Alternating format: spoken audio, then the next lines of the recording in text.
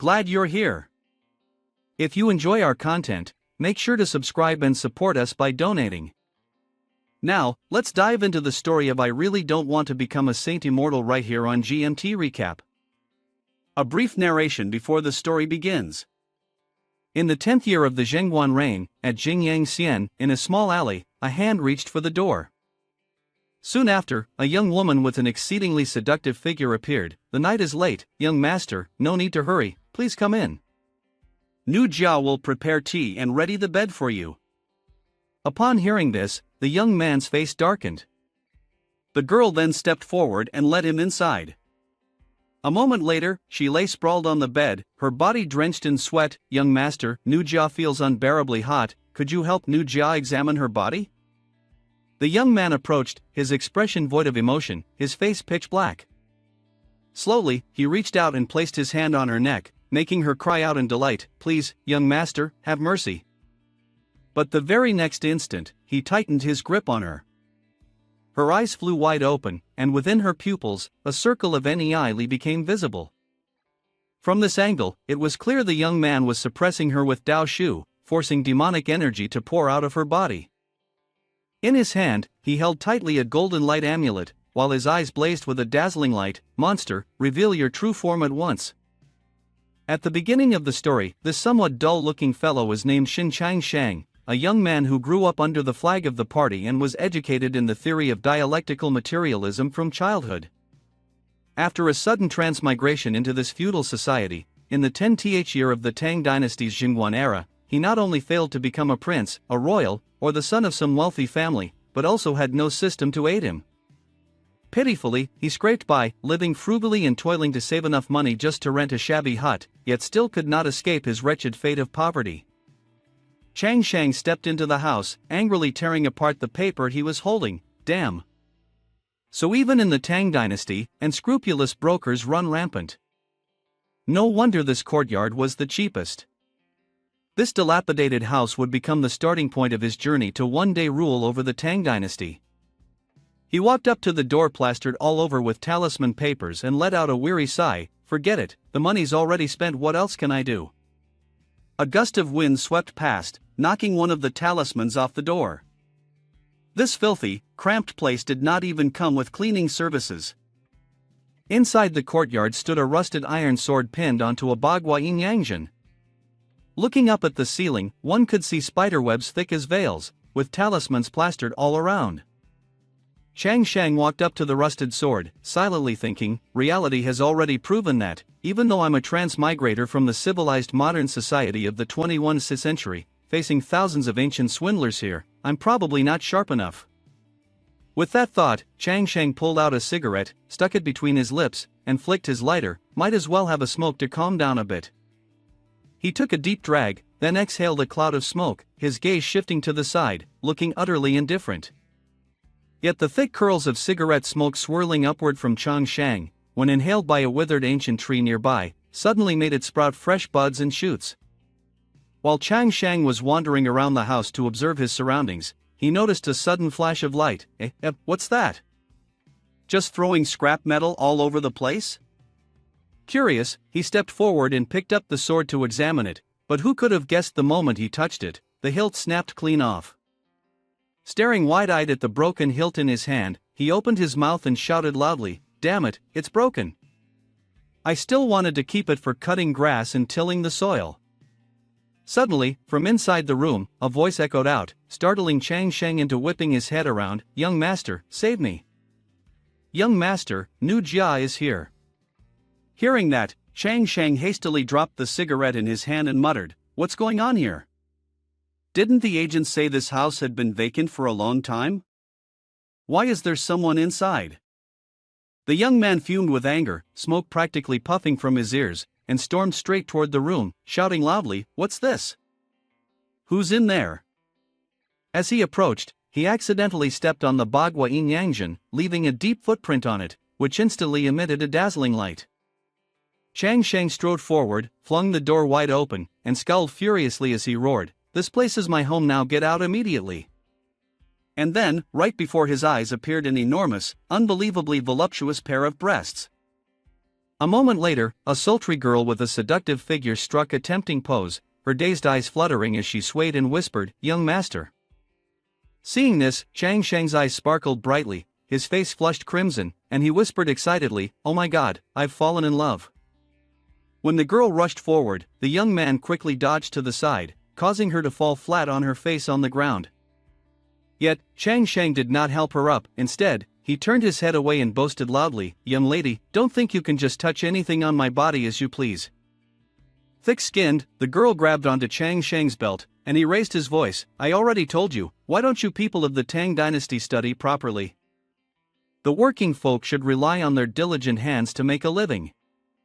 Pressing her chest against Chang Sheng's back, the girl spoke in a coquettish tone, "Young master, Nuada has always relied on her 2 melons to make a living." No sooner had she finished speaking than Chang Sheng began to feel the pressure of those 2 melons against his belt. Unable to withstand the force of the 2 silicon bags, he cried out in panic, "Oh, oh, oh, female pervert, dear heavens!" Without a moment's hesitation, Chang Sheng immediately backed away, clutching himself. Staring fixedly at her chest, he babbled, "Why you, as a young lady shouldn't speak such nonsense. I think she's trying to do something to me, but I have no evidence." Thus, Chang Sheng turned his face away, just as the girl's entire body suddenly began to ceaselessly release streams of demonic energy. However, completely unaware, Chang Sheng spoke firmly, "Young lady, it is already late. If you have nothing else to do, hurry home. From now on, don't recklessly enter such dilapidated houses. If you get trapped, no one will come to save you." After that, he stepped forward and removed the talisman from the painting. "Moreover, I've heard that this place is very likely haunted. Could it be that little miss is not afraid?" He kept talking on and on, oblivious to the demonic aura rising behind him from the female ghost. "Then, are you afraid of spirits and demons? Ha ha ha ha. I am the child of fortune, the one chosen by the heavens, the noble transmigrator, the possessor of the chaotic body Shingue, untouchable by any force." Suddenly, the painting began to show signs of movement, its glaring eyes even breaking out in sweat. The female ghost had now fully transformed, her sinister form with sharp claws aimed straight at Chang Sheng. Yet he still spoke calmly, as if it were the truth, "You wouldn't understand these things anyway. In fact, I was only trying to scare you. All those ghostly maidens and strange spirits are merely speculations of the ancients." From the outside looking in, Chang Sheng's entire house was flooded with the eerie, gloomy inai of that female ghost. Somewhere else, a man appeared, silent and grave. Then, a great official standing before him said, "Daozong, do not worry. I am the Chang Huang of Jingyang Xian, bearing the title of Wu Wu Fan. I shall aid you in eradicating this female ghost. That Zhang Gui Lao is on the verge of merging. Once that happens, his strength will be unfathomable. Therefore, I can only seal them for now. This time, I must trouble you, my lord." As soon as those words were spoken, the man fixed his gaze upon the stream of energy within his palm and shouted loudly, "Not good, my sealing formation has already been destroyed." Returning to Chang Sheng, facing the attack of the demoness and on the brink of death, he still paid no attention, instead focusing intently on the golden coin under the table. When Chang Sheng saw the gold, his eyes sparkled. The demoness behind him was already almost upon him, about to finish off her prey, when suddenly Chang Sheng lifted the table. As a result, the demoness unintentionally took the full blow of the table to her face, but Chang Sheng ignored everything around him, picking up the coin and slipping it into his pouch. "Money falling from the sky is truly lucky. Tomorrow morning I can eat 2 more meat buns." Suddenly, the golden coin inside the pouch emitted a dazzling light. Seeing this, Chang Sheng's mouth dropped open in shock as he shouted, "Holy cow! Did I just run into a ghost? Where's my money?" Before he could recover from the shock, the coin suddenly shot out of the pouch and opened up a system space. Witnessing this, Chang Sheng was overjoyed, thinking to himself with delight, "A system? Could it be that the divine artifact destined for transmigrators has finally appeared?" At once, Chang Sheng pulled out a rose from who knows where, held it between his teeth, and with a handsome expression declared, "Let's see, dear system, what functions do you possess?" As soon as he finished speaking, the system panel instantly appeared in his hand, displaying a notification. Current remaining time is 71:59:59.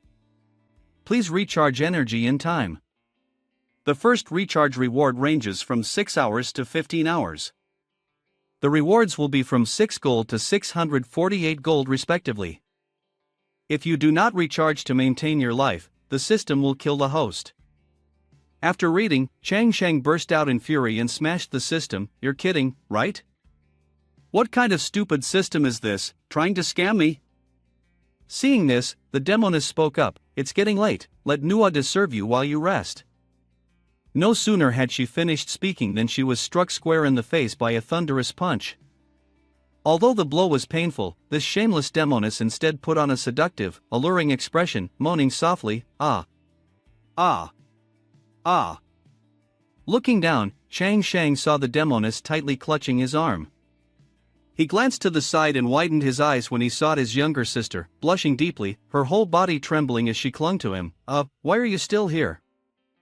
Immediately after, the demoness collapsed against Chang Sheng, resting her head on his body, her eyes hazy with intoxication as she murmured, how strange, as long as I touch someone, my body instantly. Chang Sheng grew flustered, his face burning red. Xiao Jijia, let's just forget about today, we'll meet another time. As they struggled, the young men Dao Shi and Diguan suddenly burst through the door, shouting loudly, monster. Chang Sheng froze, eyes wide and mouth agape. In contrast, the demoness calmly indulged herself in the man's body, still letting out incessant cries. Dao Shi and Diguan stood there dumbfounded, eyes glaring and mouths hanging open, frozen in shock for a few seconds. After a moment, they both pointed ahead together. This is the so-called super powerful Gui Lao you mentioned? And who is that ordinary person? Wu Fan Dairen, don't be deceived by appearances, this is just a trick to drain his vital essence. Monster! Release him at once. Chang Sheng broke into a cold sweat as if it were pouring rain. She was the one who took the initiative. It has nothing to do with me. Wait a minute. Why does this scene feel so familiar? At once, Chang Sheng pictured Dao Shi and Wu Fan as vicious villains, the demoness as prey, and himself as the wronged victim. With that thought, he suddenly leapt to his feet and gave the demoness a shove that sent her crashing to the ground. Fine, I'll let go. But why curse at me like that? Afterwards, in the manner of someone who had just gone through something troublesome, Chang Sheng lit a cigarette to calm his nerves. I thought you were some young lady who got lost, or perhaps a maiden who had strayed from her path, but never did I expect you to be an immortal on the run, trying to rob me of my money, is that it? His mouth was firm, but inside he was crying bitterly. I don't even have any money left to be conned out of, the system has swallowed it all. Seeing Chang Sheng's actions, Dao Shi and Wu Fan glared, their brows furrowed as they thought. Even Sanyang Dairen had no way to deal with Gui Lao, yet this man, with a mere casual shove, caused half the demonic energy to disperse. Just an ordinary person, and he dares not bow upon meeting us, how insolent. Wu Fan, furious, stepped forward and bellowed into Chang Sheng's face, you lowly little ordinary person, do you even know which divine beings you are standing before? At once, Chang Sheng kicked the two lunatics straight out the door. I don't care which divine beings you claim to be. Dressed up in such gaudy, bizarre clothes, one glance is enough to see you're up to no good. Look around this shabby house of mine, is there even a corner worth your tricks? Spouting nonsense like that, well then, I must be Yu Huang Dadi myself. Have swindlers really gotten this unprofessional these days? Not finished yet, Chang Sheng immediately hurled the woman out to them as well. Be gone at once, I've got troubles of my own to deal with. After all the cursing, they finally let him go. Chang Sheng stepped in, slammed the door shut to put the two lunatics and the woman in their place. When Wu Fan looked down, that woman's entire body was shrouded in thick demonic energy. Dao Zong, how should we deal with this Gui Lao? The Dao Shi, upon hearing this, bolted away like the wind. Gui Lao is ferocious, I'll go ahead and fetch master for help. Hey, don't leave me here alone. Wu Fan stared downward, sweat dripping from his face. Let's talk this over. Below, the demonic woman had already transformed into an old hag so hideous that no one could bear to look. Right after, Wu Fan's terrified scream echoed across the land. That night, outside Chang Sheng's courtyard chamber, a host of lurking dark spirits appeared, whispering greedily, so fragrant, I want to eat him so badly. Just inhaling this scent alone is enough to make the demonic energy within us boil over. He belongs to me. Down in the small courtyard, a fair and delicate foot emerged from the mist, followed by a tail with silky fur. Before their eyes, a breathtakingly beautiful girl appeared, her figure graceful beyond words. How amusing, this tiny ordinary person's entire body radiates such intoxicating energy. No wonder demonic women within 100 miles are stirred to frenzy. The girl stuck out her tongue, her dazed eyes fixed forward. If some ordinary demonic wench were to devour him, she might very well ascend. If I could draw out his vital essence, I would soar into immortality without question. After speaking, the little sister stepped forward and pushed the door open with her hand. The creaking sound of the door made Chang Sheng unable to bear it. He clutched his head in torment. The noise kept echoing in his ears, driving him into fury, grinding his teeth, his face tightening in anger. Then, Chang Sheng stormed out of the door and shouted with all his strength, "Arg! What are you making such a racket for? Do you have no decency at all? Out there, you're getting on my nerves. It's night already, can't you let people rest?" From his body burst forth a surge of any golden light that blasted away the fox spirit girl and the mass of pitch-black wraiths. In the wake of that radiant light, a fox ear appeared. It turned out that the fox spirit girl had reverted to her true form, standing there in confusion, not understanding what had just happened. At Chang Sheng's manor, beneath the courtyard, the fox spirit girl lay unconscious in front of the small pavilion. After a while, she slowly opened her eyes. She hurriedly stood up, glancing around in alarm. Is dawn almost here? I can't believe I was unconscious for so long. Still bewildered, she suddenly sensed something behind her. A host of resentful spirits had appeared, staring intently at the little fox. Feeling their presence, she quickly turned her head and caught sight of the vengeful souls coalescing into a female demon. From the woman's eyes poured forth two streams of demonic energy, while dense miasma swirled around her. In the palm of her hand, a ball of sinister energy began to gather. Her hollow gaze fixed straight ahead with chilling intensity. The little fox, seeing this, was terrified. Her fur bristled, her eyes widened, her mouth gaped as she screamed, "Ghost! Ah! Someone help me!" Overcome with fear, the little fox's legs gave way, and she collapsed to the ground. "My Yahello is gone." She lifted her head, blinking groggily, and let out a weary sigh. Ugh! That Yahello from last night. Just thinking about it makes me mad. Looking up again, she saw the demoness advancing toward her, accompanied by grotesque faces woven from the dark miasma. Is this the end of my life? In the moment of near death, behind the little fox, Chang Sheng suddenly flung the door wide open and stepped out. A beautiful day has begun. Then, seeing that the sky was still shrouded in darkness, he yawned again and again. Isn't it a bit too early? It's not even dawn yet. The little fox, seeing this, immediately ran forward to seek help, but Chang Sheng had carelessly shut the door tight. That unintentional act left the little fox frozen stiff. At that moment, the demonic energy of that woman had already appeared right behind the little fox. She leaned close to its ear, grinning wickedly. "Little fox, you've lost your way, haven't you?"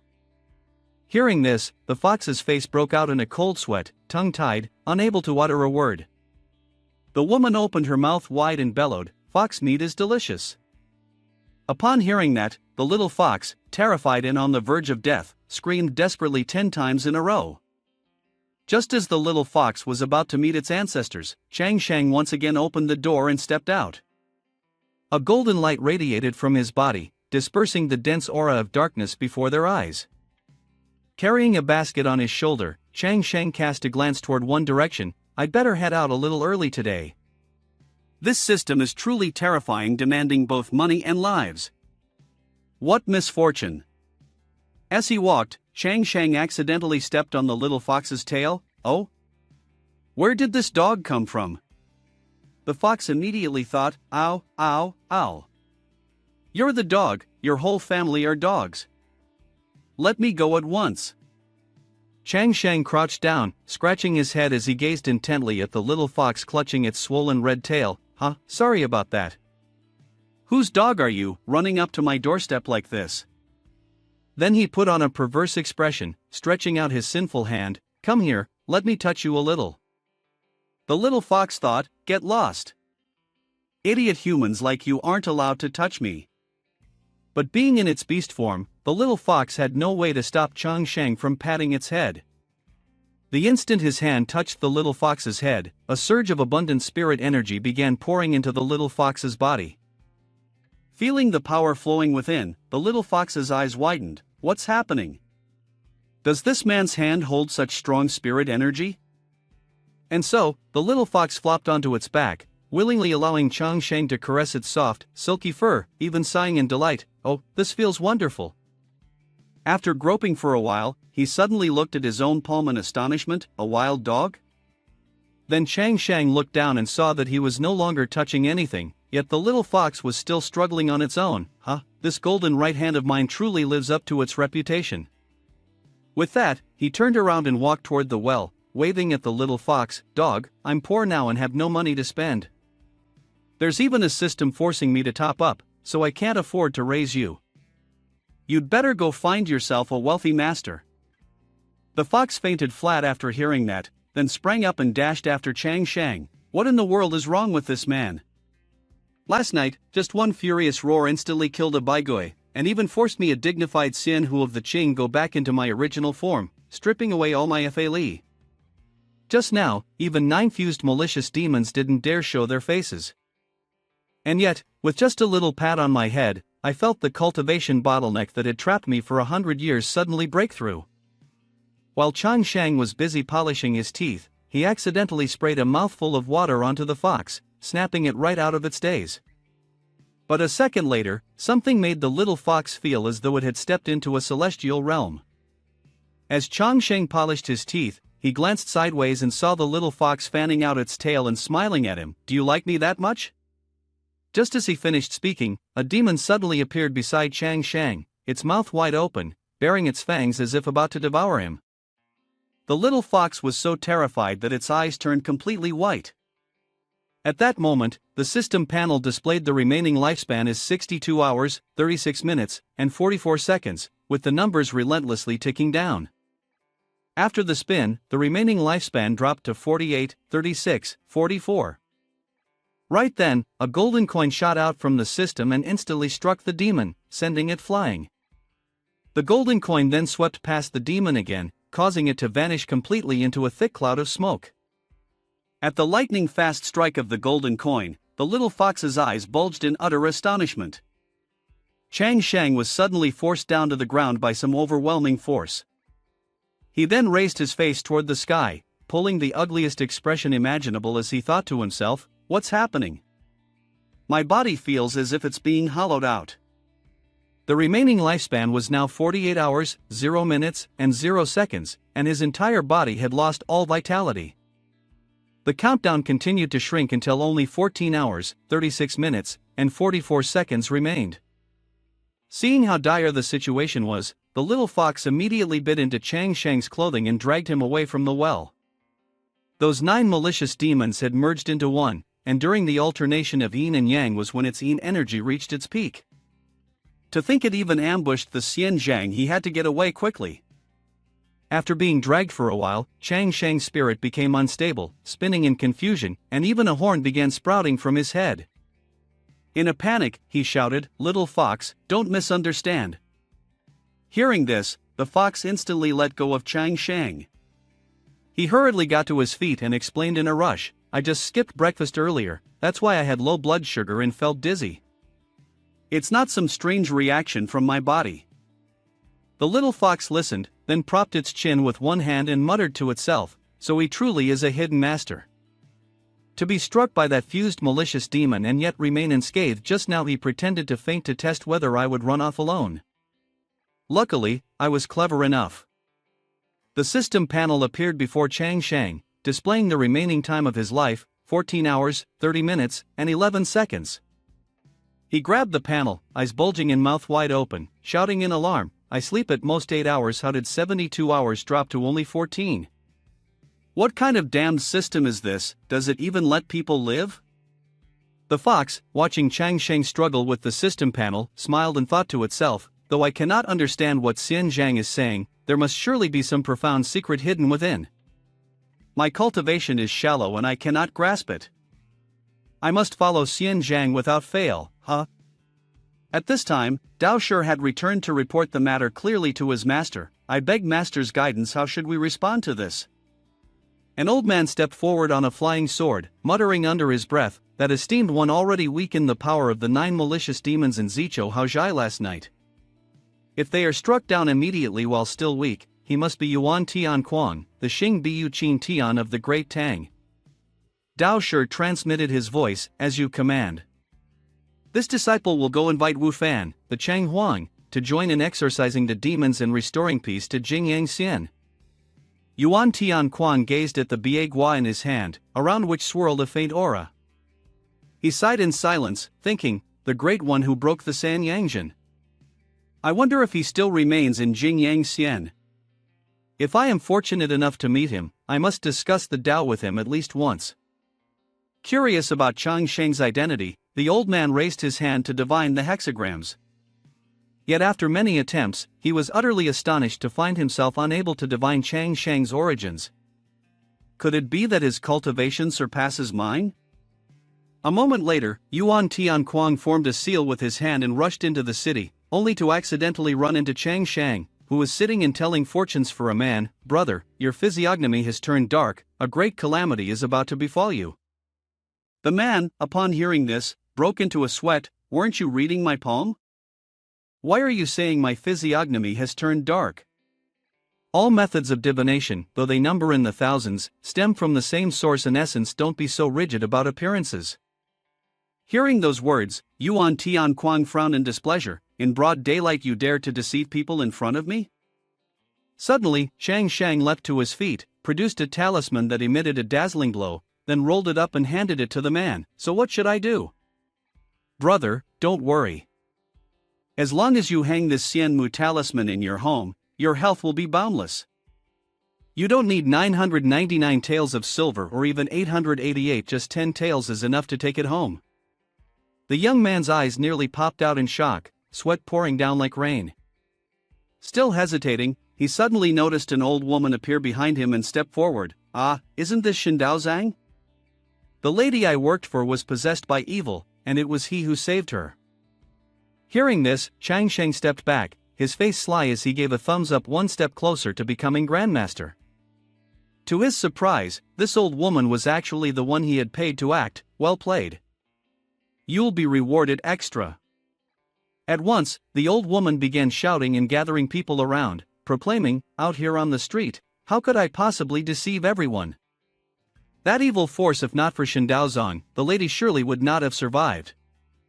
The crowd, after hearing this, widened their eyes and gaped in astonishment, believing every word without question.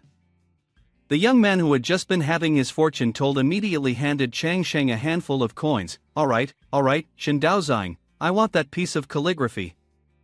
Chang Sheng reached out to take the money, and the man bared his teeth in a confident grin. Seeing this, Yuan Tian Kuang instantly spoke up. Wait, which martial arts sect does this little Shaoshan Xian belong to? Do you have any official identification issued by the Guanfu? And which training grounds did you undergo physical training in? Chang Sheng, hearing this, lowered his glasses, furrowed his brows, and glared intently at Yuan Tian Kuang, muttering to himself, is he scrutinizing me? Before he could answer, Yuan Tian Kuang jabbed a finger in his face and shouted, you're still young, yet you refuse to study properly, instead you imitate others in deceiving people. Today, this old man will not allow you to profit so easily. Chang Sheng, not about to back down, stomped his foot hard on the table and retorted, damn. Who the hell are you? And so, the young man and the old man refused to yield, launching into a frenzied quarrel. Old man, I advise you to think carefully before you speak. You're clearly just an ordinary person who doesn't even understand face reading, and yet you dare claim that your characters can ward off evil spirits? The quarrel grew fiercer, their faces drawing ever closer. The one who makes the claim must provide the evidence. You say my characters cannot exorcise evil? Then show your proof. One cannot simply speak nonsense without accountability. Be careful, or I'll sue you for slander. You insolent brat, sharp-tongued as you are, how dare you demand evidence from me? Chang Sheng looked at Yuan Tianquan's furious face and leisurely burst into laughter, hanging talismanic words to ward off demons as merely for psychological comfort. Let's see what you can do to me. The old man flew into a rage, pointing at the old woman behind him, glaring and shouting, the words of Yuan Tianquang are proof enough. Moreover, I dare affirm that she is your accomplice. Hearing this, Chang Sheng raised his middle finger in reply, oh really? Yuan Tianquan, my ass. I myself am Li Shimin. If you truly are Yuan Tianquan, then get back to the Gongting and amuse yourself there. Why bother nitpicking me here? The old man, enraged, blood rushing straight to his head, clasped his hands together to form a seal. Instantly, a golden eye flared up. You shameless brat, how dare you call the Holy One by name? Do not be so arrogant. Things were about to turn dire. Chang Sheng's face turned pale as he muttered inwardly, what's this old fool trying to pull? Yuan Tianquan unleashed a skill brimming with power toward Chang Sheng, roaring, let the demonic arts test their fate. Behold the true righteousness of Xianmen. Yet nothing happened. Chang Sheng cautiously cracked an eye open to check the situation, only to find the old man frozen in place right before him. Seizing the moment, he teased him by doodling on Yuan Tianquan's palm. Meanwhile, the old man himself had no idea why his Fa Li had vanished. Taking advantage, Chang Sheng jabbed his finger at the old man's face and shouted, well. So it's you who wants to deceive others. Afraid of losing your rice bowl, you deliberately nitpick, don't you? Yes. Shindaozong, quickly rid the people of this menace and deal with him. The old man could not believe his eyes. He stared intently at the palm of his hand and murmured, impossible. An old man who has trained for decades, have never encountered such a situation. Chang Sheng, flushed with indignation, rose and stood with his hands on his hips. Everyone, stay clear-headed and do not fall into this fraudster's trap. He says he wants to bring peace to the household, but he cannot, to exorcise demons, except Shindaozang's token. Hearing this, the old man flew into a rage and ran overturning Chang Sheng's desk, in broad daylight. Even if I cannot use my Fa Li, I will not allow you to carry on your deception here. Hey, you bald old fellow, you'd be wise to be careful. Just as he was about to strike the brat on the head, a stream of spirit golden light erupted, shining onto his face. Then, from the handwriting on the desk, a surge of rich spirit shot straight up into the air, causing Yuan Tianquan's eyes to bulge in astonishment. Yuan Tianquang stared, eyes wide and narrow, at the golden light on the paper, thinking, these characters, how can they contain such Tao power that fills me with an unimaginable fear? Seeing his face, Chang Sheng's expression darkened. He ground his teeth in fury. If I, a young man, cannot make money, I might as well die, and before I die I'll drag you down with me. No sooner had he spoken than Yuan Tianquang suddenly knelt and kowtowed before Chang Sheng, startling him. These characters unexpectedly concealed a great way. I am truly ignorant and have slandered a senior. Please, great master, be magnanimous and forgive me. Really? Are you insane? Who just called me a fraud? The old actress, upon witnessing the scene before her, pointed and exclaimed, at first this old Dao sure didn't believe, but now he's been convinced by Shindaozang's divine powers. Boss Shin, making money is important. This is a great chance for publicity. Chang Sheng tapped his own head with a fan to bring his spirit back to focus. Right, making money is still more important. Then he immediately pretended to be noble, raising his voice with a tone of benevolence. It's fine. Chang Sheng, no, immortal ancestor will not hold this against you. After all, you too are one who has ascended. Could it be you do not know the law of karma? Yuan Tianquang lowered his head, sweat dripping profusely, muttering to himself, no wonder I saw him as an ordinary person. This is the return to the original state after becoming immortal. A person's fate is decreed by heaven.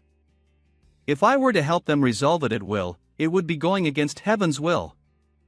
But by taking a few taels of silver as a token, it counts as benevolence. Helping them through calamity will bring about good results.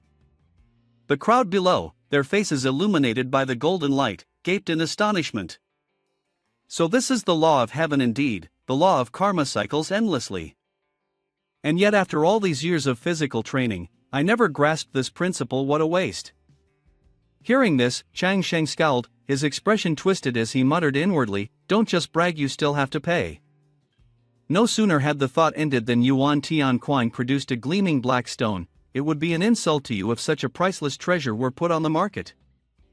This junior is sincere. I beg you to bestow upon me the treasury of calligraphy. I will surely enshrine it in the main hall and contemplate it daily. This is the only possession I carry with me, and it is worthy of senior's status. Chang Sheng immediately snatched the black stone from Yuan Tianquang's hand and stared at it intently. What use does this stone have? This heaven-patching stone is already the most precious thing I possess. After looking it over, Chang Sheng slammed his hand heavily on the table, startling Yuan Tianquang and making him break out in a sweat. I don't need this stone. Do you have something a little more practical? Hearing this, Yuan Tianquang glared up at the sky, as if some idea had sparked in his mind. Moments later, he held the remnant scroll of the golden light technique in his hands. With nothing on his body to cover himself, the old man shouted loudly, many thanks to Senior for imparting the Tao. I will surely reflect on the profound truths hidden within it every single day. After Yuan Tianquang left, the young diviner froze dumbfounded and spoke up, Shin Daozong, you sold him a scroll, but what about me? Don't worry, I foresaw his arrival long ago and have already prepared enough. Saying this, Chang Sheng immediately spread another cultivation scroll out on the table. The radiance of the golden light shone upon the man's face. This one wards off evil and repels misfortune, far more suitable for you. Good, good. I'll buy it, I'll buy it. The man gleefully clutched the scroll in his hands and skipped about like he was at a festival. And now, the basket holding Chang Sheng's scrolls had suddenly become something immensely valuable. The scene shifted to Zichou Haozhai, where Wu Fan and Daoshi appeared in Chang Sheng's small courtyard. Wu Fan gripped a broom tightly in his hands, biting down hard as he spoke. How can this demon condense demonic energy so quickly, and even stronger than before? The young Daoshi stared fixedly at the bagua plate in his hands, grinding his teeth. Wu Fan, don't be anxious. My master has already arrived at Jingyang Xian. I'll send word for him to come. No sooner had he finished speaking than a sudden gust of wind swept in, making the young Daoshi widen his eyes in shock. Before he could even grasp the situation, a surge of demonic energy burst straight through the doorway and struck directly at him, shattering the bagua disc in his hands into pieces. In that moment of peril, someone mustered all their strength to strike at the demonic energy lunging toward Daoshi. It turned out to be Wu Fan. He clenched onto the raging energy with all his might and shouted loudly, Daoshi, now is the time.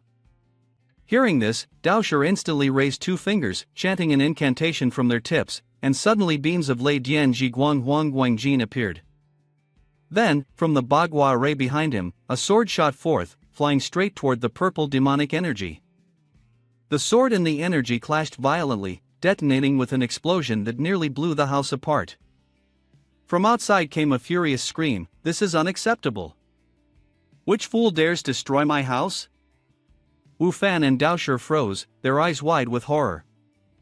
Then, all at once, something caused the sinister aura to gradually dissipate. Through the doorway stepped Chang Sheng, teeth clenched, eyes blazing, shouting, what on earth are you all doing? The moment he appeared, the sword plunged into the ground together with the fading aura. Chang Sheng looked around at the wreckage of his home, tears welling up in his eyes. Shoot! I was gone just for a while, and you idiots have already destroyed my house, oh heavens above. He turned toward the door and nearly popped his eyes out in disbelief. My God, the courtyard I just rented. Seething with rage, Chang Sheng jabbed his finger at Wu Fan and Daoshi, roaring, you two are really something. Last night you failed to swindle me out of money, and now, while I was away, you seized the chance to wreak havoc. Is that it? They kept on cursing without paying attention, when behind them the stream of demonic energy had already slipped free from the golden light sword. The two young men saw it and simultaneously stretched their hands forward, shouting, watch out! The demonic energy behind their backs was slowly taking form, shaping into a grotesque monster, its entire body endlessly radiating demonic energy. The two young men broke out in goosebumps at the sight, eyes bulging, mouths agape, sweat dripping. There really was a demon beneath their feet, and yet they tried to stay calm, rallying themselves. My friend. Hearing this, Chang Shang lowered his head, staring blankly at the ground with an expression devoid of emotion. What demon? From above, looking down at his feet, the monster was emerging, mouth wide open as though about to swallow him whole. Chang Shang looked at the ground, lifted his foot to check whether a demon truly existed as the rumor said, and then, glaring up at the sky, accidentally struck the creature with a stomp that exploded into a billowing cloud of smoke, leaving the demon crushed flat. But in truth, he had no idea what he had done, his mind panicking, sweat pouring down like a stream. The demon's demonic energy, enraged, was about to run rampant through the house. Hey, what was that noise just now? The two young men, witnessing the scene before them, were utterly shocked, mouths wide as they screamed. The 9 malicious demons that clung to Jingyang Xian for over 10 years were scattered by his single stomp. Hey, do not slander such a great master. So the Taoist named Daosher walked over to Chang Shang, looking at him with eyes glittering full of admiration. This humble Taoist is Li Chunfeng, successor of Yuan Tian Quang. May I ask the honored name of this venerable one? Li Chunfeng, Yuan Tian Quan. Does Li Daozong work for the Qin Tianjin? My cultivation is not yet enough to enter the Qin Tianjin. After saying this, Chang Shang glanced over at Wu Fan. Then this bearded gentleman here looks quite familiar. He must be some Cheng Huang, right? Back when I went to the temple, the statue of the deity looked just like this. Hearing that, the man also stepped forward, pressed his hands together, and bowed respectfully. I am indeed the Cheng Huang Si Wu Fan. Last time I offended you, but this time I truly thank you, Taoist friend, for overlooking the past and lending a helping hand. Hearing this, Chang Shang lit a cigarette, took a drag to calm himself. With the cigarette hanging from his lips, his eyes drifted absent-mindedly to one side. The Tang truly is a land of lawful folk. Saying this, Chang Shang's eyes welled with tears. In just a single day I've run into 3 frauds. How could Chang Shang be so unlucky?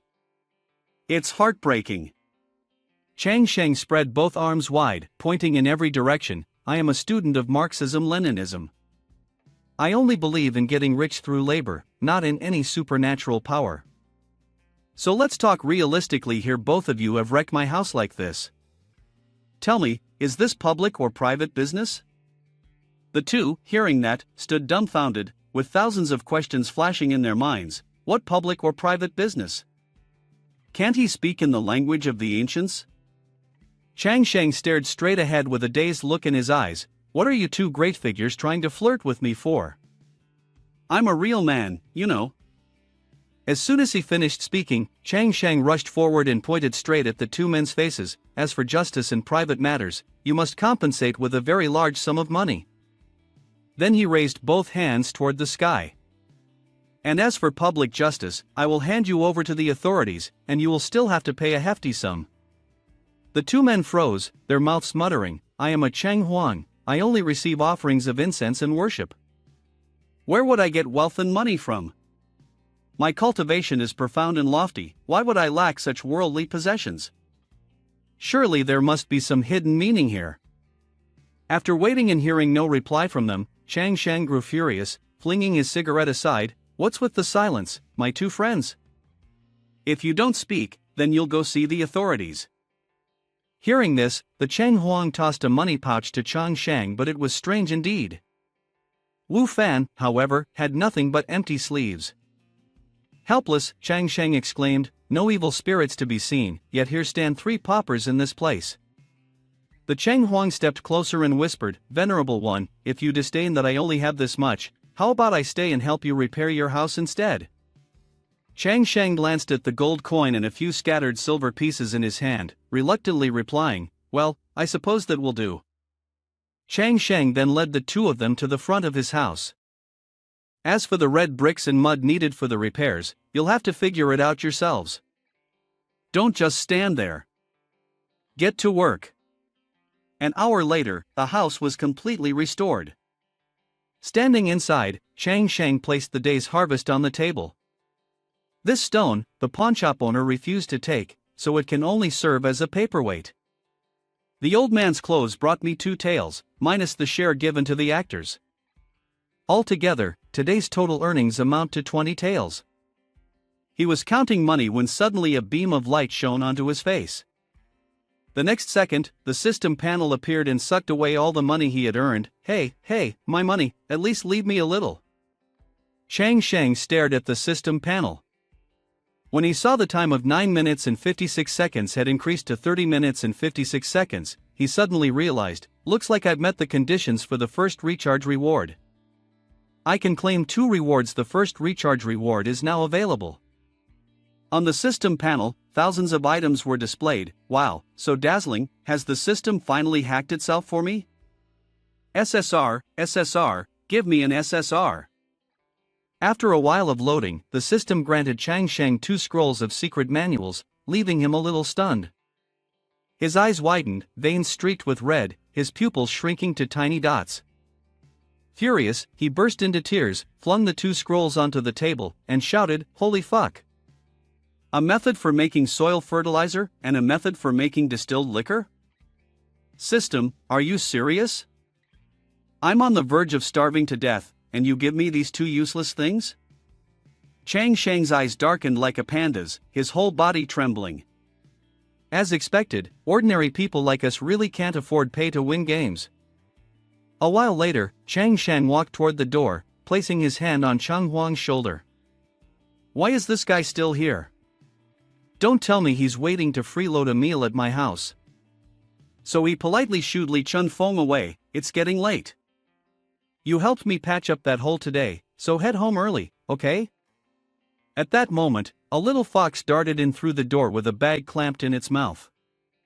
As soon as Cheng Huang saw it, his eyes widened in shock. Xianhu Dairen? Chang Sheng sat down and picked up the food bag. You came again? Bringing things to curry favor with me is useless. Right now, I can't even feed myself. How could I possibly feed you? Hearing this, Cheng Huang softly said, Master, that's not a dog, it's a fox. Hearing the muttering by his ear, Chang Sheng turned to look at Cheng Huang. Are you talking to me? At that moment, the little fox suddenly stood up, baring its teeth and growling, Say nonsense again and you're dead for sure. Chang Sheng gently stroked the little fox's ear. This little creature truly has spirit. Since you've tried so hard, I'll reluctantly let you stay. From now on, your name will be Xiao Bai, alright? The little fox, upon hearing this, happily barked twice to please Chang Sheng. On a serene night under the bright moonlight, a Shui Long appeared, winding through layers of mist. That Shui Long was chasing after a Bai Long, shouting, Jia, wait for me. Father's condition is not good, we must find someone to cure him. As they were flying, Bai Long suddenly noticed a flash of golden light ahead. Xiao Chang, look, what is that? At once, the 2 dragons transformed into 2 plump young women. I can feel a mighty Yahello pressure, drawing human souls toward that dazzling golden light. It must be an immortal descending to the mortal realm, or perhaps a divine treasure has emerged. Come, let's go and see. At this moment, Chang Sheng sat in the room, staring at the system panel. His remaining lifespan was only 32 hours, 45 minutes, and 21 seconds. His face was twisted into a grimace, lips curled, body trembling, looking utterly wretched. To make matters worse, fate mocked him. His lifespan was already short, yet his stomach kept growling non-stop. In helpless frustration, Chang Sheng slammed his head against the bed 30 times, weeping silently, boo-hoo. I'm so hungry. All my money was stolen by the system, I can't even make it through a single day. To console himself, Chang Sheng bit down hard on the blanket, his eyes glistening with tears. Oh system, if you keep this up, I'll starve to death before you even get the chance to kill me.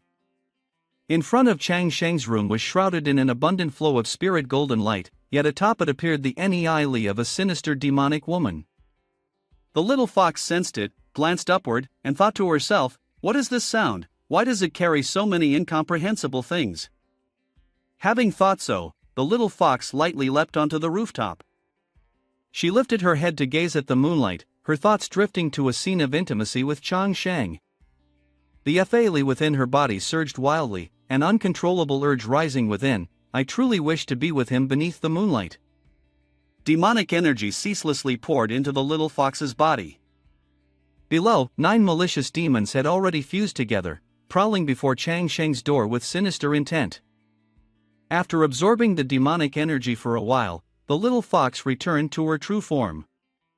The young maiden stood upon the rooftop, her eyes blazing as she glared downward. These foul demonic women, already blasted apart by Xianzhang after merging, dared to appear again and disturb Xianzhang's rest, truly ignorant of life and death. The fiends fused together, unleashing a torrent of demonic energy so grotesque that their eyes bulged and mouths gaped in ravenous hunger, as though desperate to devour something whole. Cheng Huang, standing nearby, turned pale at the sight. On the rooftop, the little fox exploded with power, the oppressive aura of a ferocious fox manifesting behind her. The demons below were not to be outdone, merging into a savage fiend that hurled itself straight toward the tiny fox. From behind, Cheng Huang broke into a sweat as if a river were pouring from him, his entire body trembling. Before the chaotic clash between the two forces, the little fox's beastly might and the 9 malicious demons, Chang Sheng, inside the house, remained utterly calm, lying in slumber with a vacant posture, dreaming a beautiful dream. At that very moment, the Dragon Clan sisters, watching from afar, were struck with astonishment at the spectacle. Jia, this demonic energy is overwhelming. How could such powerful demonic maidens appear here in this tiny Jingyang Xian? Bai Long gazed down at the erupting battle below and spoke, "No wonder the spirit surrounding the one in the room shines to these monsters like the sun in the dead of night. It cannot possibly be ignored." Back to the battle of the two demonesses, their aura clashed with overwhelming might and grandeur, yet in truth, beneath that fearsome display, they clawed at each other like jealous wives in a quarrel over a husband. At that instant, the twin white dragons descended from the heavens and roared, "Which vile creatures dare bring chaos to the mortal realm?" The two demonesses turned their heads in bafflement, yet their hands did not forget to keep tugging at each other's hair. With a stern expression, Bai Long stepped forward and declared, "Fiends, yes, fiends indeed." Few can remain composed in the presence of Bai Long, and yet you dare to stand here. It seems you do possess some measure of ability. The little fox, upon hearing that, flared her eyes wide and yelled, "What are you talking about, you two worms? I can see that most of you came because of the man in the room, right? Stop pretending to be all dignified and proper." On the other hand, that she-devil turned and flashed a malicious grin, "Or how about teaming up with me? Let's take down this flirtatious vixen and split that man between us." The little fox's face went dark, her gaze cold as a demon's, and she pressed the madwoman's head down with her claws. "How dare you call me a flirtatious vixen?" Then the little fox swung her fist and smashed the madwoman in the face at 10,000 kilometers an hour. "I am the mystical fox of Qinggo." Not finished, the tiny little fox kept dishing out a few more punches to the she-devil, as if about to punch her off the face of the earth. Then the tiny little fox unleashed a killing blow and shouted, "You still dare eat my Xianzhang? I'll kill you right now." The twin dragons, upon seeing it, burst into uncontrollable tears and snot. "Jia, could it be that this fox has actually cultivated before? Truly terrifying." After the fatal strike, the little fox emerged from the stream of dark miasma, eyes gloomy and brimming with murderous intent. As for that demon, all that remained was a filthy black remnant soul, foul like rotting mud. The little fox glared forward, clenched its teeth tightly, and shouted, "Well then, do you want to fight or not? I am the mystical fox of Qinggo." Upon hearing this, Bai Long clasped both hands together to form a seal and cried out, "Ultimate thunder!" No sooner had the words left his mouth than a mighty Lei Dian Jiguang descended from the heavens, striking down toward the small courtyard. At that very instant, a golden light barrier suddenly appeared, enveloping the courtyard and blocking the assault of Lei Dian Jiguang. At that very moment, a Jingguang barrier suddenly appeared, enveloping the small courtyard and blocking Shandian's assault. In the sky above, the little monster Laishan was struck back by the Jingguang's reflected power, his two eyes bulging out as he spat blood from his mouth. Below, Bai Long, still entangled, gazed fixedly at the heavens as though expecting something. Why has all the ultimate thunder vanished? Where is my ultimate thunder? The little mystical fox, seeing this, immediately rushed forward with blazing eyes. "Weh, in the Xianfu of the Xianzhang, you still dare to wield Fa Li? Truly, you don't know your own limits." With that, the little fox hurled a mighty punch toward Bai Long, sending her flying hundreds of meters back. Bai Long crashed heavily to the ground, and as her eyes fell by chance upon a radiant sword shining with resplendent brilliance, she thought, an otherworldly Gaoran, could this be the Gaoran I've been searching for? Then my father can be saved. Yet Mystical Fox would not let Bai Long off so easily and charged in again, clashing fiercely with the dragon girl in a brutal battle. Li Chun Foam, hiding in a haystack, wept uncontrollably, mouth agape as he cried out, "Are these fairies fighting?" While the two girls continued their combat, Mystical Fox unleashed her ultimate technique, the three Samadhi True Fire, to open the war. Not to be outdone, Bai Long countered with the technique Bagua Quan Shu, dispelling the demonic obstruction before striking back. Then, as the two figures swept past each other in midair, Bai Long leapt straight onto the rooftop and unleashed another move, Dai Xia Tian Long, Bodhisattva of Ancient Might. Bai Long sat on the rooftop, leaning against a pillar, exhausted from battling Mystical Fox. Mystical Fox caught sight of Bai Long's anger and, enraged, lashed out with a kick toward him. But Bai Long's younger sister swiftly leapt up and accidentally stomped on the tree beside them, causing Mystical Fox to flee in pursuit. Meanwhile, Chang Shang sat inside the room, in a frenzied state, shouting loudly, "This is unacceptable. Let me see who's so shameless, making noise outside every single night." Chang Shang, seething with fury, stepped outside with a face brimming with murderous intent, startling Bai Long. He saw Bai Long tying up the little Mystical Fox like a sweet pet, then turned back inside and shut the door. Bai Long had no idea what was happening, while Chang Shang looked bewildered and muttered, "Oh my god, it seems the noise is so much at night that I'm starting to hallucinate." Then he decided to open that door once more and stare with wide eyes. What met his gaze was a spectacular reversal of fortune staged by little Mystical Fox. Seeing the scene, Chang Shang broke out in a sweat as if caught in a storm. He gaped and shouted loudly, "What kind of situation is this?" Bai Long was flattened and green around the eyes. Mystical Fox, pleased with her achievement, showed no interest in probing the matter further. Shin Chang Shang immediately raised his voice and barked, Xiao Bai, you damned dog, so many people barging into the house and you don't even bark once, what use are you?" He screamed at the top of his lungs, yet his Xiao Bai did not answer. Chang Shang stepped out the door and scowled as he looked around. "Oh? Where's my dog?" Enraged, his brain seeming to blaze, he bolted toward the two sisters who were locked in a fierce fight, yelling, "Stop this at once! Why are you fighting in my courtyard in the middle of the night? Where did you take my dog?" Bai Long heard him, glared, clenched his teeth, and snapped at the fox, "You ordinary person, don't make a fuss, I'm saving your life." Chang Shang stepped forward and took Bai Long's hand. "What's your trouble? Maybe you stole my dog, come with me to see the magistrate." When Shin Chang Shang's hands touched the two girls, the expressions on their faces revealed clear pleasure, as if some force was suppressing their bodies, making them tremble all over. After absorbing the power, Bai Long's breast suddenly swelled, full and round, and she exhaled angrily, shouting at him, "You fool, I am the princess of Long Zhu Dong Hai. Did you almost lose your life in the mouth of this fox spirit? If I hadn't intervened in time, you would already be dead." Chang Shang flung the little fox aside and looked at Bai Long, replying, "Oh my heavens! My dog thief dares to act arrogant before me? What thief? I never stole any dog." Chang Shang gripped Bai Long's hand tightly and shouted loudly, "Enough, princess of Long Zhu, isn't it?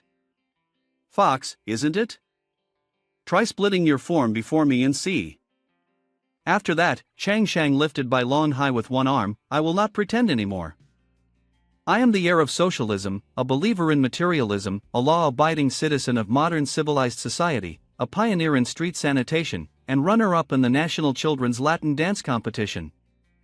Bai Long, blushing shyly with rosy cheeks, thought to himself, he truly is no ordinary person. Just a light touch, and yet my cultivation and FALE, which had been unable to break through within my body, are now rising rapidly. This feeling is so pleasant. That bastard, let go of my Jie at once. Hearing this, Bai Long exclaimed, "Xiao Chang, there's no need." Chang Sheng swiftly raised his massive hand to block Xiao Qing's path. "You still dare to resist?" Chun Fong and the little fox, sitting nearby, saw Chang Shang spinning by long around and around like a windmill, and shouted loudly, "Wow! Gaoren is playing with a dragon, master is truly mighty." Chun Fong, staring wide-eyed and slack-jawed at the scene before him, cried out, Li Chun Fong, have cultivated for so many years, yet today I finally get to feast my eyes. So this is all that the legendary great cultivators amount to. After being spun like a windmill by Chang Shang for some time, the two young girls huddled timidly in a corner, trembling in fear, to trespass into the homes of common folk, disturb their sleep, and even steal my dog. Don't think that just because you're women I'll spare you. So young, yet unable to do anything better? Speak now, where have you hidden my dog? No sooner had the words left his mouth than Li Chun Fong, clutching the little fox, dashed forward as swift as the wind. Xianzhang, your dog is here. Holy fuck, scared the hell out of me. Where did you come from? Chang Shang pointed straight ahead. Do you realize you nearly scared someone to death? Why are you here? Didn't I tell you to fix the door and then go home? Li Chun Fong, hearing this, widened his panda-like blackened eyes and opened his mouth wide, speaking at length. Cultivation of Xinjiang is so profound, I want to. After that, he gathered all his resolve, knelt down, released the fox for Chang Shang, and spoke loudly, I wish to ask Xinjiang to take me in as a disciple.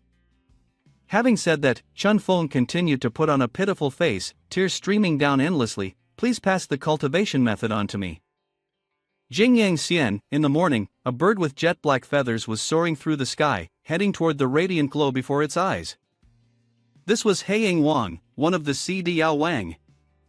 After flying for a while, Heiying Wang landed on a lighthouse, its face fixed intently ahead. It turned out that it was gazing toward that radiant glow. Well now, what is going on at that Jingguang place? Why does that light make me feel such dread? Heiying Wang's eyes narrowed as it recalled, Heishan de Wang told me to scout the path. This is the territory of Zhou Chuan in Gue, and now Jingguang is shining. Could it be that a Bao Wu has emerged? At this thought, Heiying Wang's greedy heart stirred once more. The surroundings are overflowing with demonic energy.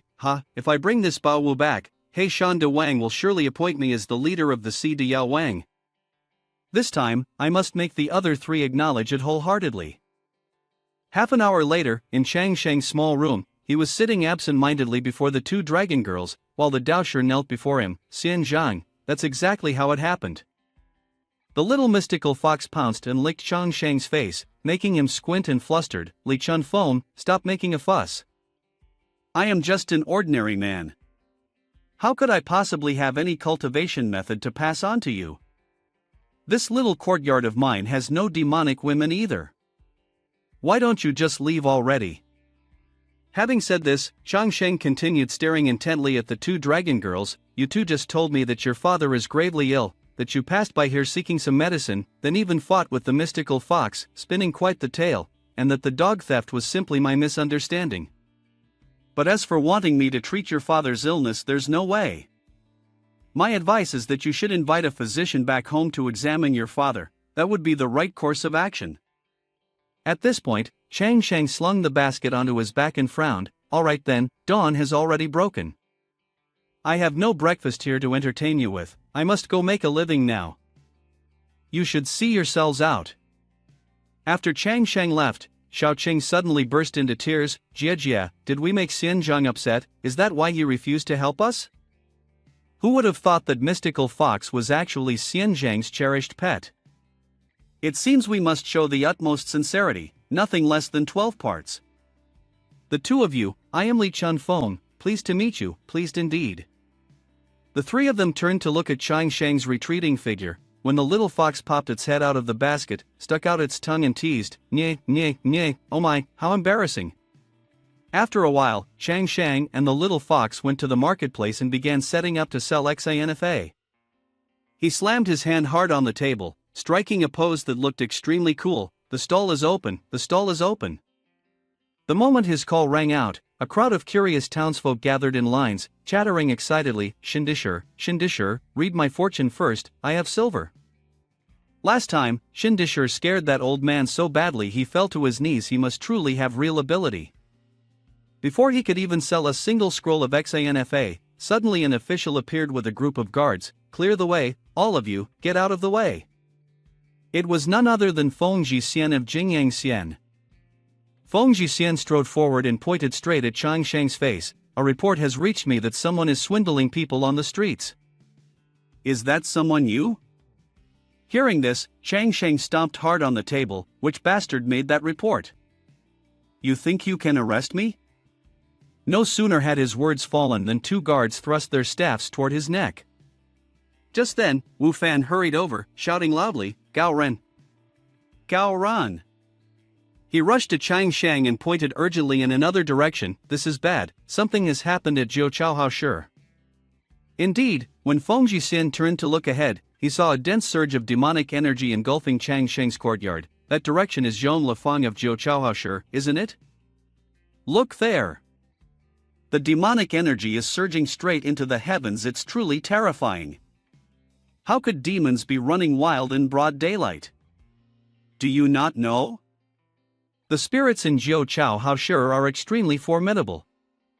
However, on the contrary, Chang Shang did not sense any trace of evil energy or demonic energy, so he exclaimed, "Are you serious? The sky is clearly so bright and clear." Feng Jixian was dumbfounded when he heard this, his jaw dropping in shock. Then, Chang Shang cast a sidelong glance at Wu Fan, whose face had darkened. "De Huzi, what do you mean by this? With nothing better to do, you decided to make me the subject of your joke?" Back in Chang Shang's quarters, Haiying Wang was rummaging everywhere as he called out, "Oh Wu, where are you? Hurry and come with me back home. Where on earth are you hiding?" "Not here, not there either." After a long search that left things scattered all over, Haiying Wang scratched his head and muttered, "Strange, I clearly saw with my own eyes just now a golden light shining in this small courtyard that was the manifestation of Bao Wu's anomaly. So why can't I find it?" At the same time, the market was crowded with people gathering as if at a festival. "Come quickly and see, Master Shin is about to perform a demon subjugation right on the spot. It's still that very same evil spirit from the old Jiu Chaohao Shi, the one that has plagued our Jingyang Xian for so many years." In the bushes by the roadside, the Xuanlong duo and Daoshi Chun Feng lurked in hiding, eavesdropping as the crowd murmured in excitement, "It's here, this is the Jiu Chaohao Shi itself. Let's see how Master Shin will deal with it." The three of them, upon hearing this, widened their eyes and gaped, exclaiming in unison, "Wonderful, the Xianzhang has returned." At that moment, Chang Shang took the lead with a cool and imposing demeanor, holding a folding fan like a refined gentleman. Behind him was Wu Fan, carrying the flag of Wu Liang Tianzun, and at his side stood Feng Jixian with the banner of Dao Gui Xian. Trailing behind, the little mystical fox darted out from the bushes, seizing the chance to slap the Xuanlong pair and that Daoshi so hard they spewed blood on the spot. Having struck them, the little fox transformed into human form, turning to glare furiously at the group in the rear. "You couldn't even protect your own home, yet you dare to linger by Gao Ren's side seeking a cultivation method? The one within the household is Haiying Wang, one of the Si de Yao Wang under Heishan de Wang. We truly are no match for him." The little fox furrowed his brow and grimaced, "Then you just stay here and watch carefully. Even if Heishan de Wang himself were to appear, Master will still reduce him to ashes." At that moment, Haiying Wang, standing within the courtyard chamber, faintly caught the words drifting by his ear, "Heishan, Gaoren eradicates demons." Hearing this, Haiying Wang froze, his eyes bulging as he cried out in alarm, "This is bad. Before I descended the mountain, Heishan de Wang warned me there exists in the mortal realm a place called Kantianjian, within which resides Gaoren. Could it be that I have already become their target?" After walking for a while, they finally reached the courtyard rooms. Wu Fan turned and said warmly, "Gaoren, this place is dangerous and there are still many commoners outside. I will stay out there to protect them. The evil inside the house I entrust to you. It is not because I am afraid, little brother. If you can eliminate the Guilei and Jiu Chaohao Shi, I will believe you are not a fraud." Having spoken, Feng Jixian turned his face aside and curled his lips into a quick, sinister smile as he thought to himself, "If this brat fails, I'll beat him in front of everyone as a warning, a deterrent to criminals in Jingyang County. Very good for maintaining order in this precinct, no wonder I'm so perceptive and scheming." Inside, Haiying Wang now regarded the world with half an eye. Just now I did hear them say some Gaoran came. It seems we cannot stay here long. We'll come back to find Bao Wu another time. With it he used a wall-piercing technique and flew straight into the wall, but some force stopped Haiying Wang, causing him to slam his head into the plaster. I'm so dizzy, so many stars. At that moment, hearing the commotion, Chang Sheng opened the door and stepped in. What on earth is this? Bang, bang, that earlier sound surely wasn't a rat, was it? Haiying Wang lay on the ceiling, looking down, and saw Chang Sheng clutching the mirror, spinning around like a fool. He muttered to himself, a rat?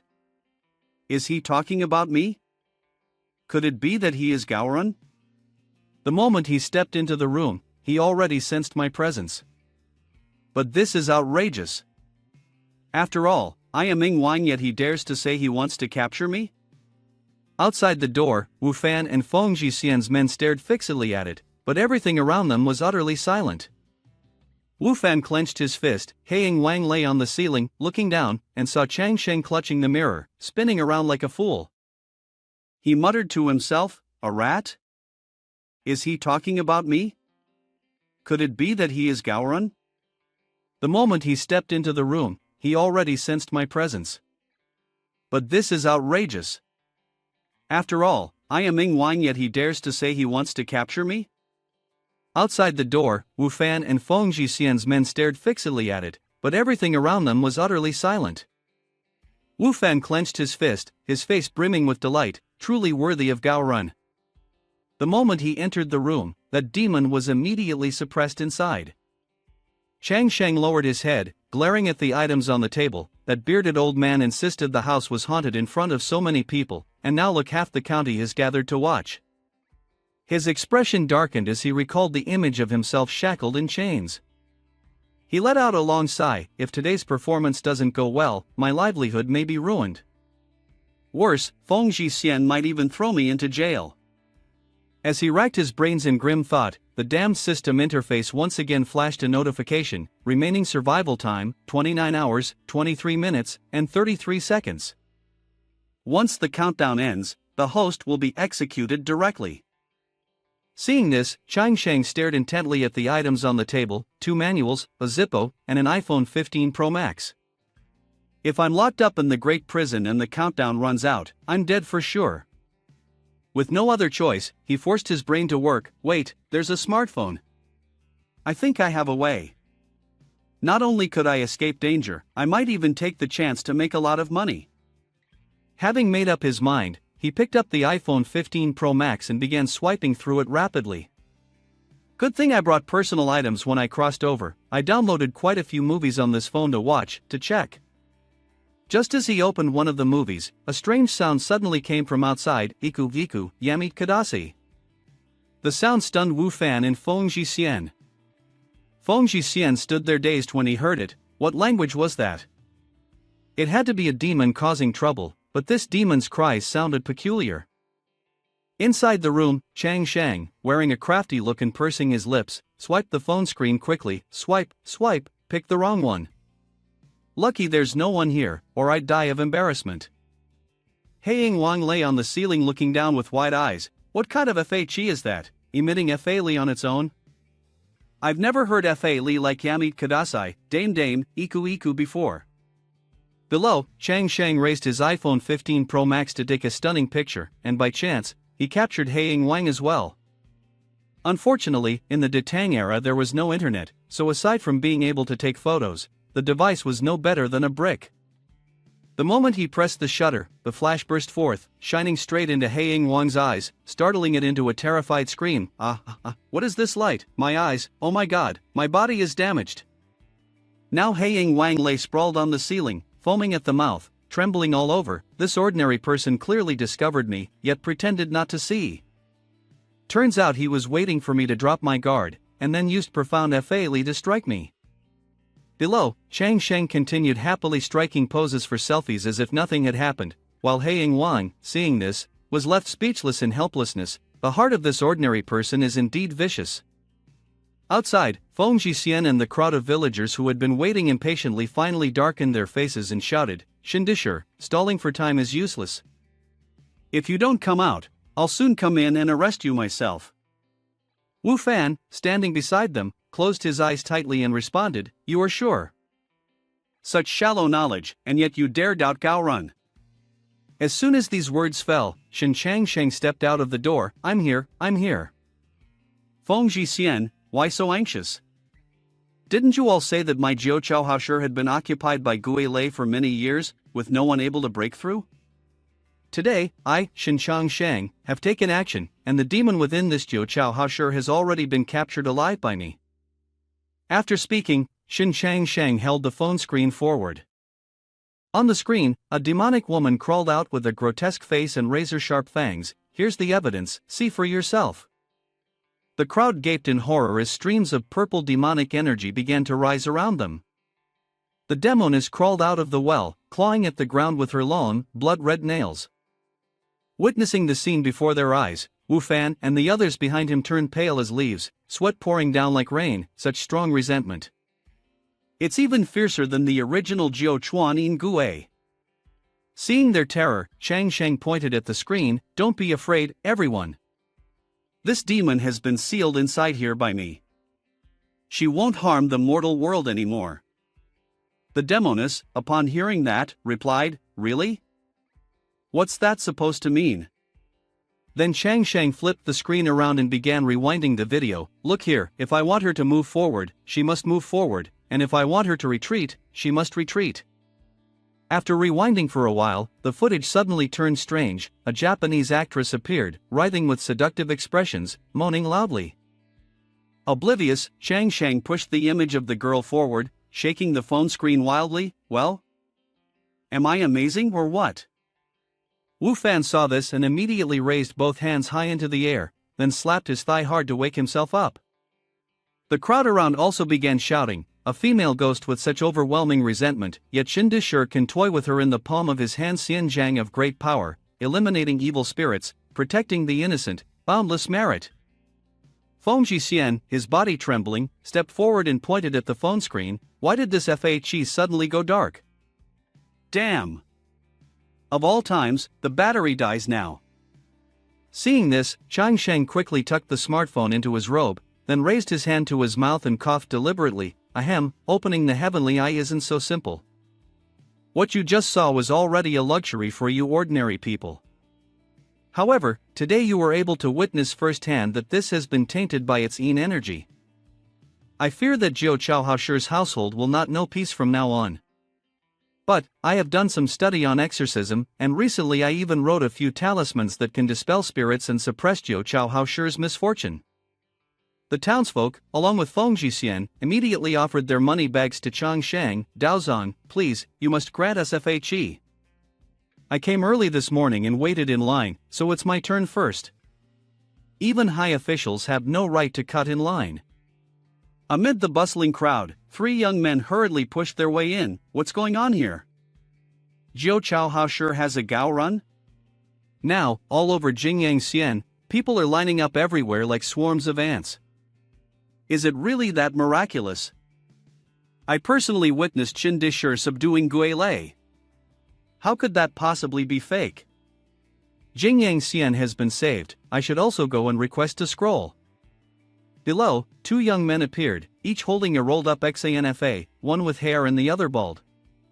One was crying, the other laughing. Shindishur is truly kind, even with his swollen hand he still bestowed upon us FHE. I'm so moved. How could that be swelling? That is called true chi surging. That's exactly how it's written in the tale. After selling for a while, the townsfolk gradually dispersed, but to their sorrow, Chang Sheng's hand had now become like a monstrous claw. You've all worked hard today, please stay for a meal. I'll go tidy up the room first. After writing all day my hands are about to turn into a printing press. With those monstrous hands, Chang Sheng struggled to open the door. Worse yet, he ran straight into 4 die-hard fans staring at him with sparkling eyes. Seeing that, he immediately slammed the door shut, then inside his room he tossed the gold coins high into the air, his face full of delight. Ha! With money now, I finally don't have to bow to the system anymore. I am now a player of the wealthy path. Hearing Chang Sheng's words, Wu Fan and Xuanglong were overjoyed as if it were a bountiful harvest. Shenbei, since Xian Zhang told us to stay for a meal, does that mean he has acknowledged us? This is wonderful, truly wonderful. Why does it feel like Little Fox is about to lose favor though? Suddenly, the mausoleum lit up with dazzling jingguang, accompanied by a voice, "Revive, my time has come." The die-hard fans, witnessing the scene before their eyes, were dumbfounded. The demonic energy is gone. Could it be that Gaoren has taken action? At that moment, Heiying Wang, sitting on the roof and struck by the attack, spat blood from his throat. Just now it was Fa Li, and now it's Jingguang. Have I committed some kind of sin? Looking down below, he saw Chang Sheng staring intently at a few gold coins, sighing, the money hadn't even warmed my hands, and it's already gone. Now, the remaining time of his life had increased to 270 years, 18 minutes, and 10 seconds. Chang Sheng clasped his hands together, praying for the system to display 6 tails over 6 hours. Immediately, the system revealed the method for making handmade soap. Grind seashells into powder. Add water to the seashell powder for the plants. Pour the liquid mixture above onto the head. Shape and cut into pieces. Leave for 10 to 35 days for saponification to complete. After reading, Xin Chang Sheng's eyes turned into shining coins, and he smiled brightly like a flower. Wow, the method of making handmade soap, this is a treasure. In this era, ordinary people all use beans to bathe. With soap, wouldn't it be so much more convenient? Money will flow in endlessly. Chang Sheng stood dazed, staring at the empty chest, his face as pale as a green leaf. But I only have 10 days, and making soap takes at least 10 days. I'd better think of another way to earn money. While he was still brooding, Heiying Wang suddenly fell from the ceiling with a loud thud, feathers scattering everywhere, startling him in fright. That's a surprise. What on earth is that?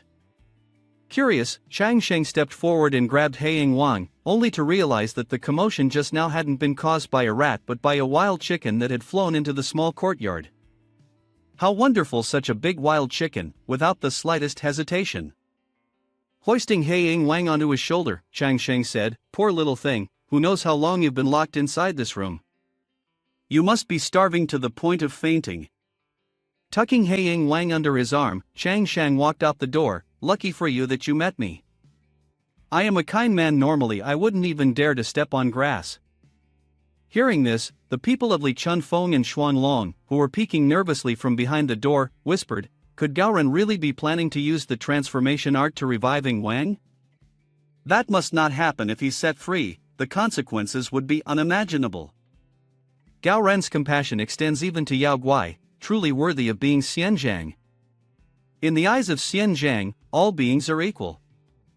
If Xianzhang can reviving Wang, then curing father's illness would be but a trivial matter. After a while, the group of fanatics saw Chang Sheng's creation and their eyes bulged wide open, mouths agape, as they shouted loudly, "Who would have thought?" So it was roasting all along. Not finished yet, Xin Chang Sheng continued sprinkling sweet seasonings over his roasted Heiying Wang. However, the scent that rose was not fragrance but instead a heavy aura of demonic energy. The group of fanatics, seeing this, whispered, "The flesh of Diyao is extremely poisonous, not to mention this is Ying Wang. Does Gaoren actually want to eat it?" Chang Sheng skewered a piece of plump, fragrant chicken and raised it up. "You have all been waiting long enough, now savor my craftsmanship. It smells wonderful, doesn't it?" The 4 fanatic siblings turned pale, blood draining from their faces. "Gaoren, I recall I still have matters to attend to. I shall not trouble you further. I must be going. My mother forbids me from coming home late. I shall also leave first. Jie, Mei Mei does not wish to die. Ho." "Xiao Qing, don't be afraid. If Xianzhang bestows it, how could I dare refuse? After Jie dies, Mei Mei must certainly beg Xianzhang to save father." Having said this, Bai Long stretched his hand forward to take the chicken. "Xianzhang, allow me to go first." Suddenly, a flash of light swept across, and the chicken vanished without a trace. Looking over, the culprit was none other than the little fox, clamping tightly in its mouth the gigantic chicken drumstick. Chang Sheng roared angrily, "Bai Long hasn't eaten yet. Spit out that giant leg for me." However, the little fox paid no heed to its master and instead savored the delicious thigh, draining all the demonic energy seeping from it. The twin dragons were utterly astonished. their eyes widening, mystical fox Qianbei is even willing to test the poison for our sake. So, among fox spirits, there truly are good ones. Very quickly, the piece of meat was reduced to nothing but a dry bone. Then, all of a sudden, the little fox leapt to its feet, its head spinning as it staggered unsteadily, leaving Chang Shang and the others gaping in shock. Xiaobai, what's happening to you? After wobbling for a moment, the mystical fox collapsed to the ground, completely unconscious. Has mystical fox Qianbei really been poisoned to death? Chang Shang stepped forward, lifted the fox by its tail, and stared in bewilderment. Still alive, so what's with that expression? Why does it almost look like you're enjoying yourself? With a look of delight, the mystical fox muttered softly, "Ah. So comfortable, my whole body feels overflowing with vital essence." As expected of Ing Wang's meat, personally roasted by master. Seeing this, Bai Long froze in disbelief. No, not dead? But that's Ing Wang's meat, even fairies could be poisoned to death by it. Chang Sheng then cut off a few pieces of meat for Chun Feng and Wu Fan. Come on, you've all been helping me the whole day. I can't let you go home on empty stomachs. While it's still hot, you'd better try it. Chun Feng picked up the plate of chicken and glanced at Wu Fan. How about we try a little? Mystical Fox is already lost in delight. Once the master makes a move, it will be beyond your imagination. Ing Wang was roasted by the master, perhaps even more delicious than the peaches of Gongting. At that moment, the pair of Xuan Long reluctantly stuffed a piece of meat into their mouths, chewing noisily. Chun Feng and Wu Fan also forced themselves to gnaw at the meat through tears. No sooner had they eaten than the Xuan Long twins erupted with power, twisting their bodies seductively, secretly thinking, this vital essence is so pure, I can't suppress this restless, burning sensation. No, don't break through now, my body is about to give in. Jia, Mei's cultivation seems on the verge of breaking through again. As soon as the words fell, two streams of green and golden vital essence shot up into the sky from Chang Shang's courtyard. Xiaoqing Jia had broken through as well. This roasted chicken of Xinjiang was truly the rare delicacy of Xinjia. After their breakthrough, the two girls sat embracing each other. Seeing this, Chang Sheng stepped forward with hands on his hips, boasting, not a bad reaction, heh, with my current cooking skills, these ancients really can't resist. If I were to open a barbecue shop, even Yu Huan might not be able to stay away. Meanwhile, the two young men, Chun Feng and Wu Fan, also erupted with power, hugging each other as they danced a tango. There's too much vital essence in this roasted chicken, I feel as though I'm about to sprout wings and fly away. Yes, my body is restless and uneasy too, that surge of strength is like a spring about to overflow. Chang Shang, upon witnessing the scene earlier, his eyes instantly turned into chili peppers. What? These two are doing something a bit too spicy for the eyes. At that moment, Bai Long suddenly remembered her father who was receiving an 4 infusion in Long Gong, and her eyes welled up with tears. While I am here receiving the fortune bestowed upon me by Xian Zhang, my father's life in Long Gong is hanging by a thread. I truly am an unfilial daughter, ha-ho-hoo-hoo. Thinking of this, Bai Long burst into loud sobs, startling Chang Shang, who turned his head in surprise. Ah! Why are you crying now? I didn't even add any spice, not even a drop of Tabasco sauce. The pair of Xuan Long stepped forward and knelt at Chang Shang's feet. Xin Zhang, Xiaobai begs you to grant us medicine to save my father. My sister and I are willing to sacrifice our lives to stay by your side in this lifetime. I already told you, I know nothing of medical arts, have you forgotten, young lady? As he finished speaking, he glared up at the sky, an idea suddenly forming in his mind. How about this? Right now, I am short of manpower. You and your Mei can stay by my side and lend me your strength. Later on, when we earn money, I will share it with you. With money, you can treat your father's illness. What do you think? Just follow the arrangement of Xianjiang. Jingyang Xian at night, deep in the forest, 10 kilometers from the outskirts of the village. In the darkness, a pair of glowing eyes appeared, staring intently at the blood-soaked corpses. Then, from the shadows, a tiger with a ferocious face and razor-sharp fangs stepped out. It was known as Hu Wang Manshan, one of the CDao Wang. Manshan wandered around, sniffing the air currents surrounding the forest. That bald bird, why is it taking so long to scout the situation first? I've been waiting until I'm starving. At dawn, as the first light of morning broke, birds chirped and fluttered. Somewhere, a song echoed, the sun shines, flowers bloom, birds sing early, early, early. In the courtyard, Xuanglong sat in meditation posture, listening to the faint singing in his ears. Jia, listen, what is the Xianzhang singing, why does it sound so? Before he could finish, Bai Long and Wu Fan suddenly burst into tears like a heavy downpour. Thank you, Xianzhang, for your grace. Quickly seize this time to absorb it, we cannot waste the goodwill of the Gaorun. The fox, seeing this, frowned and muttered to itself, truly inexperienced in the ways of the world. Inside the room, Chang Shang was lying with his legs crossed, humming cheerfully while staring intently at the system panel. Ha ha. Ever since this site is system activated, every day has felt like a blade hanging over my neck. This is the first time I've slept soundly without worrying about survival time. Then, he glanced at the system panel displaying a jar of fine wine and muttered, it seems only by distilling liquor can I make a profit in the shortest time.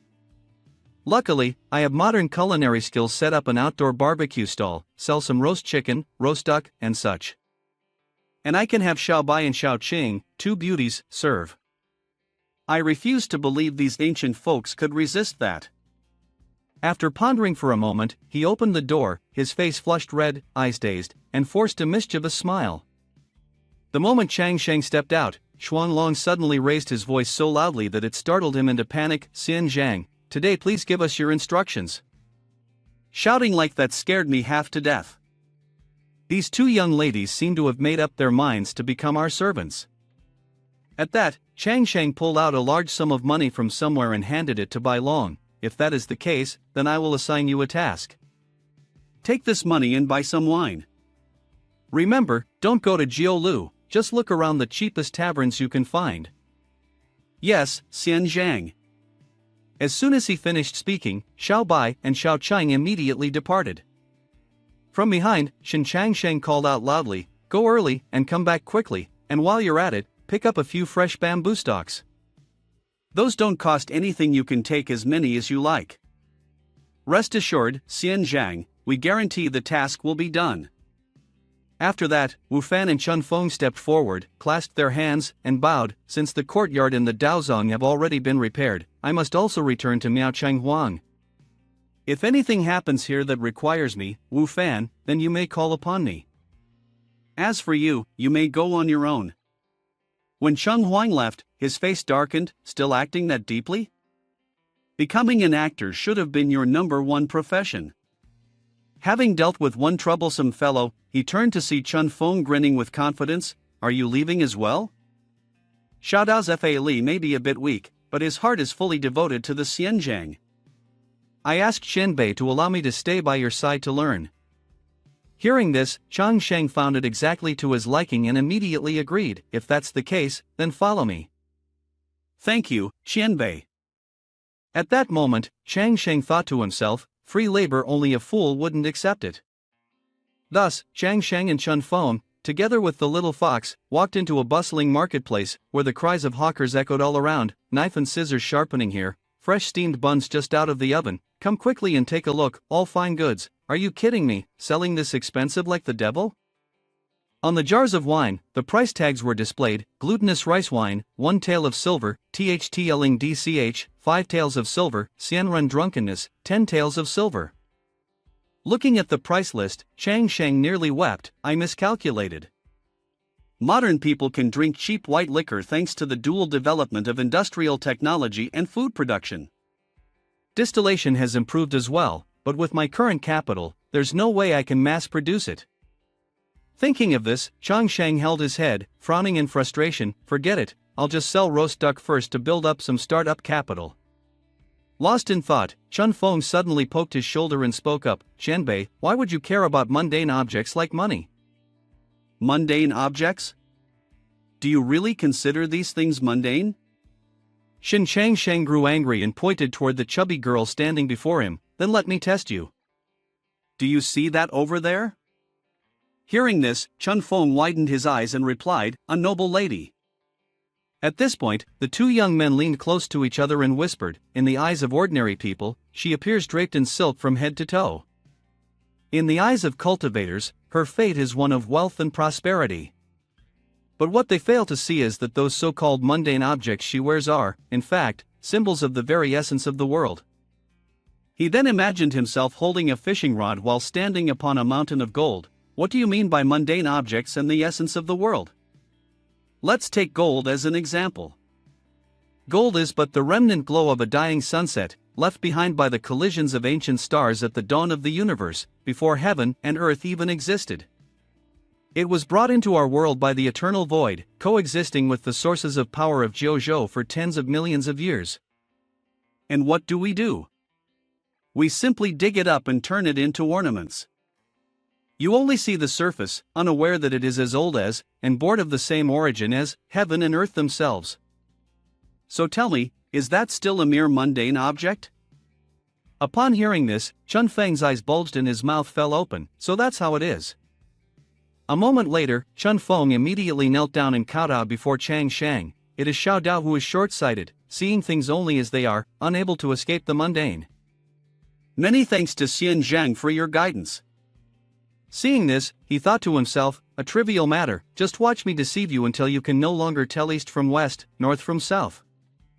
Then you'll obediently serve as the guard for my roasted chicken shop, ha ha ha." After kowtowing, Chun Feng lifted his head. "I dare not hide it, Xiao Dao's cultivation realm has been stuck for many years, perhaps blinded by the secular world.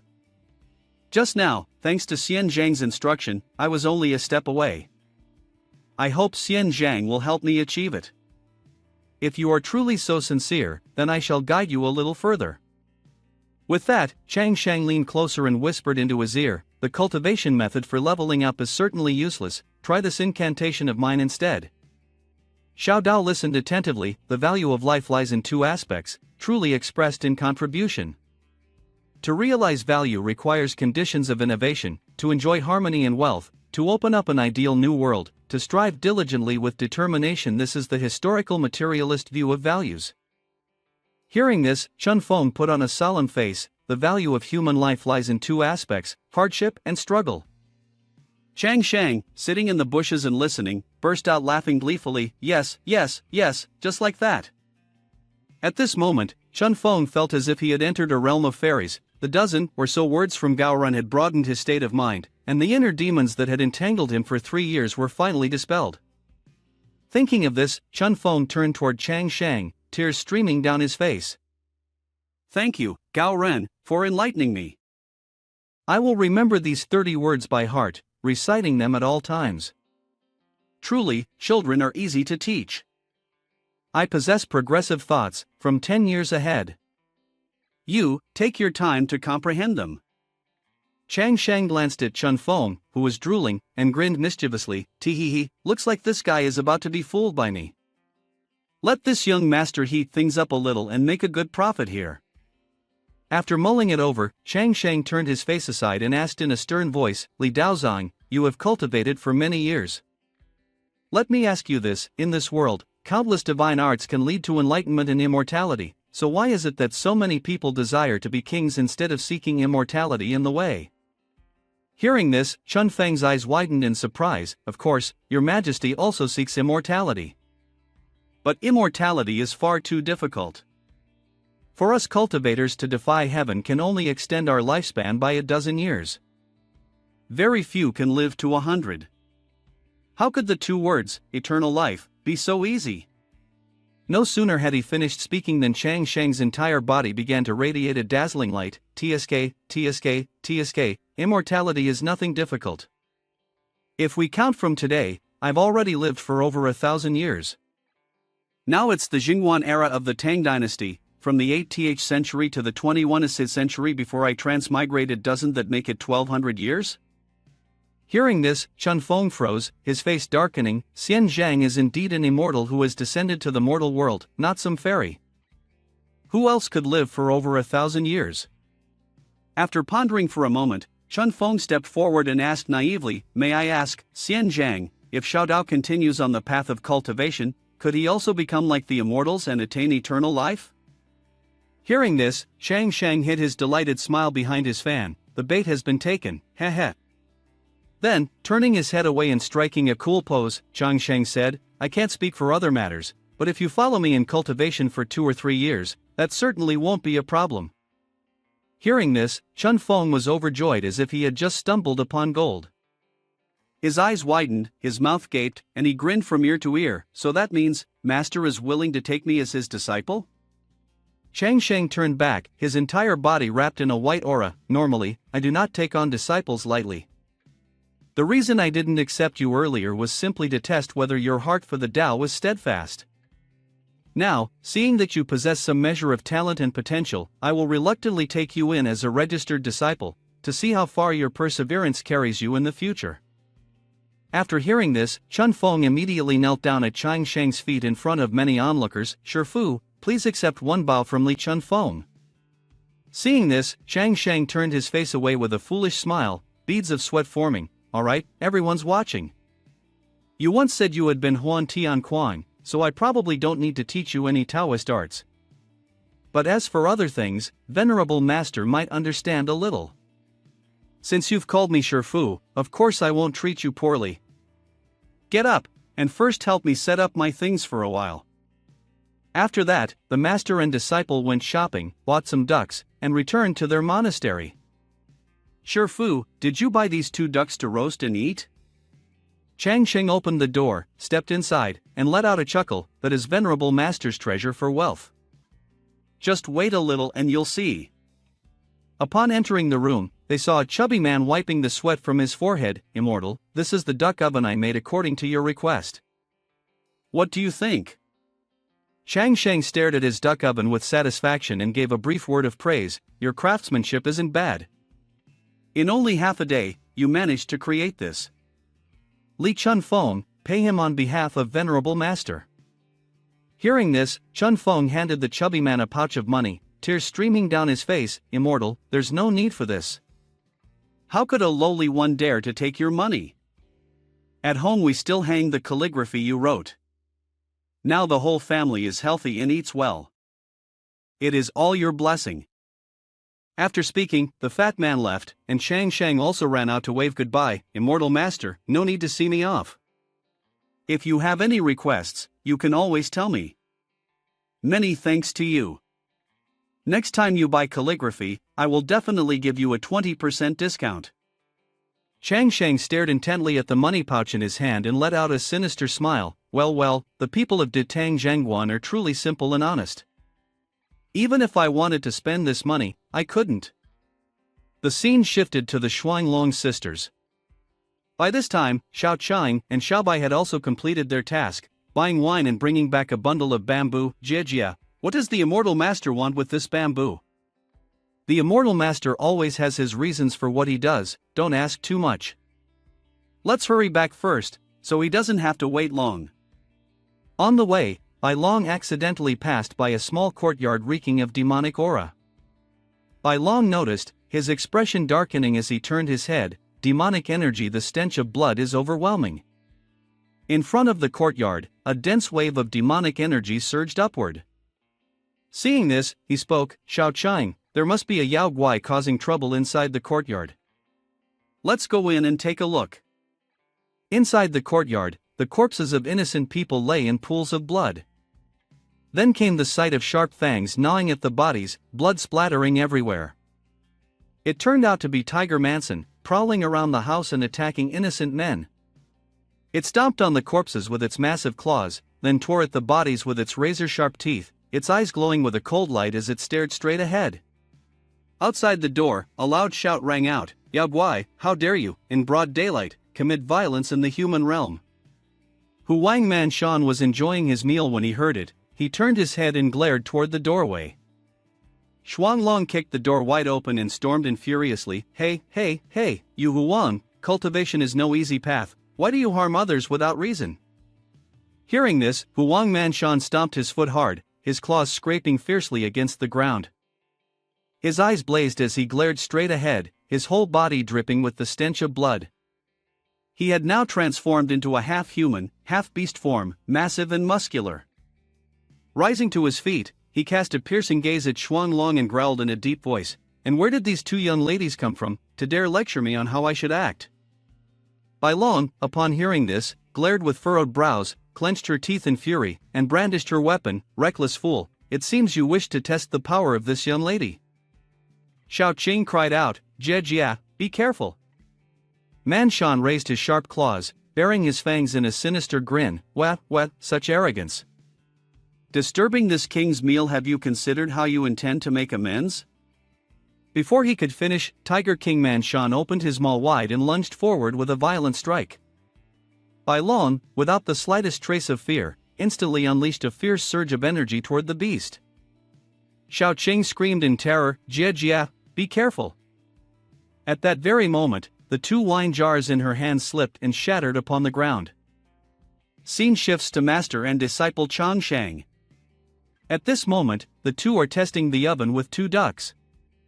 Seeing the plump, glistening, fragrant ducks, they cannot help but drool. Don't rush, it's almost ready." Who would have thought that Shifu not only possesses profound cultivation but also cooks so well? A few minutes later, the two ducks are perfectly done, the aroma wafting into their noses. Chang Sheng immediately takes out honey glaze and brushes it over the duck's skin to give them a glossy sheen, sprinkles on some fresh herbs, adds a few cans of beer, and they are ready to feast. Dusk falls quickly, and the sun dips behind the mountains. Chang Sheng shields his eyes with his hand, peering out the doorway. Why haven't Xiao Bai and Xiao Qing come back yet? It's getting dark already. Buying wine shouldn't take this long. No sooner had he finished speaking than Feng Jixian suddenly rushed in with two guards, shouting loudly, "Shindishir, Li Chun Feng, come quickly and help me. Something terrible has happened at Shirley Tang." Seeing Feng Jixian's panic, Chang Sheng hurriedly supported him. "Feng Jixian, calm down and speak slowly. What happened?" "There's a Yao Guai at Shirley Tang. A whole family of 3, the Hong Se Lao, who were brutally slain." Hearing this, Chang Sheng's face darkened, turning ashen. What, a Yao Guai? Are you serious?" After a while, they arrived at Hong Se Lao's house, where the sound of weeping echoed everywhere. "The whole family of 3 in Hong Se is dead. Truly, this is retribution. Did you know that Hong Se has long been possessed by evil spirits? People in the household kept dying inexplicably. Even the neighbors around here suffered from misfortunes." Really? Could it be true that the deaths of those 3 were caused by possession? We should not stay here any longer, for fear of being infected with bad luck. Witnessing the scene before him, Chang Sheng froze, his eyes wide open, his brows furrowed, speechless. Chang Sheng and Chun Feng walked closer, gazing at the blood-soaked corpses, while the crowd continued to murmur, "It must surely be the work of Guation. They say that Shirley Tang was once a great tomb, and since Hong Se lived right upon it, he was constantly surrounded by such unclean things, which is why this disaster befell them." Feng Jixian took out a handkerchief to wipe the sweat from his forehead, his face full of panic. "Shindishir, I won't hide anything from you. Over the past few years, many people have died due to Hong Se, but we haven't been able to uncover the cause, nor have we been able to do anything. We never expected this to happen. This incident must be related to Yao Guai. We should have sent word to Shintian too to send someone capable to handle this, but right now, everyone is in a state of panic. We all know the ghost-catching abilities of Shintian too are like daylight. Please, Xian Zhang, help the people of Jingyang Xian." Chun Feng, upon hearing this, clasped his hands and bowed. "Feng Jixian, do not worry. Xiao Dao works for Tianjian and is responsible for this matter. Moreover, with my Shifu here, there is nothing to fear from Yao Guai." Upon hearing this, Chang Sheng's expression darkened as he thought to himself, "Holy shit, I didn't agree to this. Who told you to be so talkative? This is a murder case, we need to find Guanfu, not someone who writes like me." After a moment of reflection, Chang Sheng turned to Feng Jixian and forced a bright smile.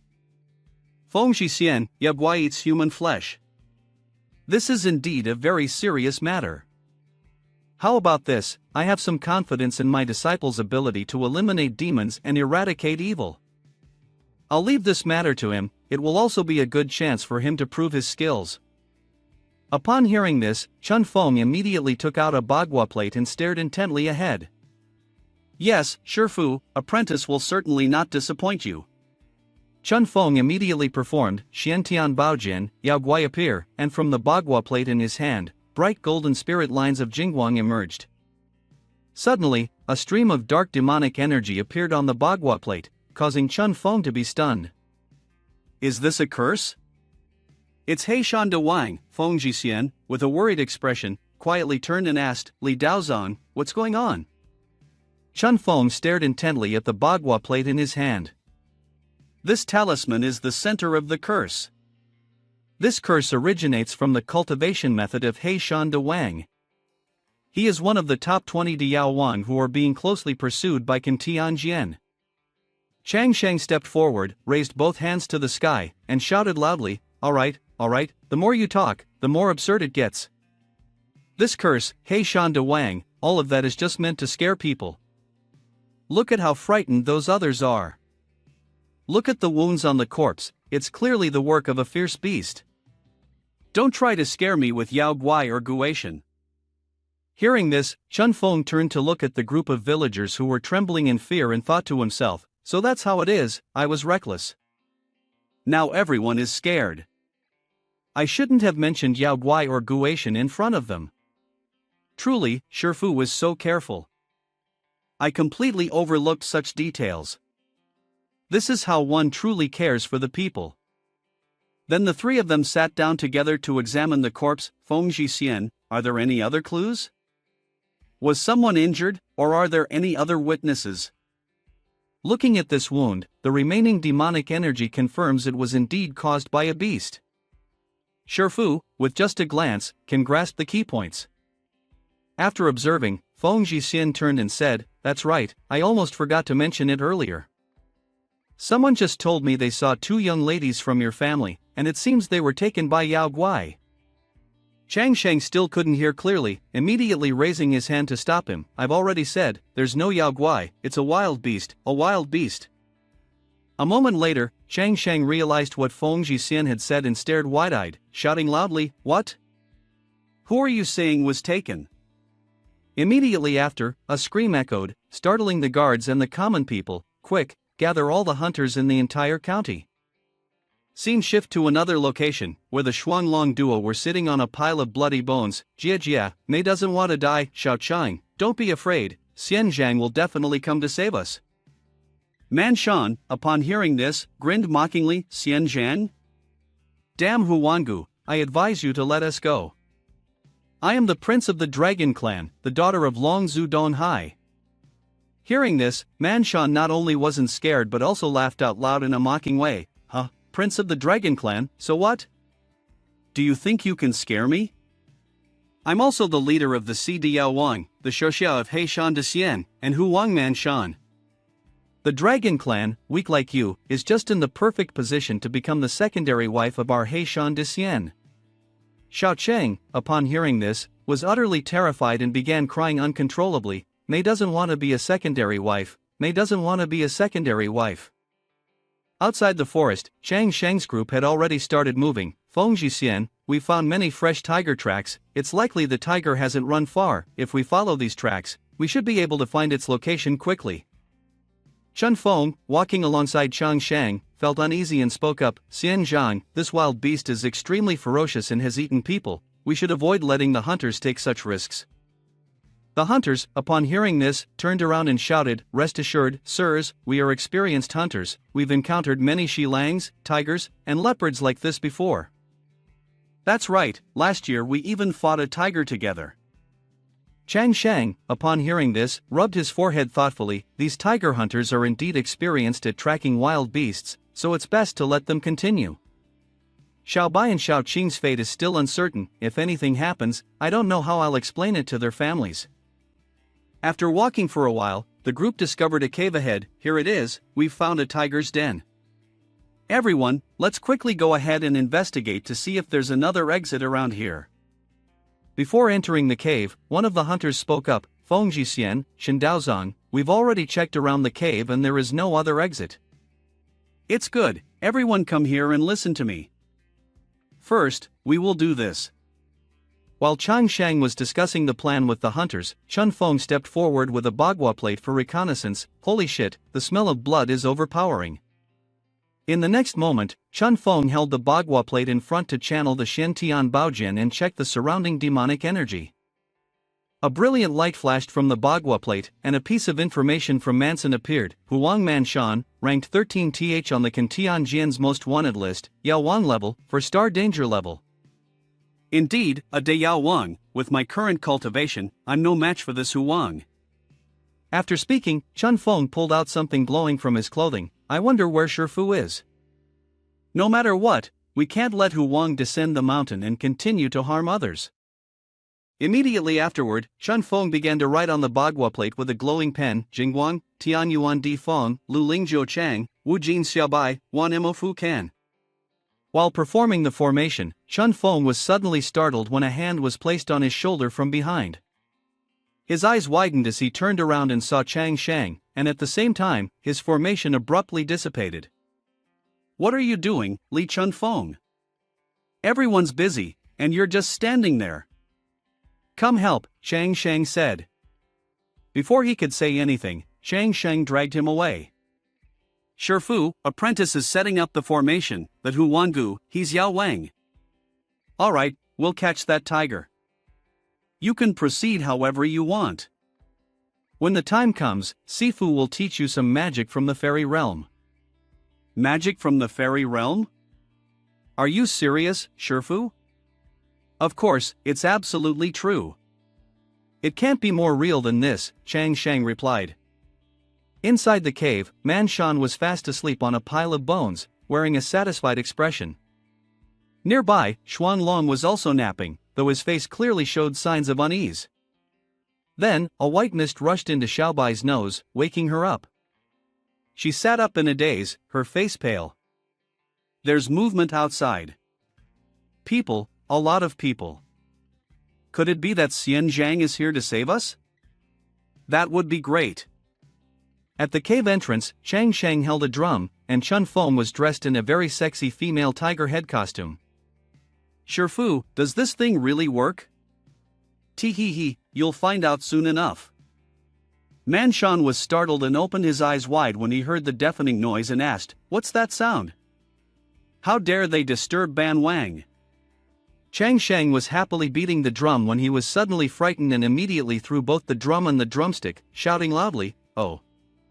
At that moment, Chun Feng, hiding inside the tiger's head, saw it and was so terrified that his limbs froze stiff. He stared forward, eyes bulging, sweat dripping down. It's here, it's Huanggu. The cold, piercing gaze radiating from Man Shan's eyes struck the group like a sharp blade. That very gaze made the young men's eyes widen, mouths agape, sweat pouring down like rain. It's so huge. What does it eat to grow that big? Immediately, Chang Shang struck the drum in his hand with great force and opened his mouth wide, shouting, Little tiger, hurry and wake up. Man Shan crawled out of the cave with a ferocious face, bearing sharp fangs and roaring like a beast gone mad. Seeing this, Chang Shang quickly performed the tango dance. Li Chun Feng, don't be afraid, sway the way I taught you. Chun Feng, upon hearing this, broke into a cold sweat as though a stream was flowing from his face. Shifu, does your FHE really work? No sooner had he spoken than Chun Feng stomped his prosthetic leg hard onto the ground, then launched into a dazzling hip swaying performance, swaying left, swaying right, swaying up, swaying down. After swaying for a while, Chun Feng maneuvered the tiger's head to turn backward, his gaze seductive under the moonlight. When Man Shan saw this, all he could now perceive was the image of an adorable little tigress. After that, Man Shan saw Chun Feng continue to control the tiger's head, swaying its hips with a few more graceful moves, endlessly indulging in the adorable tigress. Man Shan could not resist this charm and exclaimed, Oh wow, this tigress is truly fascinating. Man Shan immediately lunged at the tigress, his face blushing bright red, eyes turning into hearts. Let me love you. Then Man Shan hugged the tigress's head and cried out, Let me give you the most extraordinary kiss. Inside the head costume, Chun Feng wondered, Is this magic? When did Shifu cast magic? And yet it made Yao Wang so completely enthralled. Then, a heavy collision left Chun Feng's face pale with shock, unable to utter a word. who would believe that Man Shan was standing behind me already in position, ready to get down to business, for real this time. Meanwhile, underneath, Chun Feng was wailing, "SOS, Shifu save me, or I'm done for." Seeing this, Chang Shang immediately mobilized everyone behind him and commanded, "Everyone, seize this chance and capture it now." As soon as he finished speaking, a gigantic net shot out from the bushes, aimed straight at Man Shan, followed by archers locking onto their target and firing volleys of arrows right on mark. Now, thousands of sharp arrows hurtled through the air, piercing into Man Shan's flesh, making him bite hard into a tree with a growl. Damn! Despicable ordinary humans! Arrow struck the ground right in front of Chun Feng, making his eyes bulge in fright. Shifu, I'm still right here." On the other side, two hunters were tirelessly drawing their bows like machines, scowling in frustration. "What thick hide, the arrows can't pierce easily.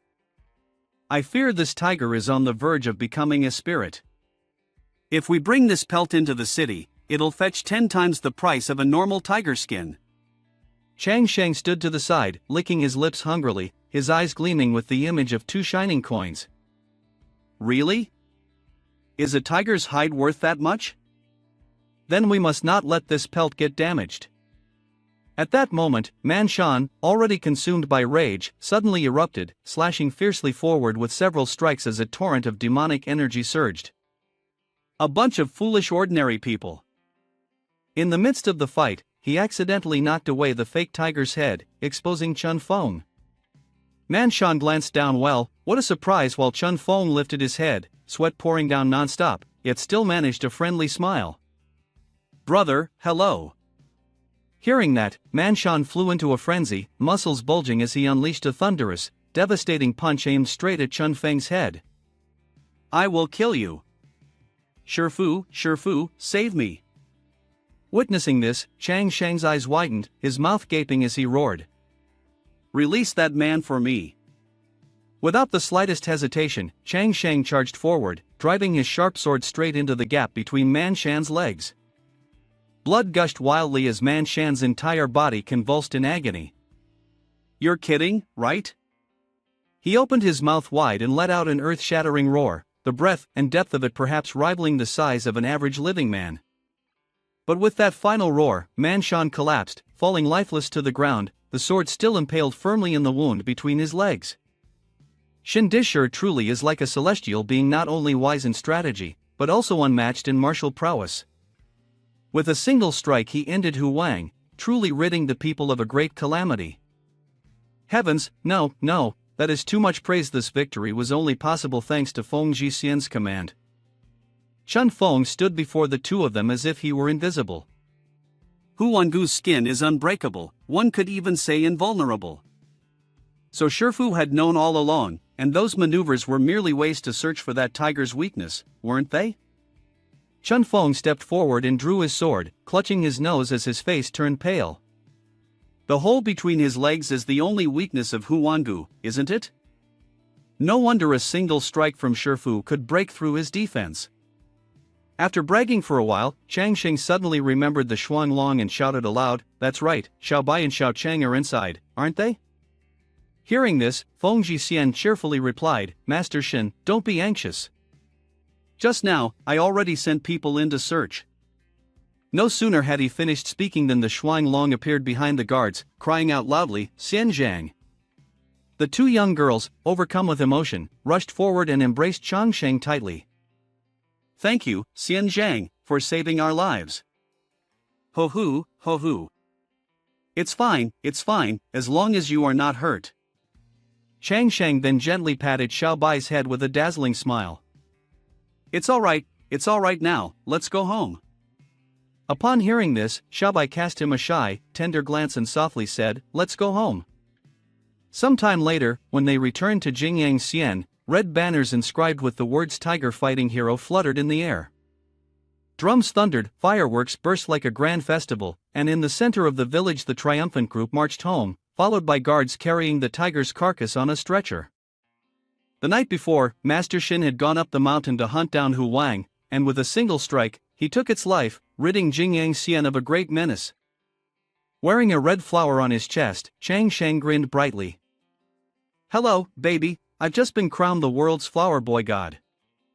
After that, Chang Sheng turned to look at Feng Jixian with a sinister gaze. Feng Jixian, you see, I have risked my life to rid the people of Jingyang Xian of this calamity.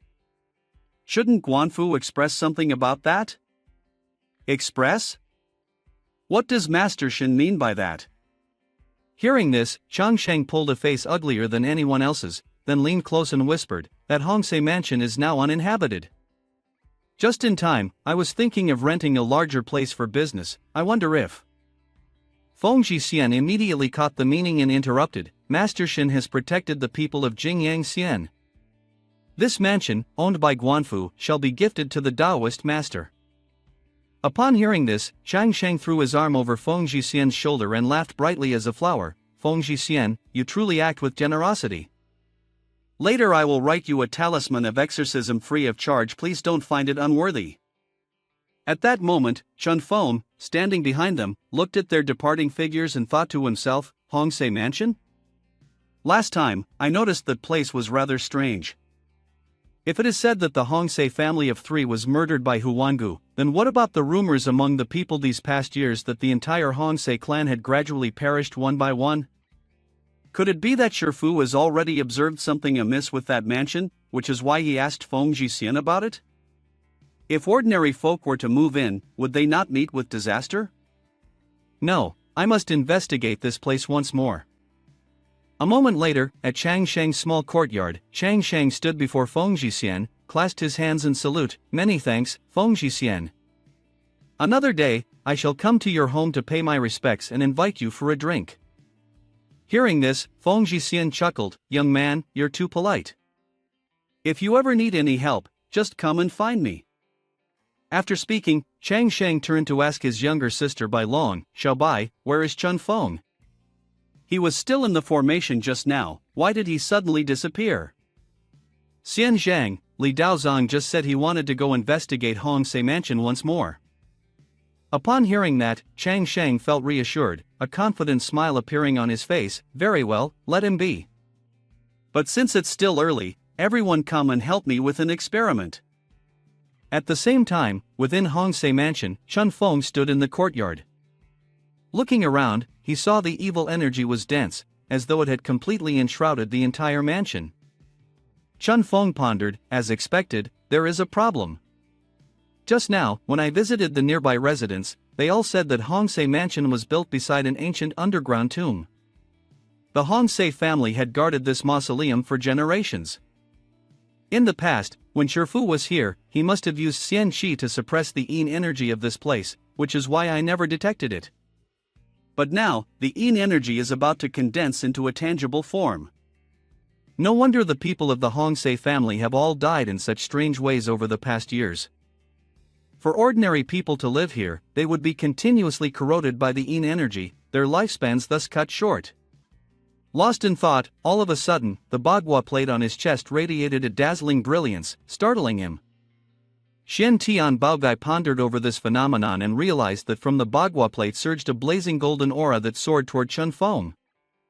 At the same time, in the sky appeared a colossal crimson eye-gathering malignant energy, which unsettled Chun Feng, for it was connected to Ji Yin of He Shan De Wang and the Hongsei Mansion, both at the heart of the formation.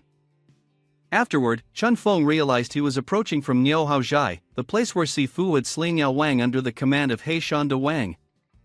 He returned to Chang Sheng's home, where he found Man Shan preparing roast duck, and Xiao Cheng sitting by the fire with Chang Sheng, the two of them cheerful. They were discussing the making of fine wine and preparing food. Meanwhile, a black crow observed them from a branch before taking flight, leaving behind a single feather drifting down. After a while, it returned to a place shrouded in utter darkness and gloom. A hand reached out to receive it, to receive the black crow, a demonic old man. All around was filled with sinister energy. Xian Ran, is it? You killed my subordinate, Yao Wang.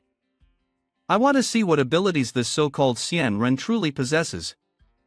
Drops of water trickled from a bamboo tube into a clay jar, while streams of jingguang surrounded it. Some mysterious force compelled Xiaobai to exude a captivating, alluring presence.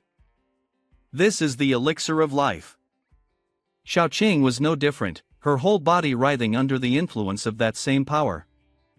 Just inhaling the fragrance of this wine, yet already such a dense spirit envelopes us, Chang Shang said, raising the shimmering jar of wine before the two young women.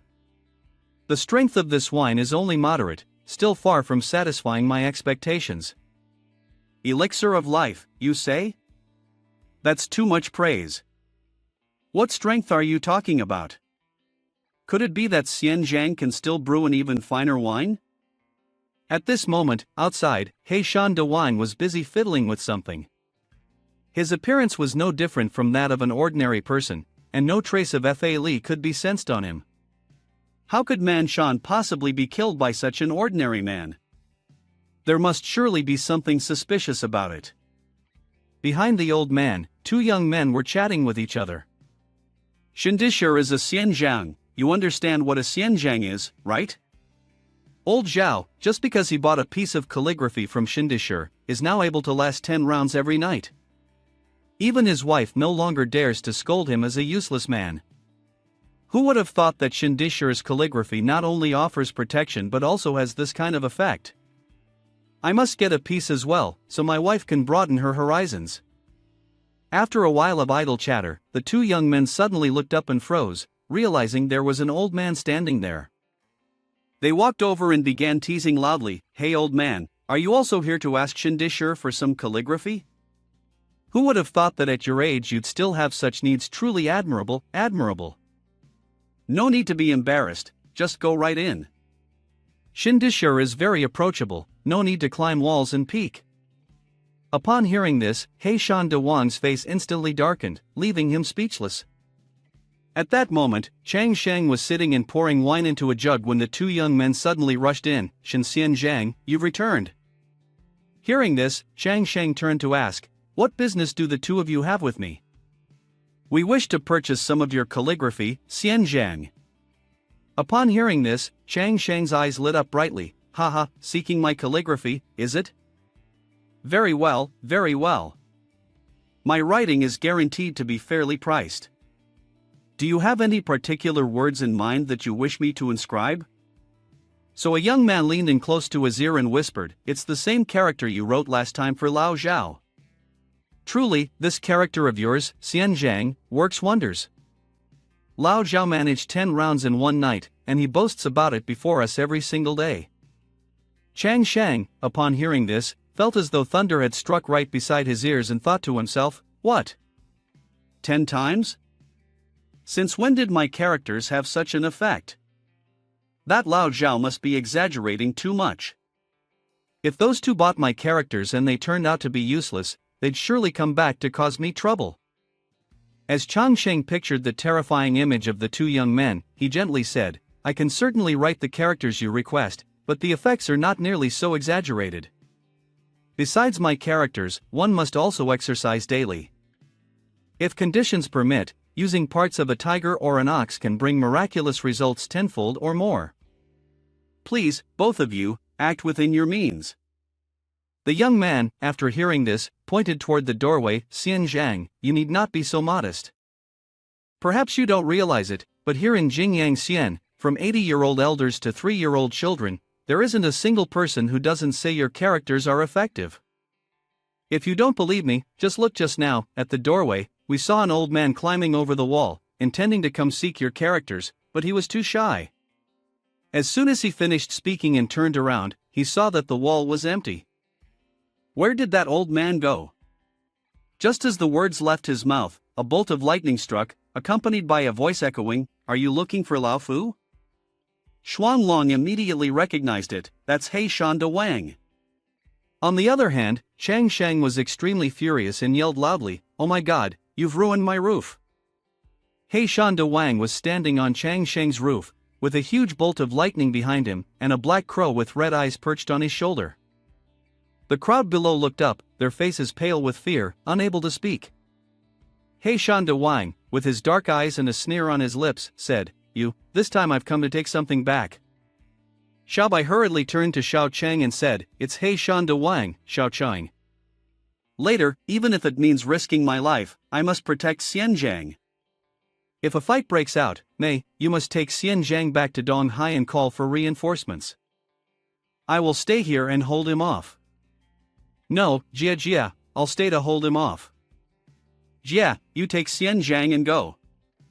Amid Xuan Long's worries, Chang Shang was itching for a fight and yelled, "Old man, aren't you looking for something?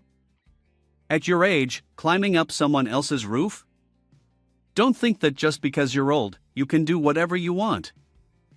I'm telling you, if you break any more tiles, you'll have to pay for them." He Shan De Wang was taken aback, thinking to himself, looking at him again, he still seems like an ordinary person with no sign of any Yahello in his body. He's not even as strong as the Xuan Long duo beside him. Yet, he's not afraid of me, and even seems to want to fight me. What's going on? I shouldn't act rashly. Let me probe him first. After thinking it through, He Shan De Wang let out a thunderous roar. "Without reason you dared to kill Yao Wang under my command, how do you wish to die?" Hearing this, Chang Shang widened his eyes and gasped in shock. "Yao Wang what? You mean this tiger?" Chang Shang could hardly believe his ears. He carefully examined the tiger once more, then turned his face toward He Shan De Wang and said, "Old man, don't tell me you've listened to too many rumors and fallen into delusion? Indeed, I killed this tiger. But its hide was already gifted to me as a reward by Feng Jixian. If you want it, then you'll have to pay. And another thing, get down immediately. If you fall in a moment, don't you dare play the victim. There are plenty of people watching here." Before he could finish venting, Xiaobai stepped forward and whispered softly, "Xian Zhang, that is He Shan De Wang, of Tianyao rank." Upon hearing this, Chang Shang not only felt no fear, but instead raised his voice and cursed even louder, "He Shan De Wang, Tianyao what? Someone like you doesn't even need a face, right? I've tolerated you long enough, and today you even dared to damage the roof of my house. Even if Tian Wang Laozi himself were to appear, you would still not be allowed to leave." In the midst of his tirade, Chun Feng suddenly rushed in, glaring and shouting in alarm, "Shifu, be careful, this is bad." He Shan De Wang is enraged. A Tianyao rank could wipe out all of Jingyang Xian, could even destroy an entire nation. At that very moment, He Shan De Wang floated in midair, unleashing his power. Behind him emerged a monstrous demon, with 2 sharp horns upon its head and 8 airy arms sprouting from its form. He Shan De Wang bared his teeth, curling his lips into a sinister grin, smug and menacing, "An ant like you dares show me disrespect? I shall strip your flesh, seal away your soul, and torment you day after day." With those words, he dove swiftly from the rooftop, still wearing that twisted smile, "I will make it so you cannot live, yet cannot die." Wahahaha. Before the lightning-fast and powerful assault of He Shan De Wang, everyone's faces turned pale, their eyes bulged wide, their mouths hung open, tears streaming down both cheeks as they wailed and shouted, "It's over, this is the peak of the peak, Xian Zhang, be careful." No sooner had the cries faded than suddenly, from beneath the courtyard, a thick cloud of smoke surged upward. Terrified, the crowd raised their hands to shield themselves. Then He Shan De Wang emerged from the dense mist, his joints dislocated and snapping, his face contorted as he clenched his teeth in agony, coughing up blood. Seeing this, Chang Shang stepped forward and shouted loudly, old man, there's no need for such a grand display, just knowing your mistake is enough." The old man, upon hearing this, fell backward, blood flowing ceaselessly from both knees. What in the world is going on here? At that very moment, as he lay on the ground, a beam of Jingguan light shone upon his face. "Where is my Fa? Has my Fa vanished?" From another vantage point high above, the noise of agitated whispers and chatter filled the air. At this instant, Xiao Chang, Xiaobai, and Chun Feng, upon witnessing the scene before them, stared wide-eyed in shock, their jaws dropped. Xian Zhang is truly incredible, He Shan De Wang is kneeling already. Chang Sheng strode up before He Shan De Wang, holding a scroll of XINFA in his hand. "Didn't I just remind you earlier? I told you to be careful not to fall. And now look, serves you right. Who told you to mess around, even daring to climb onto the rooftop?" He Shan De Wang, upon hearing this, grew so furious that tears welled up in his eyes. Then he immediately sprang up, raised his 2 Guatian hands high, and lunged forward with a roar, "I will kill you." But Chang Sheng calmly caught his hands without the slightest trace of fear. Kneeling down, Chang Sheng presented the XINFA scroll to He Shan De Wang. "This is for you. Consider it a gift from me, out of respect for the elder and affection for the young. No charge, and no need to fix the roof either." Hearing those words filled with unexpected kindness, He Shan De Wang stopped his tears and opened the XINFA scroll to take a look. What is this? Inside the scroll, a single large character was written, and from it burst a brilliant beam of Jingguang that shone directly into He Shan De Wang's eyes, forcing him to cry out loudly, "Ah!" The next instant, a stream of Jingguang shot forth from the scroll, piercing straight through his body. The fatal blow made He Shan De Wang vomit blood. He collapsed heavily to the ground, sending Chang Sheng into a panic. Terrified, Chang Sheng cried out, "Hey, hey, hey! I only gave you a written character, I never even laid a hand on you. Everyone here can testify for me, I truly didn't touch him." At that moment, Chang Sheng thought to himself, "This is bad. If this old man dies here in my place, his family will surely never let me off." Outside, the townsfolk rushed noisily into Chang Sheng's house, shouting in chaos, "Hey, hey, hey, we were clearly here to ask for words first. Why did this old man cut the line? That's right, that's right. Already old and still fawning over the Xianjiang like that, does he have no shame at all?" Hearing that, Chang Sheng stepped forward to steady the people. His eyes glittered when he saw gold spread out before him. "Everyone, don't hurry, there is enough for all. There will be enough. The elders, you must learn to respect those above and yield to them. Showing respect for the old and caring for the young has always been the tradition of our Jingyang County, hasn't it?" At the same time, the little fox rushed over to He Shan De Wang's side, truly misjudging herself, not even bothering to check where this place was. Even if the Xianjiang's favored one wants to wield Fa Li, even if that person's power reaches the Tianya level, it won't work. He Shan De Wang heard this, lifted his head, sweat beading on his cheeks. Is he really a Xianjiang descended to the mortal world? How could that be? There is clearly no trace of any magical aura at all. The little fox, upon hearing that, put on an admiring look. Could the Xianjiang's prowess be visible to a mortal beast like you? Look at you, all frail posture and pretension. Right now you're not even as impressive as a 3-year-old ordinary person child. Isn't that proof enough? No sooner had she finished speaking than a 3-year-old child appeared out of nowhere and urinated on He Shan De Wang's face. Having finished, the boy yanked up his pants and ran off, leaving He Shan De Wang furious, his eyes bloodshot. "Despicable, damned, I am He Shan De Wang, great immortal, the lord of this border. The 10 great Yao kings have all anointed me as their ruler."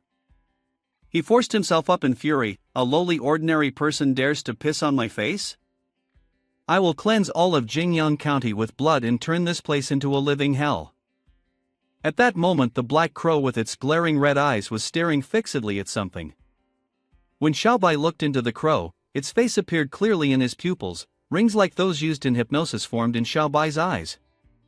Now Xiaobai's eyes had turned red and his body seemed soulless. Seeing this, Chun Feng grew pale and cried, "Not good, Fa Li, soul stealing."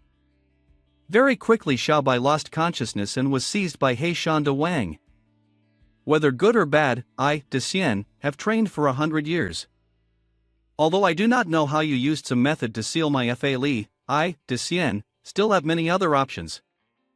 You ordinary person, today, if we risk our lives fighting, it will surely turn Jingyang Xian into a river of blood. Now I give you 2 choices, you kill the Yao King under my command, and I will take this woman away to make amends, or I will kill her and we will fight to the death. Chang Sheng, upon hearing this, grew furious. "Old man, are you insane? What nonsense is that? If you want that tiger skin, then take it, don't harm others." He Shan De Wang stared fixedly at Xiaobai's face and smiled wickedly, thinking to himself, "This one worries so much for Prince Longzhu. Could there be something going on between them? Even Prince Longzhu wants it. I see you're not such a righteous fairy after all."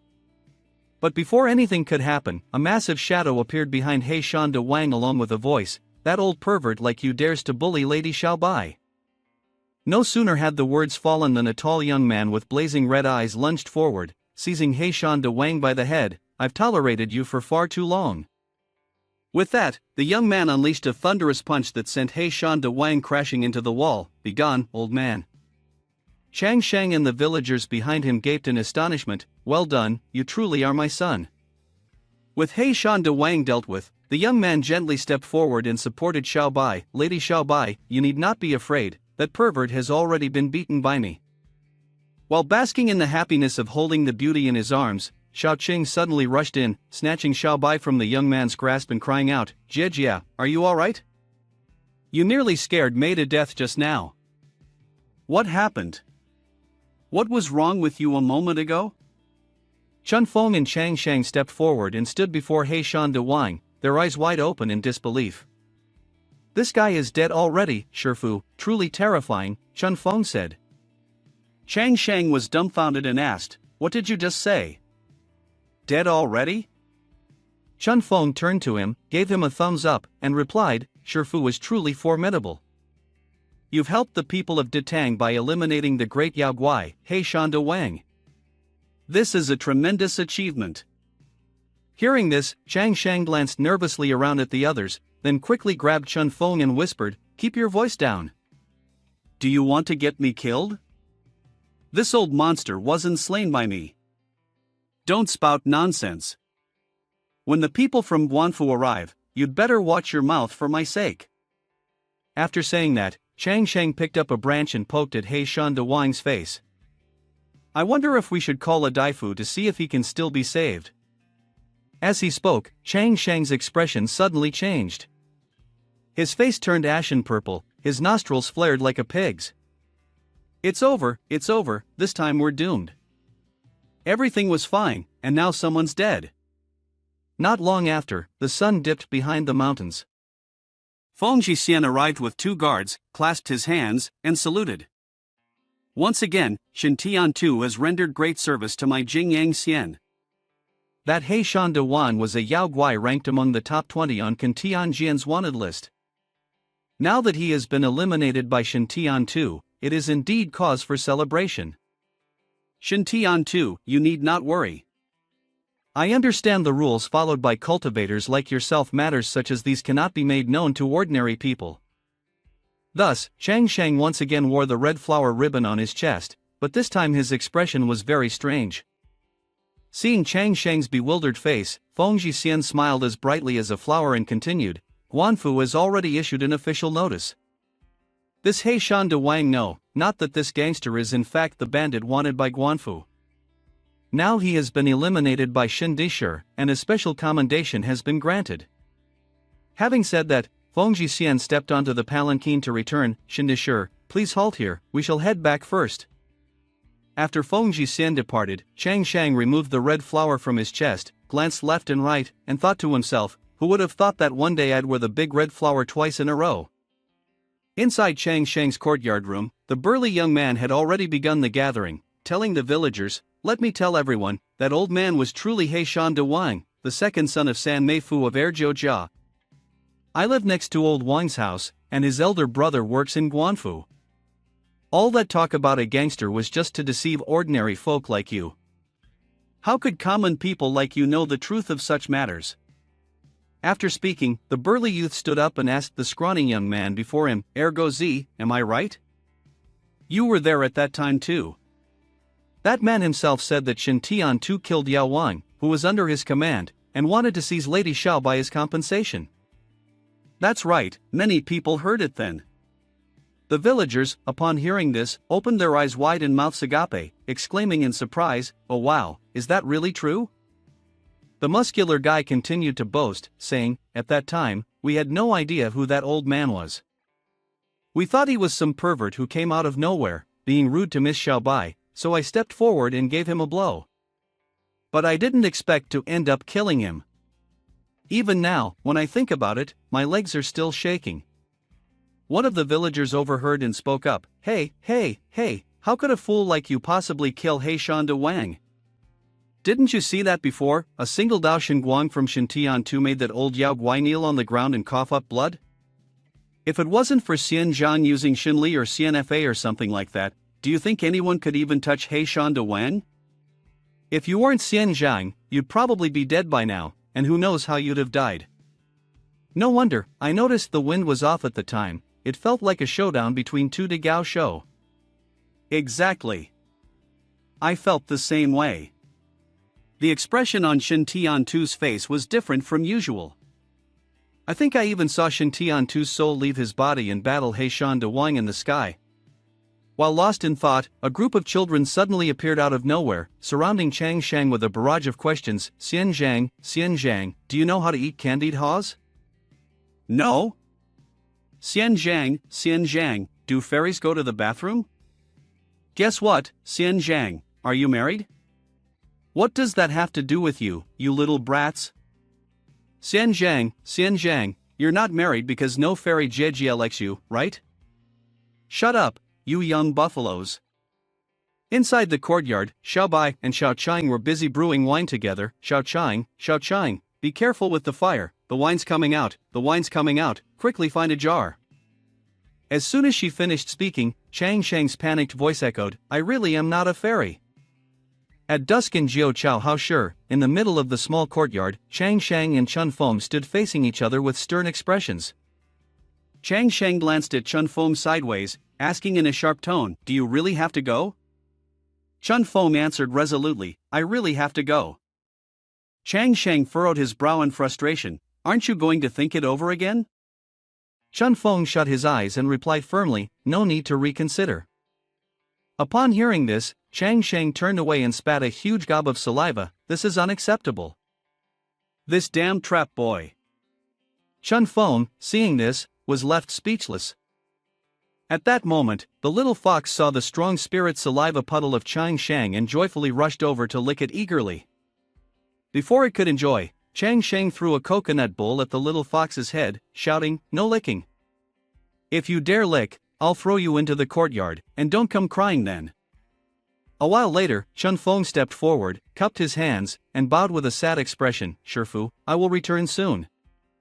I must quickly take He Shan De Wang's corpse back to the military headquarters of Shimen.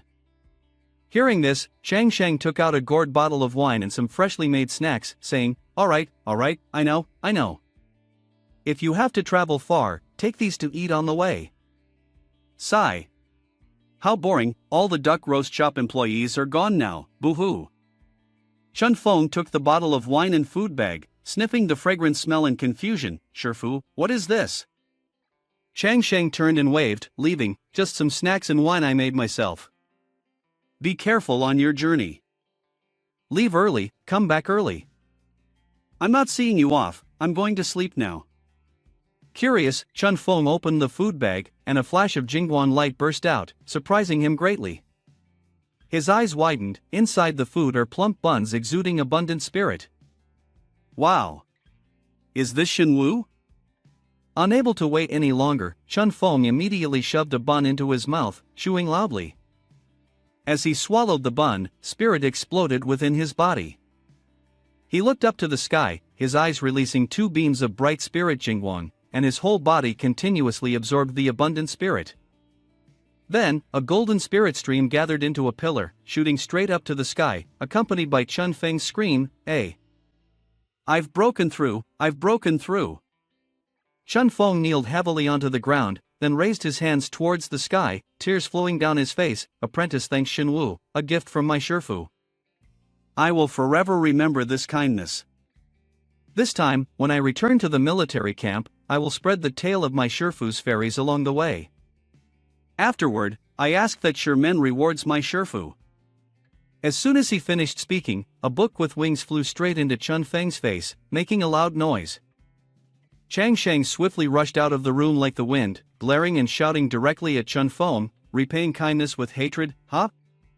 Xiaozi, if you dare mention me outside, you'll be dead for sure. If you bring it up, our relationship ends here. After saying that, Chang Shang walked straight out, slamming the door shut, but not forgetting to shout another curse, and one more thing, get lost quickly. Don't stay here screaming and disturbing me while I rest. Chun Feng sat dazed on the ground, blood dripping from his head. He glanced at the book on the floor. Curious, he picked it up and found it to be the manual titled, Oral Legal Tradition. Chun Feng finished reading and tears kept falling, her lips curled into a smile as she thought to herself, this manual is definitely CNFA.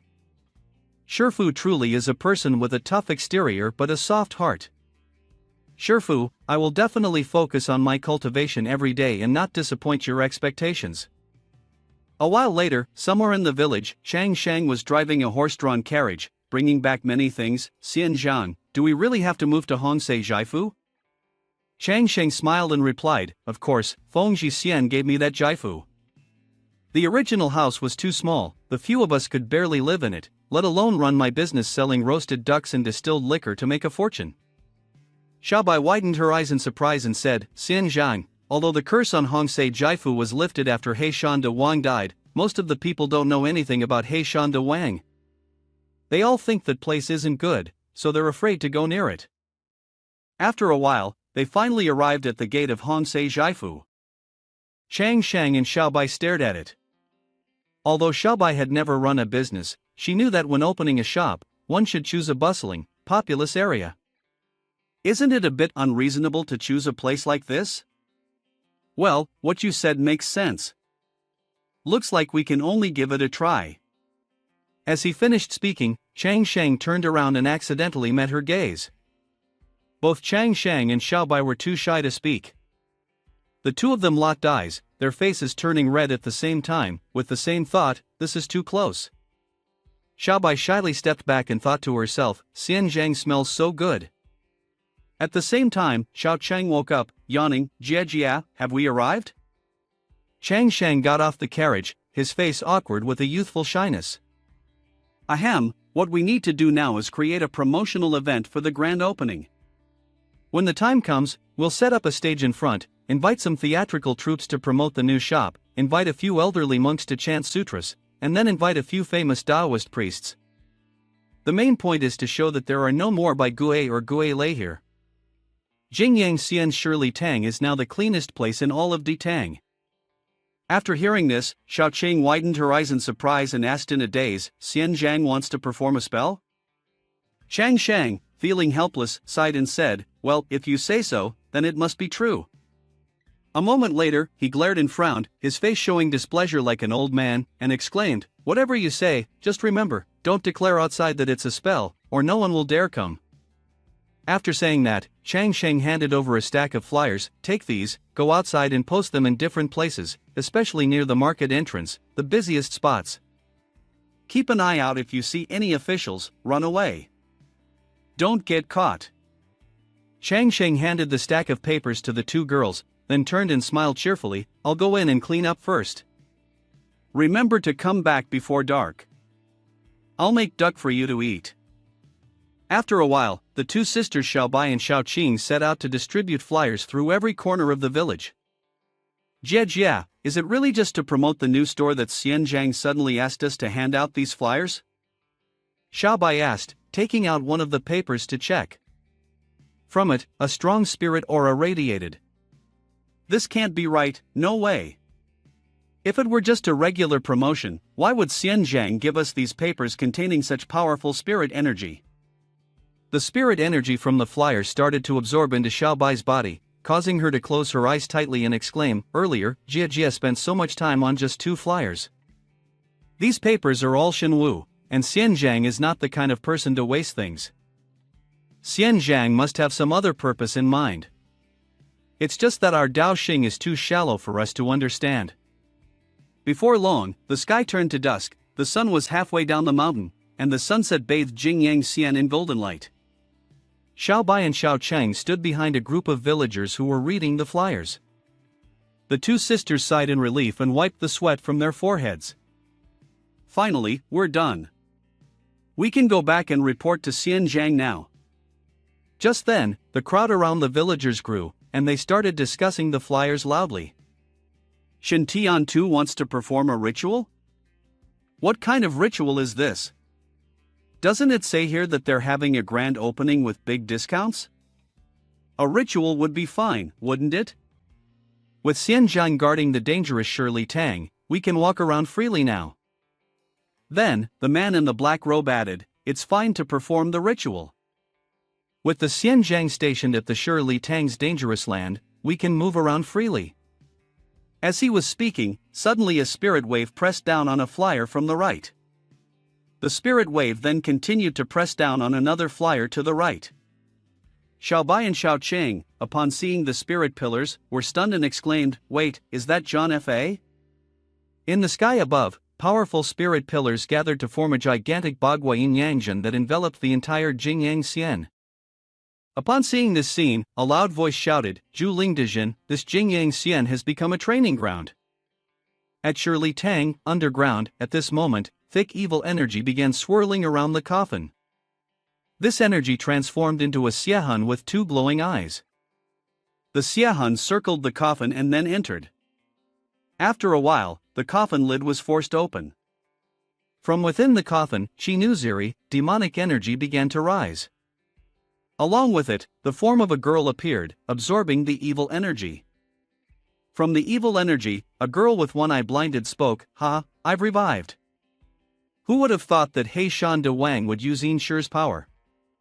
He must have wanted to rely on the constant gathering of Yin Shi to break through his cultivation realm. But little did he know, I've profited from this. After finishing her words, the woman in red jumped out of the coffin, her entire body surrounded by thick evil energy. The energy nourished by Yin Shi this year is indeed not bad. Once I devour a man, I'll surely break through and escape Sanjia once more. I won't be in Wuxing anymore. By then, even Yu Huang Da Di won't be able to do anything to me. That night, at Shirley Tang, Shin Mansion, outside the mansion, a dense evil energy enveloped the area. Inside the mansion, Chang Shang was soundly asleep, snoring loudly, and not only that, he was using a small teacup as a sleep mask, enjoying his slumber peacefully. Beside him, the two sisters Xiaobai and Xiao Chang were sleeping on the bed, their faces full of pleasure as they muttered in their sleep, "Mei is not drunk yet, Mei can still drink. The wine of Xianzhang is so delicious, Xianzhang, be gentler." Then, the evil demon moved forward with eyes full of murderous intent. She licked the tip of her fingernail and gave a strange smile. "That trap boy, when he struck me, I was left with only a remnant soul. Now, with this Yin Shi energy, even if you're a fairy, you won't have the power to threaten me anymore." Scene transitions to the Changhuang Temple in Jingyang Xian. Inside the temple, Si Wufan stands alongside an official dressed in green, and in the center, a man is sitting on a chair. This man is none other than Xin Chenghuang.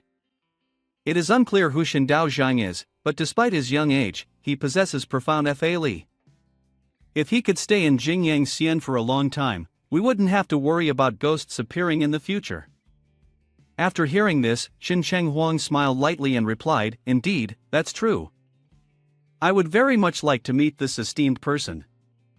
Not only did he eliminate Mo Wang and Zichou Haozhai, but he also didn't even consider He Shan De Wang, effortlessly dispatching him. Having said this, Xin Chenghuang instructed the two officials, "Tomorrow, when you're free, come with me to pay a visit. We must avoid leaving a bad impression on this expert." Just as he finished speaking, something made Xin Chenghuang furrow his brow. "What is this Qinu?" Xin Chenghuang immediately turned to say loudly, "Si Wufan, today, did that esteemed person go to Shirley Tang?" "Yes, today, Xin Daozhang has moved to his new residence, the Hongsei Zhaifu of Shirley Tang." Xin Chenghuang could sense the immense energy coming from Shirley Tang's direction. The situation around Shirley Tang has changed, and the Qinuin energy here is far more powerful compared to Mo Wang at the Zichou Haozhai. It's like the difference between an adult and a child. We must get there quickly.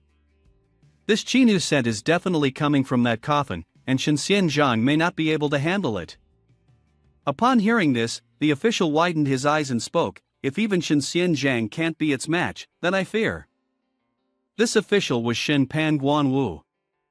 After hearing the words, Xin Chenghuang showed a serious expression and said, "Protecting the people is our duty.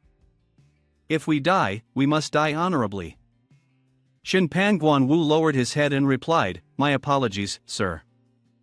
I spoke out of turn."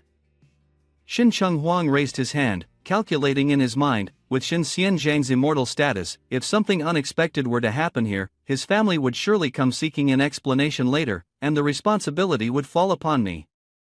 We must go there and see. If Shen Xianzhang is unable to fight back, then we must rescue him. As for eliminating this spirit, it can only be reported to Can Tianjian of Chaoting for resolution. After thinking for a moment, Xin Chenghuang, Si Wufan, and Shenpan Guanwu used Fa Li to teleport to Chang Sheng's location. In no time, the three of them arrived in front of Chang Sheng's house. At that moment, the main door of the mansion swung open, and dense demonic energy poured out. Seeing this, Xin Shenghuang and the two other officials immediately rushed forward and shouted loudly, "Not good, Xin Daozhang is in danger." Xin Shenghuang stepped into the doorway with a worried expression and yelled loudly, "Yao Guai, leave immediately." While speaking, something suddenly struck Xin Shenghuang's eyes, causing him to stumble and fall backward, hitting his head against Si Wufan's face, which in turn made Si Wufan collide with Shenpan Guanwu. Upon hearing the noise, Chang Sheng opened his eyes and looked toward the door. "What's going on?" It seemed that Chang Sheng had no idea that Gui Lei was lying sprawled across him, in a state of intoxication. Xin Shenghuang and the other two officials were at a loss for what to do when they saw this scene, and they exchanged glances, unsure of what to say. Without delay, the three young men quickly shut the door and, with a loud shout, called out, "Shen Xianzhang, we apologize for disturbing your spring night. Next time, we will come on our own to make amends." Chang Sheng sat up, yawning loudly with a disheveled look on his face. "Strange, what are these guys doing at midnight? They're acting like they've seen a ghost. What kind of spring night is this?" After saying this, he repeated his own words, his face turning pale. "Seen a ghost? Wait a minute." Chang Sheng immediately sat up, looking around his bed, but seeing nothing unusual. He remained silent for a long while, then, feeling reassured, lay back down and pulled the small fox to his chest, breaking into a bright smile. "What's going on? These guys are really pretending to be ghosts and fooling me. If they do anything unethical next time, they'll see what the punch of Thanos' glove feels like." At this moment, Gui Lei was crawling under the bed, her face pale, deep in thought. "How is this possible? As soon as I get near him, it feels like the spirit within me is being drained. My strength now is far beyond what it was before, even a grandmaster should be no match for me. I can't stay here anymore, I need to get away from this man first." After thinking this, she crawled out from under the bed, her whole body trembling. Xin Shenghuang, Si Wufan, and Shenpan Guanwu were standing on the roof, staring down, eyes wide and cheeks flushed. "Xianzhang is amazing, even Gui Lei can sleep with him. Truly, he's someone to be admired." Gui Lei sluggishly walked out of the door, breathing heavily, his whole body weak, and then he glanced over and saw something. It turned out that he was looking at Xin Shenghuang's group and the two officials. The three of them were startled and panicked, and immediately used Fa Li to teleport in an instant. We didn't observe any further. If there was nothing more to discuss with us, we took our leave. Upon hearing this, Gui Lei gritted his teeth, his face darkened like a burnt pot, enraged and speechless. After a while of teleporting, the three of them returned to the Changhuang temple, panting heavily. At this moment, a group of people appeared before them and asked, "How is Darren?"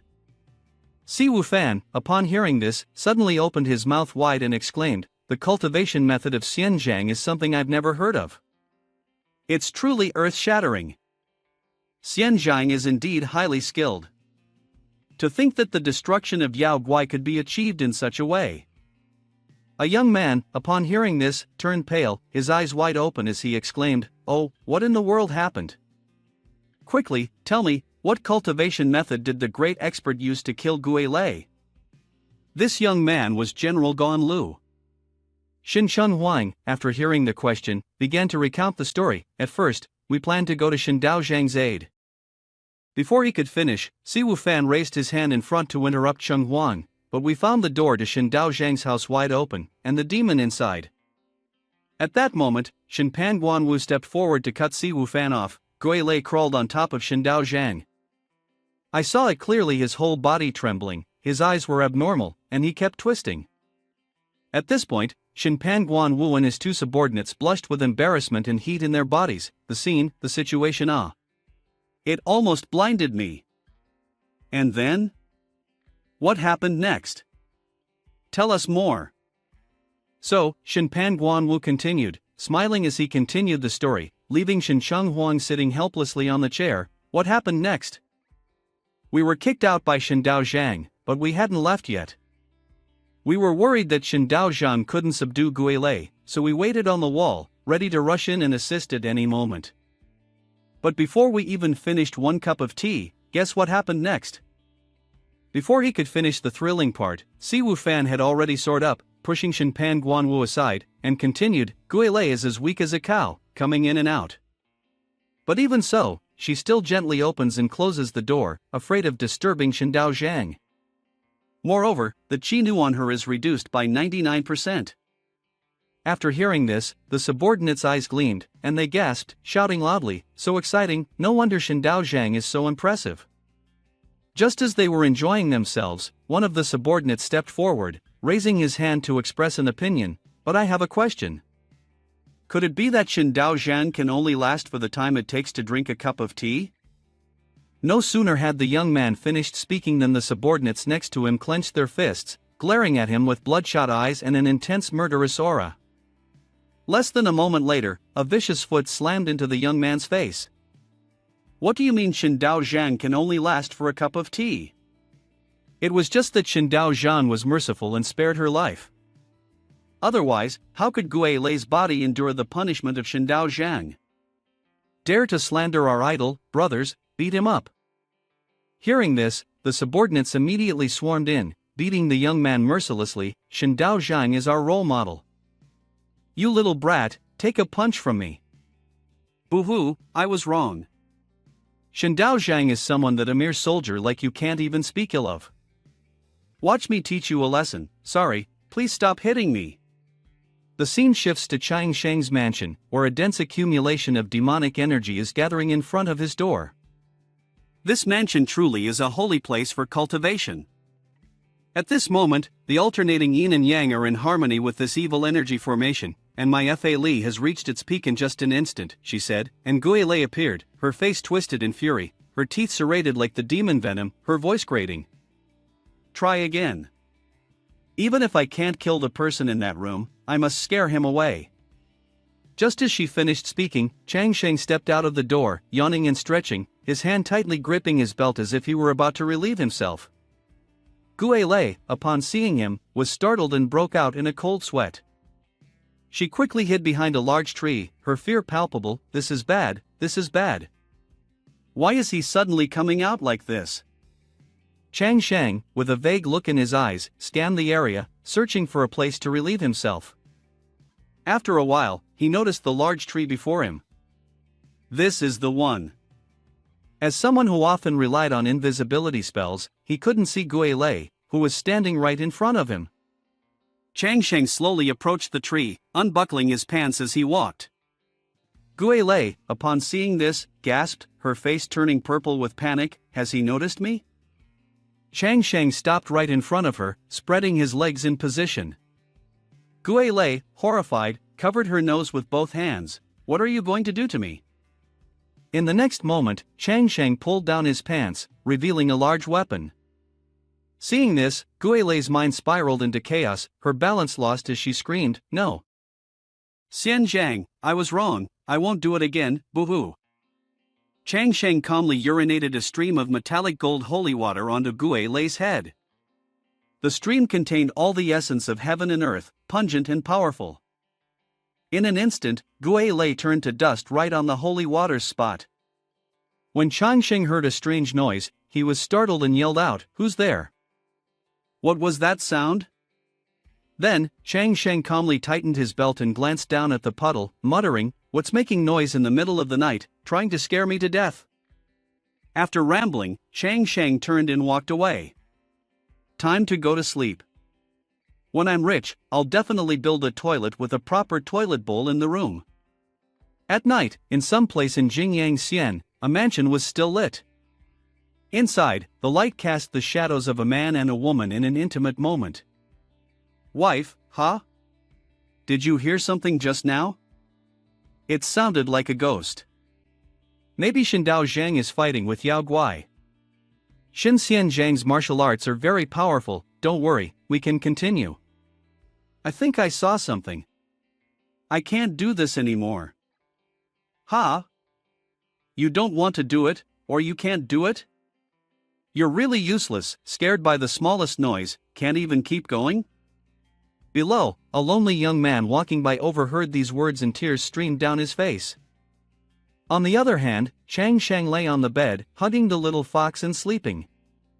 His mouth kept drooling as he mumbled in his sleep, "Ha ha ha, so much money, it's all mine, it's all mine." The next morning at Chang Shang's mansion, a lion dance was being performed outside to celebrate the grand opening of the first promotional offer of Xiaoya Shinbao. A crowd of people had gathered to watch the lion dance, bustling and lively, all shouting in praise, "Good, good, good." Did Shindao Zhang really chase away the evil spirits in front of everyone today? Can it still be faked? I didn't expect that the advertisement for Shindao Zhang's roasted duck shop would be plastered all over the market. It's only Shindao Zhang who could do this. If it were anyone else who posted it like this, they'd have been arrested by Guanfu by now. What else could it be? When I heard the news, I immediately left the fields and ran back. I couldn't miss something like this. Among the crowd, there was also Feng Jixian. Behind him, a young man stepped forward and said, "Darren, with so many people gathering like this, it might cause trouble. How about I send some soldiers to disperse them?" Feng Jixian, hearing this, immediately turned around and slapped the young man. "Disperse them? What are you talking about? This is Shenxian Zhang. You're just a newbie, and you probably haven't even heard of the great name of Shenxian Zhang. Now, who in Jingyang Xian doesn't know the skills of Shenxian Zhang? You'd better remember this, in Jingyang Xian, meeting Shenxian Zhang is the true meeting of a Darren. Today, you stay here with me and watch how Shenxian Zhang subdues the Yao Guai." Yes, Darren, Xiaoguan has remembered. On the stage, Chang Shang warmly waved his hand, greeting the people. As soon as the crowd spotted Shenxian Zhang, they began to shout loudly, "It's Shenxian Zhang, look over there. Shenxian Zhang is here, Shenxian Zhang, we love you. Shenxian Zhang, please don't catch Yao Guai, catch me instead." Now, Chang Shang stood under the sun, while thousands of people were gathered around him, smiling kindly to himself, thinking, "I didn't expect this title of fairies would have such an effect. Gathering so many people like this, it seems my Xiaoya Shinbao will become famous overnight. I can already smell the scent of wealth, ha." After a moment of contemplation, Chang Shang began to speak, "Dear elders and fellow villagers, today marks the grand opening of my roast duck shop, and also the day when I have completely eradicated the Yao Guai from our Shirley Tang, as everyone knows. The house behind me used to be Hongsei Zhaifu, and there were rumors about ghosts there. It is said that people from Hongsei even lost their lives because of it." Hearing this, the elderly and young alike began to murmur excitedly, "Let me tell you, in the early years, I lived near Hongsei Zhaifu. What Shenxian Zhang says is true, everyone in Shirley Tang knows about this. The Hongsei house has had strange happenings time and time again. TSK, the worst part is, not a single person from Hongsei survived." Chang Sheng reached into his jacket to take out an iPhone 15 Pro Max, then he looked at the phone screen and smiled. He said that his beloved phone had helped with everything. After that, he pressed the power button on the smartphone, and the startup screen appeared, indicating the device was on. However, immediately after that, the screen displayed a low battery warning. Chang Sheng was delighted that the phone was still functioning and showed excitement with his beloved device. He turned to the door and told the group that he would temporarily leave but would return shortly. He then hurriedly ran into the house. Inside, the two sisters, Xiao Bai and Xiao Cheng, proudly mentioned that they couldn't sense the presence of the ghost and thought it might be due to their low cultivation. They believed that the ghosts in Jaifu might be stronger than those in Zichou Haozhai, and he held up his phone to demand the ghost face its punishment.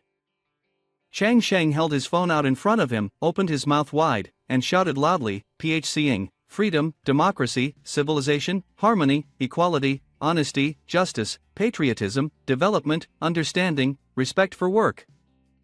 After hearing Chang Sheng's recitation, the crowd of villagers, who were sitting stunned, gaped and pointed ahead, shouting loudly, "What's going on? Xian Zhang is bringing down the thunder to exorcise evil." Despite the terrified cries of the villagers, Chang Sheng remained calm, smiling serenely. Now, the sound coming from his phone was the wail of ghosts, the cries of spirits, thunder rumbling in the air.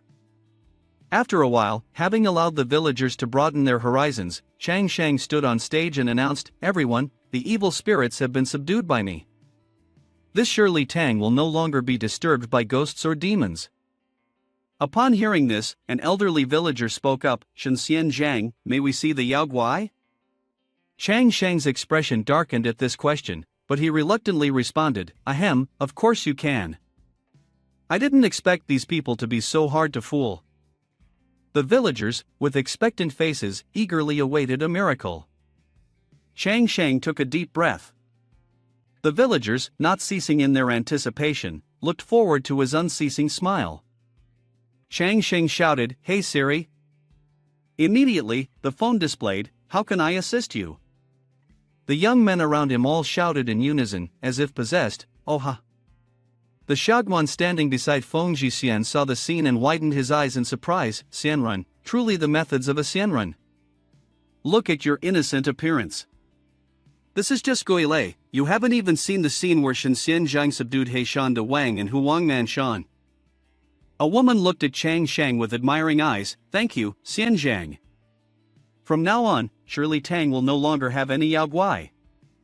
After saying that, she turned to scold her husband, seeing his slouched figure.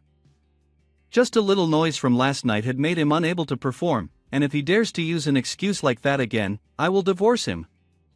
Chang Sheng smiled as he looked at his phone screen. "Guilei has been here for so long. Everyone in Shirley Tang has, to some extent, been infected with Yin Shi. Although this Yin Shi will naturally dissipate after 1 or 2 years, if we eat the duck I roast with fire Jiyang, it can be gone in less than a day." After saying this, Chang Shang sighed, "But my abilities are limited. I can only roast 10 ducks a day, and once the FA is used up, that's it. Please, my dear villagers, forgive me."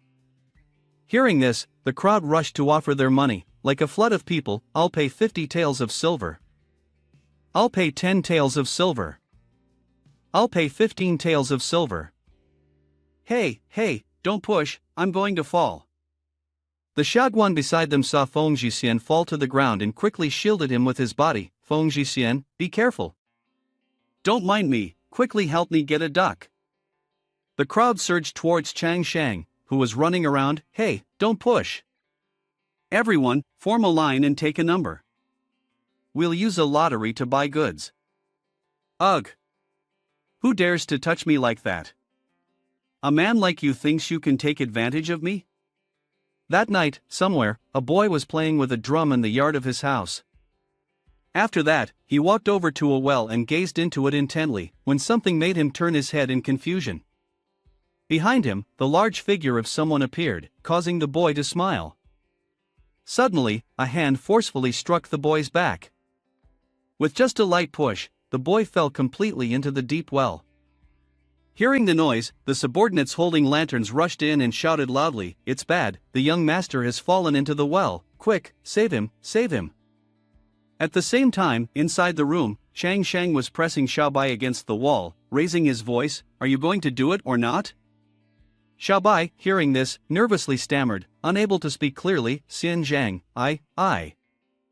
Chang Shang raised Xiaobai's chin with his finger, glaring at him, and said, "I will never treat you unfairly. All right. After Xiaobai agreed, Chang Shang immediately set off fireworks and shouted joyfully, "All right, congratulations to the first store manager of Xiaoyishan Bao. The goal is to open a chain of stores in Chang'an within a year. In the next 2 years, we will cover the entire country, and in 3 years, we won't even count." While they were having a pleasant conversation, Xiao Qing suddenly rushed in with a flustered expression, Xian Zhang, someone is looking for you outside." Chang Shang and Xiaobai were startled, turning to stare with wide eyes, and then he turned away and said, "Don't be so surprised, we are also considered famous figures in Jingyang Xian. It's not unusual for a constant stream of people to come and ask for my calligraphy to ward off evil spirits." Outside the door, a middle-aged man entered with 2 subordinates, clasping his hands in a respectful salute, his face sorrowful. "Shendao Zhang, I am Zun Rong. I humbly respect you and apologize for disturbing you, Xian Zhang."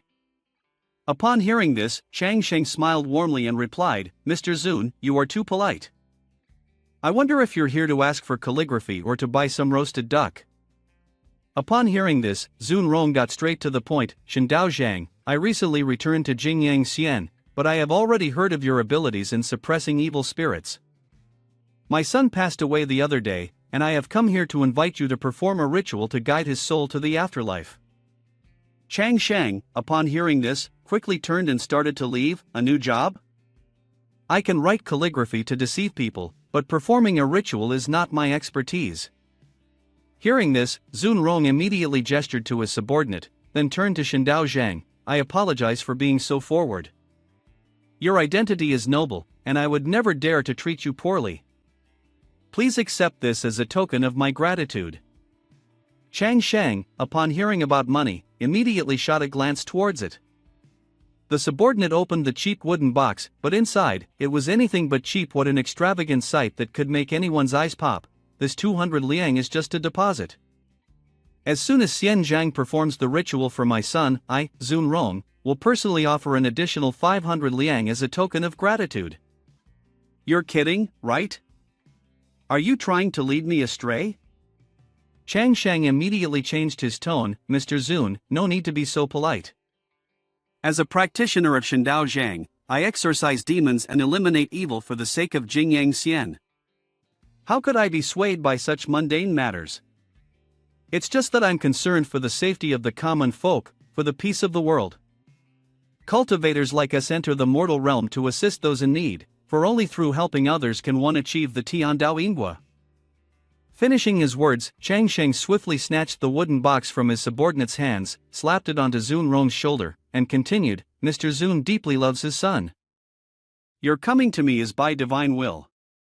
If I don't help, that would be going against heaven's will.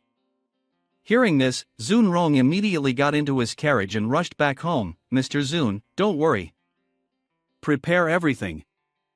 I'll come tomorrow to assist in opening the altar. Chang Shang sneaked into his house and cracked open the wooden box slightly. A burst of light, filled with the scent of money, shone in his face. Ha, ha, I've hit the jackpot. This is even easier than robbing a bank. Standing in the courtyard, Chang Shang held the gold in his hands, his feet dancing a tango, shouting like a madman, 200 liang plus 500 liang, I could buy a house in the capital with this.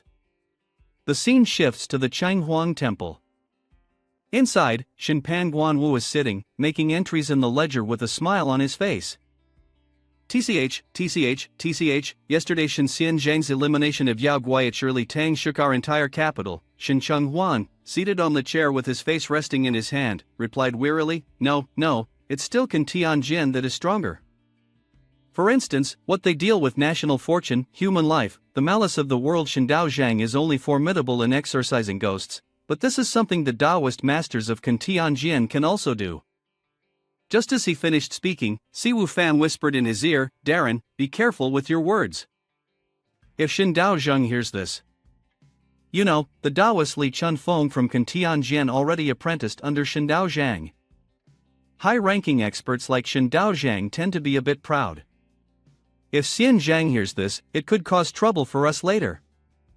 Just as he finished speaking, they saw the figure of Chang Sheng dancing a chicken dance in front of Shincheng Huang. Seeing this, Cheng Huang froze and suddenly collapsed face first onto the ground with a loud thud, causing Chang Sheng to stop mid-dance in surprise. In the awkward moment, Chang Sheng forced a confident smile and said, Hello, everyone. Everyone's here, huh? Ha ha, ha ha. The old saying holds true. Legendary Taoist thieves like to hide in dilapidated temples. Turns out, it's really like that.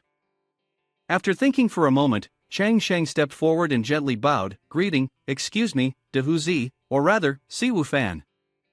Then, Chang Sheng quickly approached Siwu Fan and whispered, Sorry, I wanted to find you to ask for help, but I didn't expect your companions to be here as well.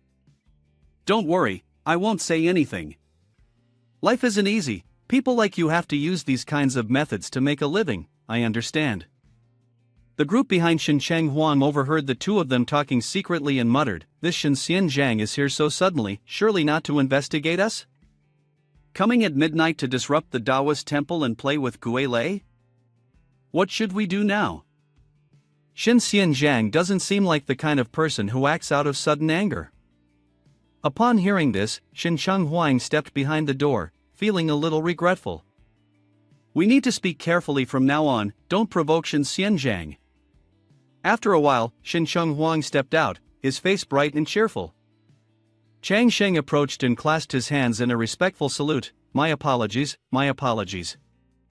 The last time we met, it was so rushed in the middle of the night that I didn't realize it was you, Shin Cheng Huang. And this person beside you, if I'm not mistaken, is Shin Pan Guan Wu and General Gon Lu, right? After speaking, Chang Sheng made a naive face and thought to himself, as expected, it's a mysterious organization, everyone has such professional titles. Hearing this, Cheng Huang responded happily, Shin Xianzhang, about the incident last time, it was our mistake. We didn't know that you had come this time for something. I didn't even notice your presence. Could it be that his Fa Li has surpassed even those at the Cheng Huang Temple? Chang Sheng stood below, contemplating the group of Shin Cheng Huang's people, filled with killing intent, and thought to himself, am I done for? Have I really walked right into the tiger's den? From the looks of this, if I don't spill some blood today, there's no way I'll leave this temple. After finishing his thoughts, Chang Sheng shed 2 tears and spoke, This esteemed company here, you are all exceptional talents in the field. Since I first met Si Wu Fan, I've held great admiration for all of you. The reason I've come this time is to promote exchanges in our profession. Upon hearing this, Shin Cheng Huang's face turned pale, and sweat poured down like a waterfall. Exchanges in our profession? We only possess a bit of modest skill. Fa Li Shin Xianzhang is so profound, as long as you don't mind, that's all that matters. Exchanges in our profession? You aren't here to cause trouble, are you? What should we do now? After a while of discussion, Shin Cheng Huang read aloud to Chang Sheng to take notes. This is the funeral custom, it's best to use a ceremonial flag, followed by a hand gesture to invoke the incantation, to help the soul pass on first, then summon the spirit to settle, speak the invocation, and then step onto the platform to perform the ritual. Earlier, I just demonstrated the process to Xianzhang, Fae, and Juju have also drawn up a diagram for Shin Xianzhang. Please have the Taoist temple review it. Very well, very well. Good work, brothers. After noting down the entire process, Chang Sheng immediately carried a basket of tools back with a happy demeanor. On the other hand, Shin Cheng Huang's group collapsed on the ground, drenched in sweat, panting heavily like dogs. Although, Shin Xianzhang really enjoys making us suffer. Talking about exchanging professional knowledge. He's clearly mocking us. He's from the Xian men, why would he need to consult people like us about performing rituals? Si Wu Fan, upon hearing this, glanced at Shin Cheng Huang. It's probably because earlier, Cheng Huang Darren TCH he must have heard us complaining, otherwise, why would he torture us like this from dawn until dusk? After hearing Shin Cheng Huang get angry and shout loudly, the people below looked up in surprise. Then, Shin Cheng Huang used Fa Li to fly into the air and spoke about Shin Daozhang as a famous person, stating that there had been no actions today to insult or ridicule him. As the spirit golden light continued to absorb the power of Shin Cheng Huang, he smiled comfortably, explaining that the Fa Li within his body had greatly strengthened. Soon after, spirit pillars appeared outside the temple, piercing through the symbols, accompanied by shouts that they had surpassed and that Shin Daozhang was a fairy. Chang Sheng, standing outside and listening to the crowd scream, covered his ears and tensed up, his face grim, wondering what they were doing and whether they were simply borrowing the ritual props to perform their magic. The next morning, at the Zun mansion in Jingyang Xian, outside the mansion, the scene was one of a brutal funeral as Shin Daozhang arrived and was invited in. Inside, many people in mourning surrounded a coffin, while a woman burned paper money. Old Zun Rong led Chang Sheng to the altar, and he looked around, feeling regretful over the passing of the wealthy and the young people with green heads. While walking, something made Chang Sheng widen his eyes in surprise. He looked inside the house and froze when he saw the horrific scene before him. He then turned to Elder Zun Rong and said, Mr. Zun, I wonder if you could take me to see that well? Alright, Daozhang, follow me. The girl sitting there, burning joss paper, absent-mindedly threw gold and silver joss paper into the fire, her face dark and emotionless. After a while, Elder Zun Rong led Chang Sheng to the well. From the well, a thick stream of demonic energy rose up. "Mr. Zun, is this courtyard intended for the funeral of your son?" After saying this, Chang Sheng walked over, placed his foot on the edge of the well, and leaned his head down to look inside. It was night at that time. The servants who were mowing the grass had gone to rest, and after I finished my meal, I also went to my room to rest. I knew Fu Gue had run outside to play.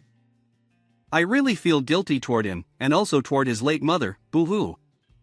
My Fu Gue truly had a hard fate, suffering from idiocy since he was in his mother's womb. His mother also passed away early, and because I was always busy with business, I didn't take good care of him. Over the years, I've always hoped that this mental condition of his might suddenly improve. I didn't care for him well, I owe him, and I also owe his late mother. At this point, old Zun Rong trembled all over and burst into tears. When the servants pulled the boy up from the well, he was still moving, his body covered in blood and mud, his limbs broken. Yet, he remained obedient, clutching the rattle drum I had given him, continuously calling out, "Father, Father, it hurts, it's my fault, I deserve to die, Mr. Zun Rong, please don't grieve too much." Upon hearing this, Chang Sheng lowered his head and shut his eyes tightly. "In the end, I will do my best." A noise came from inside Chang Sheng's tool basket. He sat down to retrieve the props, and to his surprise, a little fox spirit crawled out from the basket, causing him great astonishment. "When did you get into my basket?" "Stay put and wait for me here, don't run off." Chang Sheng took a piece of paper out of the basket and continued, "Old Zun Rong, don't grieve too much. The dead cannot be revived. I will recite a passage of Jingwen for your son first. I hope that in this life, the boy can escape the heavy karma and live a joyful and happy life in the next life." The little fox spirit stood below, gazing at Chang Sheng with its sparkling eyes, thinking to itself, "How could I miss the chance to see the immortal master perform a ritual up close?" Breaking its thoughts, the little fox spirit glanced over and saw something. Rising from the well was the lingering soul of a beautiful young woman, her face filled with sorrow and pain. The little fox spirit recoiled in shock and broke into a sweat. "What is this? What kind of ghost is this? Where did this wandering soul come from? It's broad daylight, how dare it appear?" The lingering soul flew in front of Chang Sheng, clasping its hands and listening to the sutra. "What is happening here? Wasn't it said that the person who jumped into the well was old Zun Rong's son? Oh my god, has the immortal master already performed the soul realm ritual?" The scene shifts to Shirley Tang, Xinjia. At this moment, Xiao Qing is walking across the courtyard when a stream of spirit descends from the sky right in front of her. Holding 2 ducks in her hands, Xiao Qing is startled and panics, shouting loudly, "Ah! Who is that?" It turns out that the stream of spirit was from Xincheng Huang ascending. "Miss, I am Xincheng Huang from this place. I have something to discuss and would like to pay a visit to Shindao Zhang." Oh, I'm too late. Shindao Zhang has already returned to Jingyang Xian to assist others with their rituals. As Xiao Cheng finishes speaking, Cheng Huang immediately uses his spirit to soar and disappears. "Thank you, miss. I won't disturb you any longer. Goodbye, see you again." Xiao Cheng, witnessing this, is left speechless. While Xiao Qing is fuming, a voice comes from the kitchen as Xiaobai calls out, "Xiao Qing, have you finished with the ducks? Hurry and bring them here. May is coming, Jia. These people are so rude. If it weren't for Xianzhang not being home, I wonder if they'd still dare to fly around in Xianzhang's residence." At the same time, Xincheng Huang returns to the temple, holding a book in one hand and using the other to perform divination. "So, it turns out that the foolish son of old Zun Rong has died. It's likely that Xianzhang went to perform a ritual at their house. But wait, why is there a spirit that's been wandering for over a decade, only now going through reincarnation? Could it be an angry ghost?"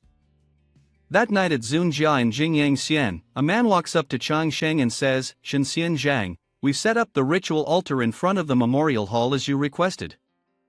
Please rest today. If you need anything, feel free to call on me at any time." Alright, thank you, Wang Guanjia." A while later, Chang Shang ran in all directions within the old Zunrong mansion. This old Zunrong mansion is really something else. I got lost just looking for the restroom. This is miserable. While running, something caught Chang Shang's attention, causing him to widen his eyes in surprise. It turned out he was standing in front of the memorial hall. Hey, when I came in this morning, there seemed to be only one coffin in the hall. Since when did another coffin appear? Could it be that the Zun family has someone else to mourn? I've never heard old Zunrong mention anything about this. They must be charging extra for it. After thinking for a moment, he suddenly remembered that he hadn't gone to the restroom yet, and he jumped up in alarm. He couldn't hold it any longer, he needed to find a bathroom first. Later, after taking care of himself, Chang Shang wandered aimlessly through the mansion. At the same time, a very beautiful girl, with a big heart, a slim and graceful figure, was also walking down the same path. When Chang Shang saw her, he widened his eyes and exclaimed, Hey, someone's there. Upon noticing him, the girl lowered her head and gave a coy smile, her emerald eyes sparkling, and her hair flowing smoothly. This young lady is so beautiful. Chang Shang approached the beautiful girl to get a better look at her. Moments later, he reached out towards her, his eyes still wide in disbelief, and called out, Miss. Hearing this, the girl quickly ran away, causing Chang Shang to go pale, shouting, Hey, why are you running? I just wanted to ask where the restroom is. That night, after releasing his sorrow, Chang Shang returned to his room and went to sleep. At that moment, a shadow was staring at Chang Shang's face, calling out, Shenxian Zhang. Hearing the call, Chang Shang opened his eyes and saw the face of Shen Chenghuang breaking into a friendly smile, saying, Shenxian Zhang. Without any hesitation, Chang Shang immediately sat up and punched Shen Chenghuang in the face. After the punch, 5 fingerprints were left on Shen Chenghuang's face, with one cheek looking gaunt and the other puffed up. Chang Shang ordered Shen Chenghuang to kneel at his feet and began questioning him. Why do you keep barging into other people's rooms in the middle of the night? Speak up, what is it that you need to find me for now? After hearing this, Shen Chenghuang furrowed his brows and replied, Shenxian Zhang, this morning I went to Shirley Tang to find you, only to learn that you had gone to Jingyang Xian to help someone perform a ritual. After that, I investigated a little and discovered that old Zunrong seemed a bit off. I was worried about you, so I came to inform you. Chang Shang, after hearing that, closed his eyes and muttered, What are you saying? Can someone like you be right when you've killed someone? This guy is being so kind, does he want to steal my business? I see, is there anything else? If not, I'll go back to sleep. Upon hearing this, Cheng Huang grinned widely, thinking to himself, Shenxian Zhang is so calm, he must have known about the vengeful spirit in this house already. Looks like I've been overthinking things. Then, he continued, I've disturbed Shenxian Zhang's rest. If you need it, our Cheng Huang temple can take care of this matter for you. Chang Shang, hearing this, turned sour, his arms crossed and a sharp aura radiating from his body as he muttered, so that's what this guy has been circling around for, trying to get a piece of the business. Fine. He immediately kicked Shen Chenghuang out the door, then gave him a hard shove that sent his face into the dirt, shouting loudly, This is not something someone like you should be involved in. Go back to where you came from. Cheng Huang, picking his head up from the ground, his face bruised and full of fear, asked, Is this something I can't interfere with? What do you mean by that, Shenxian Zhang? The demonic energy, thick and oppressive, was slowly closing in on Shen Chenghuang outside Chang Shang's room. Shen Chenghuang looked up to the sky, sensing the flow of demonic energy, and made a grimace as he thought to himself, could it be that the vengeful souls in Zunjia are as powerful as Guilei and Zichou Zhai and Hongse Zhaifu? With this thought, Shen Chenghuang immediately raised his legs and fled. Thank you, Shenxian Zhang, take care. After running for a while, Shen Chenghuang stood before the door of Zunjia, muttering to himself, How shameful! I, the Cheng Huang of a county, have to trouble Shenxian Zhang to eliminate demons and destroy evil every time. I am too weak. This time, when I return, I must make sure to train the lazy ones in the temple properly, together with me. As soon as he finished speaking, 2 beams of light appeared from the ground behind Cheng Huang, and a voice immediately rang out, "Chung Huang, is that you?" Hearing this, Chung Huang glanced over his shoulder. Two young men, one in black and one in white, emerged from the beams of light. The man in black, with a stern expression, whispered to the one in white, "Hey, Bai Wu Chang, I'm stuck. Pull me up." The man in white, hearing this, exerted all his strength to pull the man in black up, causing his whole body to tremble. Seeing this, Chung Huang spoke up, "Bai Wu Chang, hey Wu Chang, what are you two doing here?" "Of course, we came to collect the souls of the dead. Someone is about to pass away tonight in Zunjia, so I'm here to escort them." Upon hearing this, Shin Chung Huang's face darkened, his teeth clenched as beads of sweat formed on his brow. "Tonight, someone is actually dying in Zunjia?" Given Shin Daozhang's temperament, he would surely try to help, but I fear this will lead to a conflict with these two. After some thought, Shin Chung Huang turned to He and Bai Wu Chang and said, "Gentlemen, please wait. There is a powerful practitioner in this estate, and it's better if you two leave now." He Bai Wu Chang, after hearing this, made a face full of sharp intent, his eyes bloodshot as he let out a sinister smile. "A master, huh? Even greater than Yan Wan Yi of our side?" This person was personally written down by Yan Wan Yi in the Book of Life and Death. "Chung Huang Darren, it's best if you mind your own business, or else you might invite disaster upon yourself." Having said that, He Bai Wu Chang used demonic energy to fly straight into Zunjia right in front of Shin Chung Huang, causing Chung Huang to be taken aback, astonished. Wait, you just say and leave like that?" Shin Chung Huang, standing behind, looked at the two streams of demonic energy slowly entering the gates of Zunjia, his face turning purple with anger as he muttered to himself, "Arg. What's so great about that? Is Yan Wan Yi really that impressive?" The noise from outside had woken Chang Sheng up. He sat up with a pale face. "What's going on now, fixing things in the middle of the night?" Chang Sheng followed the sound and went out of the room. From the noise, it seemed like it was coming from the ancestral hall in the courtyard. After walking for a while, Chang Sheng arrived at the ancestral hall and accidentally spotted someone sneakily walking in. "With so many people, what are they up to?" Inside the ancestral hall, old Zun Rong was standing in front of a coffin, silently watching his two subordinates seal it, without saying a word. Zun Rong's face was dark as he whispered to himself, "Fugue, this time there will be people taking care of you below as well. Father can only help you this far." Old Zun Rong cried bitterly but then twisted his face into a twisted smile. "Don't worry, not long from now, Father will join you down there too. Even if it's Difu, I will protect you, make sure no one can bully you." Inside the coffin, there came the miserable sound of wailing and crying from the living person. Chang Sheng, standing outside, heard it and clenched his teeth in anger, his face darkening as he thought to himself, "Is that crying coming from inside the coffin? How can there be a living person in the coffin? Ridiculous." At this moment, after securely sealing the coffin, old Zun Rong ordered for the two coffins to be placed side by side. He then decorated them with red flowers, connecting the two coffins together, and proceeded with the ghost marriage ceremony for his son. During the ritual, a shrill scream suddenly echoed from outside the door, "Everyone, stop what you're doing." Hearing this, old Zun Rong turned his head to look. Outside the door, Chang Shang, with clenched fists, stepped in, his face dark and his teeth grinding, clearly enraged. Upon seeing Chang Shang, old Zun Rong nervously stepped back, his face filled with worry. The sound of crying continued to come from inside the coffin.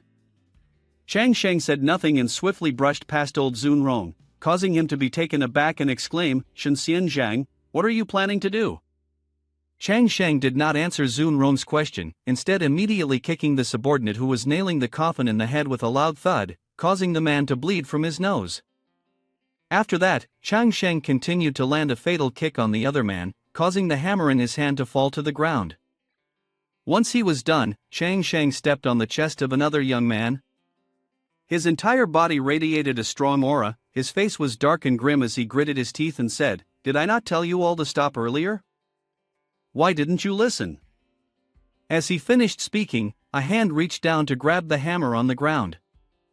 It turned out to be Zun Rong, his face a sinister shade of purple as he swung the hammer down, driving in the final nail with a loud crash. "This concerns my son's happiness. It cannot be stopped. As soon as he finished speaking, Chang Shang immediately kicked Zun Rong, sending him crashing into the wall. Zun Rong groggily sat up, clutching his head, his face contorted in pain. Chang Shang walked up to him, his expression filled with fury. Seeing this, Zun Rong screamed, "Shenxian Zhang, I summoned you to perform a ritual for me. You can't just turn a blind eye to what's happening tonight." Hearing this, Chang Shang immediately grabbed Zun Rong by the collar, causing the man to break out in cold sweat. In the next moment, Chang Shang yanked him to his feet, pointing at the two coffins, and shouted, "Look carefully. The woman locked inside is the preordained fate of Yin and slaughter. If she is paired with your son's ghost body, the consequences will be just as devastating as the Honsei Zhaifu." Chang Shang immediately imagined that if the girl died early and turned into a ghost, she would drain the vital energy of innocent people to break through evil energy and increase her power. By then, not only would your Zunjia family be finished, but even this Jingyang Xian would be doomed. After hearing this, old Zun Rong's face turned purple and his whole body trembled. "Shenxian Zhang, are you serious? Will that woman really do such a thing? But I have already entrusted someone to calculate her Bazi in Jingchang. Did you find someone at Kantianjian?" Chang Sheng then raised his tone and boasted, making his nose grow 8 feet, "Don't talk about others, even at Kantianjian, they must listen to me." Old Zun Rong's eyes sparkled when he heard this. "No wonder you are Shenxian Zhang." He said that out loud, but inside he was praying in front of the Kantianjian sign, just borrowing the name to create some influence. "Don't blame me, don't blame me." After borrowing the name, Chang Sheng cleared his throat and said, "Ahem, this is not the time to try to win my favor. Hurry up and release the person. If you wait until she dies, you're all doomed." Old Zun Rong immediately urged his two subordinates, "Didn't you hear what Shenxian Zhang said? Hurry up and open the coffin." "Yes, yes, yes." Chang Sheng stood behind, watching his subordinates pry open the coffin, silently thinking, saving a life is like building 7 towers. Luckily, everything is still in time. After a while of prying, the coffin's lid was opened. Inside the coffin lay the beautiful girl, resembling a fairy, whom Chang Sheng had met when he was looking for a bathroom. "Shenxian Zhang, what should we do next?" Chang Sheng stepped forward to the coffin and said, "You all step outside first. I'll handle the rest." Chang Sheng stared intently at the coffin and murmured, "I have saved her life." Suddenly, 2 tiny white and black feet stepped into the room. Hearing the footsteps, Chang Sheng glanced over and exclaimed, "Not done yet?" Turning around, he saw Heibai Wu Chang and Xincheng Huang, then whispered, "Is this really the right way?" Disguising as Heibai Wu Chang is quite convincing, even the tongue is still moving, almost like the real thing. But it's a bit unreliable, too much dust on them. The man in black glared at Chang Sheng and whispered, "This guy's not bad looking, but that's about it. So-called experts are really just like this." Breaking the silence, Xincheng Huang spoke up, "These two are the officers of the underworld, Heibai Wu Chang." The man in black put on a serious face and said, "Bai Dongni's lifespan is over. We are here to take the soul back under the order of Yanwan Yi. Whether you're a fairy or an expert, you cannot stop us." Chang Sheng, after hearing that, fixed his gaze sharply on Xincheng Huang. "Very clever, so you reached out to the two of them to form a new team in order to rescue her, right? Don't tell me Zun doesn't trust what I've said. So you specially invited them here to trick me into handing over Bai Dong and I, right? You're afraid that as soon as I leave, she'll be buried alive the moment I step out." At this point, Xincheng Huang looked like he was saying, "Don't look at me, I didn't offend them, sob sob." After thinking for a moment, Chang Sheng slammed his hand on the coffin. Then, he turned to Heibai Wu Chang and said, "Bai Dong and I is still alive. What's next? I'm telling you, her lifespan is nearly over. Hand her over obediently." After hearing what Heibai Wu Chang had to say, Chang Sheng arrogantly raised his head and snorted, his nostrils flaring like a bulled pig, and said, "What if I don't hand her over?" Bai Wu Chang, hearing this, exhaled a long breath and muttered, "Truly clueless." Hei Wu Chang immediately gathered a stream of demon energy in the palm of his hand and said, "Then I will personally come to take it." With that, Hei Wu Chang quickly rushed forward. He gathered the demon energy into the tips of his fingers, pointing forward to perform the Wu Chang Zhuaming technique. Xinsheng Huang, witnessing this, was drenched in cold sweat. "It's over, this is so embarrassing." In contrast, Chang Sheng stared in astonishment at the scene. "This little comedy show isn't bad, and he even has his own fan." He Wu Chang stared at Chang Sheng's face and grinned coldly. "Just an ordinary person, yet you dare dream of stopping Wu Chang Zhuaming? Truly, you must be dreaming." The four eyes of Chang Sheng and He Wu Chang met, both with serious expressions. Xinsheng Huang, standing between them, muttered, "Perhaps they might be able to pressure him with the divine aura of Xinxian Zhang, but I'm not so sure. Let's keep watching." A while later, He Wu Chang opened his mouth wide in a state of chaos, thinking, "What is this? Where is my soul? How could my soul, this large, just disappear?" He Wu Chang then turned and looked at Bai Wu Chang. Their gazes met in confusion. After a moment, Bai Wu Chang took out his weapon and held it forward. "You're just an ordinary person, yet you dare to play tricks? Hand over Bai Dong Ni's soul at once." Upon hearing this, Bai Wu Chang quickly pushed Chang Sheng aside, saying, "No more wasting words with him. Let's just take action." Chang Sheng fell to the ground, his eyes half closed in anger, frowning. "Fatty, you have no martial virtue at all." With that, Chang Sheng grabbed a branch and shouted, "If you want to fight, you'll have to see if I agree first."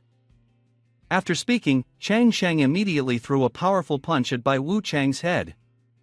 Bai Wu Chang's tongue nearly slipped out of his mouth, and with just that light punch, Bai Wu Chang collapsed to the ground, his head swollen, unconscious. Seeing this, He Wu Chang raised his staff and shouted loudly, "You dare lay a hand on my brother? Let's see how I'll beat you." Chang Sheng was not to be outdone. He immediately swung his shovel and shouted, "You dare bully a delicate young lady, a fragile girl like this?" With those words, Chang Sheng immediately launched a sideways thrust, and a burst of spirit Jingguang radiated out, sending He Wu Chang flying into the wall. He Wu Chang was struck with a fatal blow, slumping against a pillar. The demonic energy within He Wu Chang's body evaporated and flowed out, and his staff snapped in half. "Oh! My Ku Zong Bang, woo woo." He Wu Chang sat up, clutching his broken weapon, crying bitterly, his eyes a tangled mess. Fa Chi Ku Zong Bang has never been broken before. How am I supposed to explain this to Yan Wang Yi? Chang Sheng, holding a shovel in his hand, stepped forward, his cold and sharp gaze fixed firmly on He Wu Chang, causing him to flinch and break out in a cold sweat, stammering, You. What do you want to do now?" Just as he was about to strike He Wu Chang with the shovel again, Xinsheng Huang rushed in like a gust of wind, shouting loudly, Stop, please, don't hit him anymore." Xinsheng Huang dropped to his knees and clutched Chang Sheng's leg, screaming, "Please, don't hit him, you'll really cause a death here." Hearing this, Chang Sheng turned to him with a darkened face, his eyes full of menace. "What's the matter, you want to join in too?" Upon hearing this, Xinsheng Huang quickly backed off and said, "You can hit them, but don't hit me." Chang Sheng immediately engaged in a fierce battle with He Wu Chang, grabbing hold of He Wu Chang's tongue and pulling it out for several meters, while his foot continuously stomped on by Wu Chang's back. Xinsheng Huang, witnessing this, was helpless. "Oh my god, this is so brutal." After a while, Chang Sheng emerged victorious, and to top it off, he tied He Wu Chang's two long tongues into a cute little bow. "Are you still going to bully the weak with your size?" The two, their tongues tied up, muttered in defeat, "We won't do it again, we know we were wrong." Chang Sheng raised the shovel, sticking out his tongue with a sinister grin, his eyes turning yellow as he smiled smugly. "What? Still don't know your mistake?" He Bai Wu Chang, terrified, turned pale. "Save us. I will. Go. The person who releases our tongues, sob. Once I find the rope, I will take you to Guanfu." Finishing his words, Chang Sheng quickly began searching for a rope. Behind him, Xinsheng Huang gently approached He Bai Wu Chang, immediately trapping him under his arms and lifting him up. Without hesitation, Xinsheng Huang soared into the air with He Bai Wu Chang, leaving the ancestral hall instantly. "Two of you, my apologies, my tongue, ahoo." After Xinsheng Huang and He Bai Wu Chang had left, Chang Sheng stood alone in the ancestral hall, surrounded by fallen gold paper and money. Hearing the loud noise, Lao Zunrong rushed in a panic. Xianzhang, what happened just now? Chang Shang closed his eyes tightly and smirked lightly, replying indifferently, "It's fine, I was just fighting with something that wasn't human." Lao Zunrong, upon hearing this, staggered back in shock, his mouth agape, aging prematurely. Could it be that Bai Dong and I has turned into Guilei? Hearing this, Chang Shang was at a loss for words. It's not Bai Dong and I, it's someone else. Old Zunrong clutched his head in panic and said, "Chang Shang, please listen to me, Guilei is threatening my life, I'm going to die, I'm going to die." Chang Shang let out a helpless sigh, then couldn't help but raise his voice, "Calm down a bit." Old Zunrong was startled upon hearing that, and then Chang Shang explained the situation. "If you hadn't tried to use Bai Dong and I to marry the demon, there would be no reason for you to bring Guilei here, craving her body." Old Zunrong admitted his fault, and Chang Shang said he would help him subdue Guilei. Old Zunrong confessed his guilt, and Chang Shang smiled wickedly. Old Zunrong immediately responded, and Chang Shang smiled brightly. The scene shifts to Yan Wangye's palace. At this moment, Heibai Wu Chang returns to report to Yan Wangyi, Dairen, I am so wronged. That man, at that time, without asking for any reason, took a shovel and struck me on the head. Look here, even the F8 Chiku Zangbang you gave me has been broken by him. Hovu, truly not a human. Dairen, you must take justice for us brothers. Yan Wangyi, upon hearing this, immediately opened the Book of Life and Death to check Bai Dongni's death date. Bai Dong and I died from suffocation due to being locked in a coffin on the 7th of October, Bingshan year. Who dares to be so bold?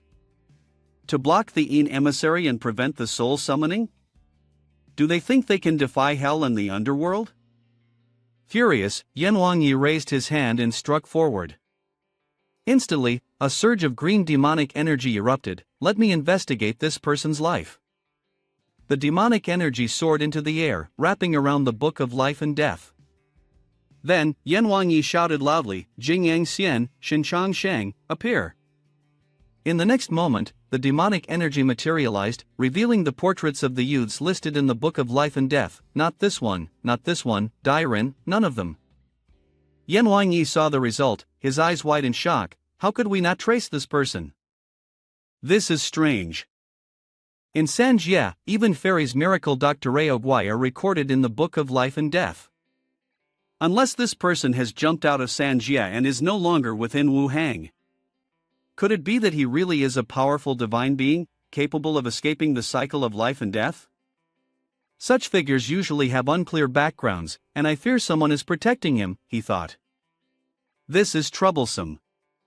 Above, Yan Wangyi was racking his brain, and below, Heibai Wu Chang kept kowtowing and shouting for mercy. Please, Dairen, make a decision for us. Yan Wangyi, sitting above, had no other choice and answered dismissively, well, let's put this aside for now. Shin Chang Shang isn't in the Book of Life and Death, which is quite strange. After I investigate thoroughly, I will make a decision. At this point, Yan Wangyi suddenly remembered, as for Bai Dong and I, their lifespan has ended. Then Yan Wangyi looked at the Book of Life and Death, which was fluctuating intensely. In the next moment, the Book of Life and Death immediately altered Bai Dong Ni's fate, marking their death at 1 o'clock on May 17th of the Jihai year. Yan Wangyi saw two eyes bulging out, extremely shocked, and yelled, Oh, I've encountered a ghost, it's changed. Spectral Punisher and Heibai Wu Chang, sitting below, heard this and simultaneously spoke, what has changed? Yan Wangyi sat silently above, saying nothing. Then, Yan Wangyi glanced at the official beside him and whispered, could this alter destiny technique be that person's work? What should we do about this? The official looked at Yan Wangyi's expression, then grinned slightly and whispered, it hasn't changed, Dairen. You must have misjudged earlier. Dong and I passed away at 1 o'clock on the 17th of May in Jihai. After speaking, the official and Yan Wangyi gave each other a thumbs up and smiled brightly like flowers. Exactly. After discussing, Yan Wangyi slammed the wooden block on the table and said, Ahem, Bai Dong and I or whatever, clearly, the person hasn't reached the end of their lifespan yet, how could you two go off and snatch their soul? Your work attitude is irresponsible, and you've committed a basic error. I'm deducting half a year's salary from both of you. Heibai Wu Chang, after hearing this, stared with wide eyes and mouth agape, confused. Really? What did we do wrong? Suddenly, from outside the door, a Guiji entered and reported, Dairen, the Shirwang of Zunfu Gue is about to arrive, so it is time to release her back to the earthly realm to visit her relatives. After that, Guiji pointed to the beautiful woman beside him, who was Zunfu Gue, and said, this person is the biological mother of Zunfu Gue, who died 10 years ago. She still has unresolved attachments and has been lingering in the earthly realm for a long time. It is time for her to reincarnate. Upon hearing this, Yan Wangyi immediately issued an order, Heibai Wu Chang, you two handle this matter. Don't mess it up again, understood? Yes, obeying the command, Dairen. Back in the earthly realm, Chang Shang was walking through the Zun family estate when he heard the voice of old Zun Rong from within a small courtyard. Son, it is because your father lacks the ability that he cannot take good care of you. I can only do so much. Chang Shang inadvertently overheard and widened his eyes, muttering to himself, what's that sound? I should go take a look. Inside the room, old Zun Rong was trembling all over, crying bitterly and lamenting, son, don't die. I will join you soon, just a little longer. Chang Shang stood outside the door, secretly eavesdropping. Old Zun Jia couldn't perform the ghost marriage, so now he's asking his son for forgiveness? At this point, Chang Shang's face turned dark as he thought to himself, Zun Rong is acting strange. From what he says, there's a deep sense of guilt towards his son. It sounds like he's admitting to pushing his son into the dry well, causing the boy's death. After some reflection, Chang Shang went over to the well, stuck his head out, and stared down into it. As expected, something's off. Zun Fu Gui's death wasn't an accident, he was killed by his own father. A while later, at Fengji Xian's mansion, a loud scream echoed through the house, Shen Xian Zhang, wait! Chang Sheng dragged Fengji Xian along, moving as fast as the wind. There's no time to waste. If we wait any longer, Zun Rong, who's guilty of murder, might escape. What exactly does this mean, Shen Xian Zhang? With the speed of a gust of wind, Shen Chang Shang made Fengji Xian's hat nearly fly off his head. Zun Rong is well known as a kind and generous person in Jingyang Xian. How could he possibly commit murder? Hearing this, Chang Sheng's face darkened, his teeth clenched as he said plainly, I suspect that Zun Fu Gue didn't accidentally fall into the dry well he was pushed by Zun Rong. After running wildly at the speed of Superman for a while, Chang Sheng brought Fengji Xian to the dry well. This bloody handprint could prove that when Zun Fu Gue fell into the well, he had grabbed the rim of the well rather than falling straight to the bottom and dying. He must have been struck by someone with a brick to leave this handprint. I hadn't noticed before, but Zun Rong had locked a living girl in a coffin to carry out a ghost marriage for his son. Fortunately, I discovered it in time and stopped it. Afterward, I began to feel that something was wrong with Zun Rong. He would always mutter in front of Zun Fu Gui's coffin, acting as if he was ashamed. I took it as the sorrow of a father for his son. But when I felt uneasy, I went to the dry well to investigate, and I was certain the brick that knocked Zun Fu Gue down was still at the bottom of the well. In the morning hall, the thick scent of incense rose in the air. Old Zun Rong heard footsteps approaching and turned to look. When he saw Chang Sheng walking in with Fengji Xian, Zun Rong curiously asked, why is Fengji Xian Dairen here so late? Shen Xian Zhang, what do you mean by this? Chang Sheng, filled with righteous anger, his eyes burning and his face as dark as coal, called out to Zun Rong. The next moment, Chang Sheng immediately pointed at the face of old Zun Rong and shouted, Zun Rong, why did you personally kill your own son? Old Zun Rong, upon hearing this, calmly responded, Shen Xian Zhang, what nonsense are you talking about? How dare you speak so recklessly in front of Fengji Xian Dairen? Upon hearing this, Chang Sheng sneered and directly addressed the issue, Zun Rong, whether it's nonsense or not, you're the one who knows best. Chang Sheng stretched out his hand in front of him and casually said, in front of the incense smoke and the coffin of your son, if you lie, your tongue will be torn out when you descend to hell. Chang Sheng fell silent for a moment, thinking to himself, in the past, this old man acted terrified when talking about Gui Lei, but today, when it comes to killing his own son, he's unnervingly calm. This is unusual. It would be strange if there weren't something supernatural involved. If he's afraid of ghosts, it would be better to pretend to be a god or a ghost and trick him for once. At that moment, the old man Zun Rong approached and said to Feng Jixian, "I didn't know the esteemed Feng Jixian had arrived. I couldn't greet you from afar. This Shenxian Zhang was someone I invited to perform a ritual for my deceased son. Perhaps he was dissatisfied with the money offered, and that's why he made false accusations. I must have been too polite. It seems there might be some misunderstanding here, doesn't it?" While they were talking, Chang Sheng began to show off, raising 2 fingers and shouting loudly, "I would want myself, baby, please believe me, I'll put you through hell just to know me, yeah. Next, Chang Sheng continued to point his 2 fingers towards the incense smoke and the coffin of Zun Fu Gui, chanting, "So sure of yourself, baby, don't get greedy, that shit won't end well." As soon as he finished chanting, the candle on the incense holder suddenly went out. Zun Rong was greatly surprised upon seeing this.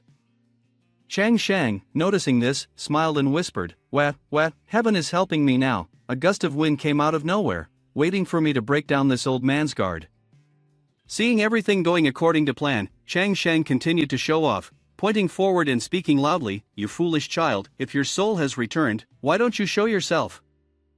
As soon as he finished speaking, a wave of demonic energy appeared, and the soul of Zun Fu Gui emerged from the swirling energy. The boy held tightly onto a small rattle as he stepped through the door. Both old Zun Rong and Feng Jixian were stunned upon seeing him. Their faces turned pale, drained of color, and sweat poured down like rain. The soul of Zun Fu Gui brushed past Feng Jixian, sending a chill of fear through him. Seriously? The soul of Zun Fu Gui has truly returned? Zun Fu Gui's soul walked up to old Zun Rong, crying bitterly, his whole body trembling as he lamented, "Father! Father! It hurts so much, please don't push me away." Seeing this, old Zun Rong reached out as if to embrace his son, but Zun Fu Gui stepped back. Fu Gui, have you really returned?" "It's my fault, I was wrong." Chang Sheng stood on this side, gazing at the scene before him, dumbfounded, and wondered, "Oh? Did I manage to break through already, even though I've just started?" At this moment, Feng Jixian turned to give Chang Sheng a thumbs up. This enigmatic soul technique from Shenxian Zhang is truly terrifying, it really opens one's eyes. "You're too kind, too kind. But it's just a psychological trick, really. Late at night, when everything is quiet, is when people's hearts are the most vulnerable. Besides, your ancestors were the most superstitious. Zun Rong, who has already lost his son, is constantly uneasy. Today is the Shirwang of Zun Fu Gui, so it's the perfect time to break through his mental defenses." Having finished speaking, Chang Sheng stepped forward and grabbed the old man Zun Rong by the collar. "Zun Rong, do you have anything left to say?" The bloody fingerprints by the dried-up well and the bloodstained stone at the bottom of the well are all evidence that your son was murdered. Upon hearing this, the old man Zun Rong began to weep uncontrollably, his whole body trembling. "Fu Gui, my son, can you come here? Father has wronged you. I was wrong to you and your mother. I shouldn't have pushed you into the well. I shouldn't have killed her." Chang Sheng and Feng Jixian, upon hearing this, were startled and their faces grew sorrowful. "What are you saying? Who has died?" The doctor explained that the wife's health was poor and she could not bear children. The husband said that since the birth of their child, his wife had always been sick, and he wanted to help her escape the torment of her illness. The father blamed himself for allowing his wife and child to suffer. On the surface, he did not let his wife see the child often, but in reality, he just wanted her to be healthy. In his dream, he heard his wife's accusations, blaming him for not letting her see their child. At that moment, the spirit of Zun Rong's wife appeared and spoke to Zun Fu Gui, "Brother, I was wrong. After I passed, you should not remarry, but instead raise Fu Gui to adulthood. But later, when I am no longer here, you will not be able to protect him. Others will bully him." At that moment, old Zun Rong was sitting on the edge of the well, using a large stone to strike Zun Fu Gui's hand, causing the boy to scream in agony, "Father, Fu Gui's hand hurts so much, father, father." As he recounted this, old Zunrong began to cry uncontrollably, tears streaming down his face as he awkwardly said, That's why I.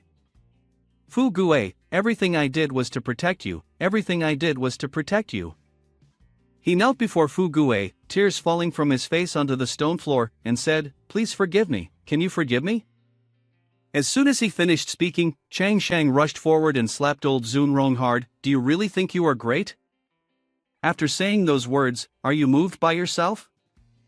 Who are these tears really for? Before you killed them, did you ever ask them if they wanted to die? After hearing Chang Sheng speak, old Zunrong turned to stare at the soul of his wife and called out to her. Chang Sheng pointed at his face and said loudly, Your wife knew her health was failing, yet she still bore you a son. She clearly knew she didn't have long to live, but she had no regrets. And what have you done? And then there's Zun Fu Gue, the poor boy, just a fool with the intelligence of a 3-year-old. You pushed him down the well, and yet, who's the one who's been bullying him all along? At this point, Chang Sheng kicked Zunrong in the face with force and shouted, You're a damn bastard. Feng Jixian stood silently, watching as Zunrong collapsed to the ground. He could not find the words to speak. Then, Feng Jixian looked toward the two souls of Zun Fu Gue and his mother and sighed, Indeed, it's tragic, yet so deserving of hate. Just then, the sky began to brighten, and the crowing of roosters echoed. The two souls walked out the door, Fu Gue and his mother alongside Hei Bai Wu Chang. Bai Wu Chang, it's time. The mission is complete. While that person hasn't realized we're gone, we should leave now. Upon hearing this, Hei Wu Chang turned and stared in confusion. Shortly after, Hei Bai Wu Chang and the two souls left the Zun family and returned to hell and the underworld. Before long, daylight had arrived. Feng Jixian ordered 2 guards to seize Zunrong and bring him back to Guanfu for legal processing. Suddenly, at that moment, Dong and I quickly ran towards Chang Shang, causing Feng Jixian to be startled and shout out, Shenxian Zhang, be careful. In the next moment, Dong Ni's white and round chest collided with Chang Shang's, and the young girl made an innocent face with longing eyes, exclaiming, Shenxian Zhang, take me with you. Chang Shang, upon feeling the 2 soft mounds press against his chest, froze, his face turning a shade of red. After a moment, he snapped out of it, startled, and leaned back in shock, You, what are you babbling about? Dairin, this little girl, by Dong Ni, has been sold by her family to Zunjia. Now, this incident has happened, and Dong Ni really has no home to return to. Please take me in. I will do anything. Upon hearing this, Chang Shang handed Dong Ni a pure white handkerchief. He then kneeled down with a friendly smile and said, If that's the case, then come to my place and help with things like boiling water and cooking. Dong Ni, upon hearing this, held back her tears, her face looking incredibly adorable with her cheeks flushed red. Thank you, Master. Dong Ni will follow you in everything. At the same time, at the Xinsheng Huang Temple, the streets were bustling with people coming and going. Inside the temple, sitting on a chair and smiling brightly, surrounded by an aura of abundant spirit, a voice asked, Dairen, Shenxian Zhang really fought Hei Bai Wu Chang from the underworld? That wasn't fighting, it should be called bullying. Xinsheng Huang recalled the scene from the previous night, his face turning pale, sweat pouring down like rain. That scene was truly brutal.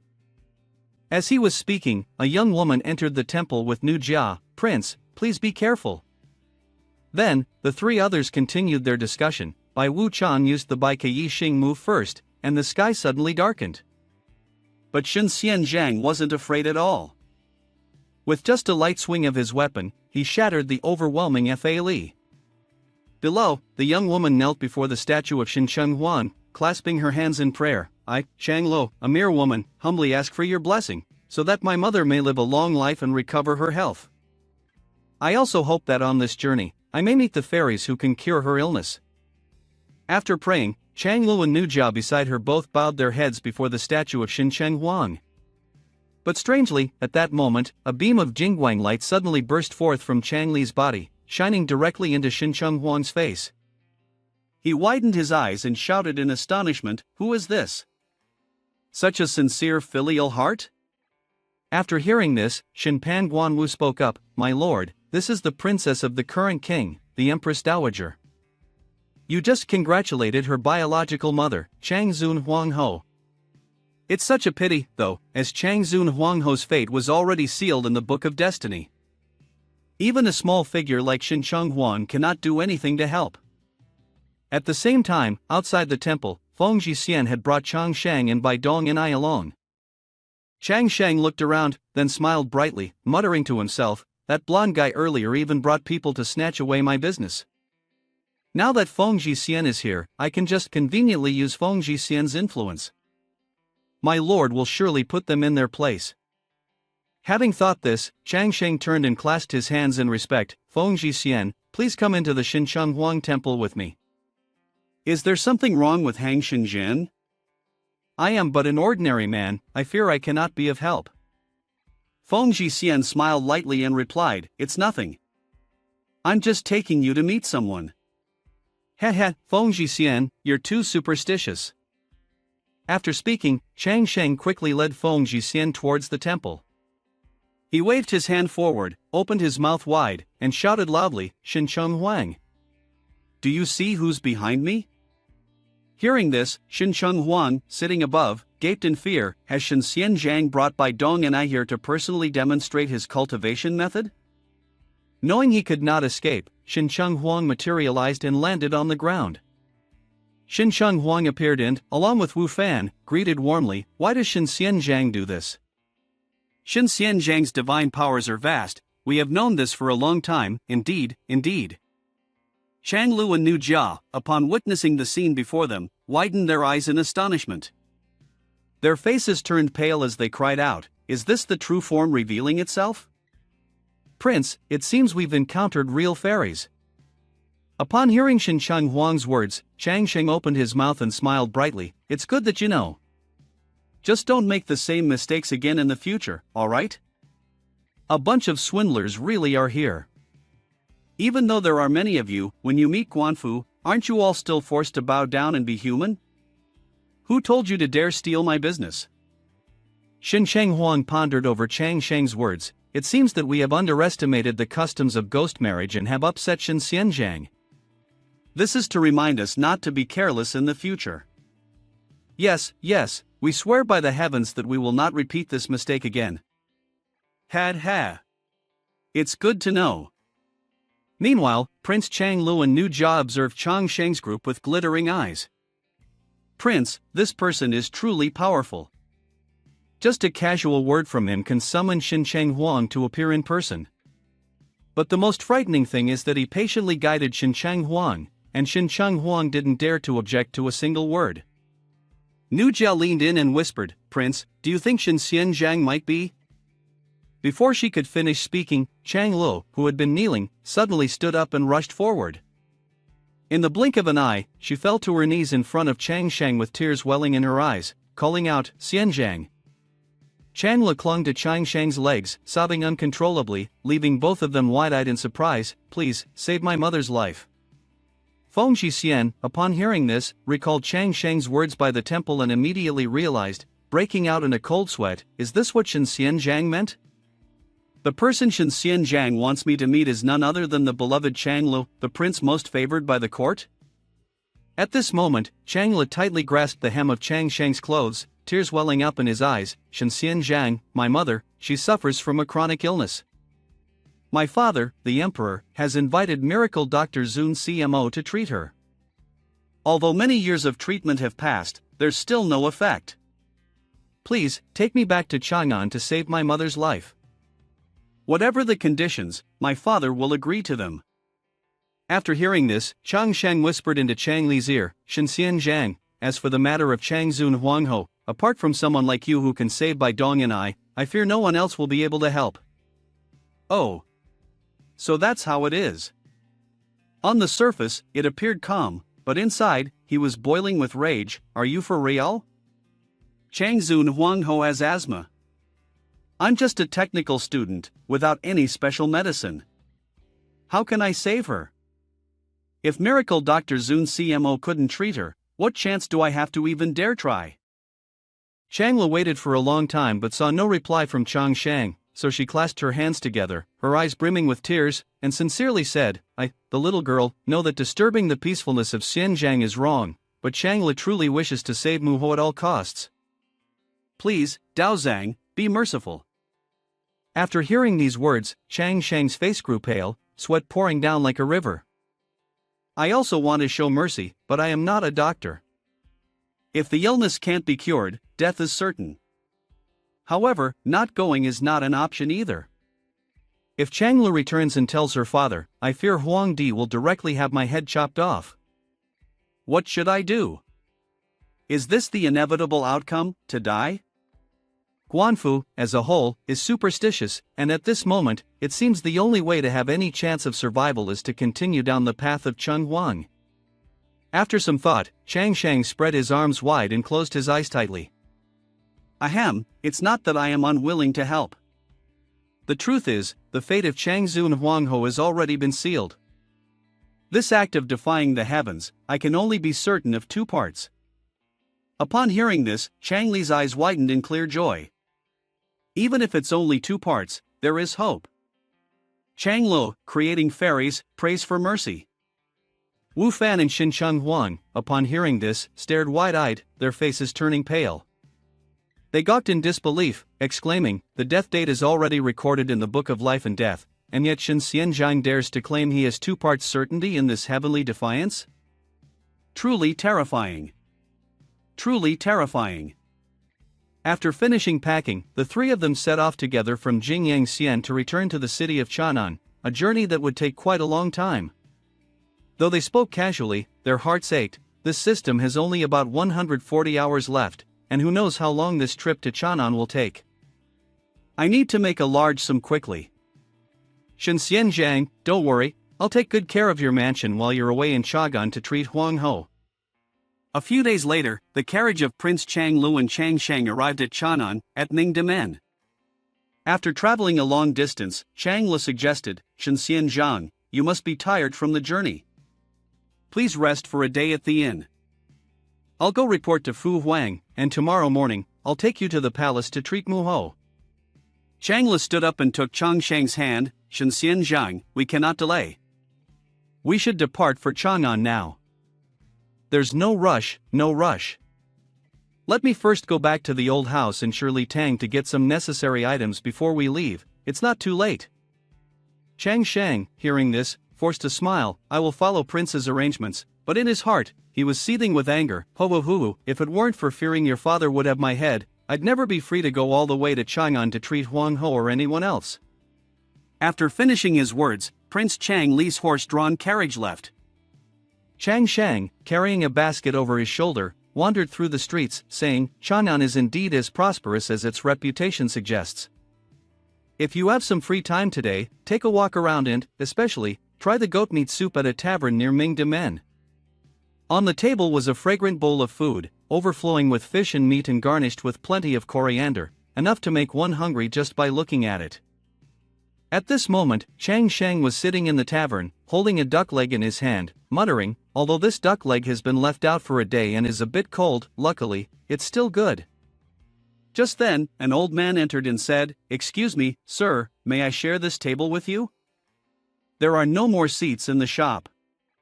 Upon hearing this, Chang Shang quickly pulled his bowl of food closer to himself, then gestured for the old man to sit. The old man placed a small box on the table, sat down gently, smiled, and said, Thank you, sir. I am Ruan Chang, a doctor. Shortly after, a waiter brought a bowl of food and placed it on the table, saying, Sir, your goat meat has arrived. Old Ruan Chang opened the wooden box on the table. It was a box full of vegetables with a fragrant aroma rising from it, the scent of fresh greens wafting into Chang Shang's nose, making him astonished. Celery? This is something that helps to clear the palate, the old man whispered with a smile as he noticed Chang Shang staring intently at his box of greens. The sour celery I make is the best in Chang'an. It seems that even people from other places can't avoid craving it. A moment later, a fragrance from something else hit the old man's nose like a hand stroking his face. What's that delicious smell?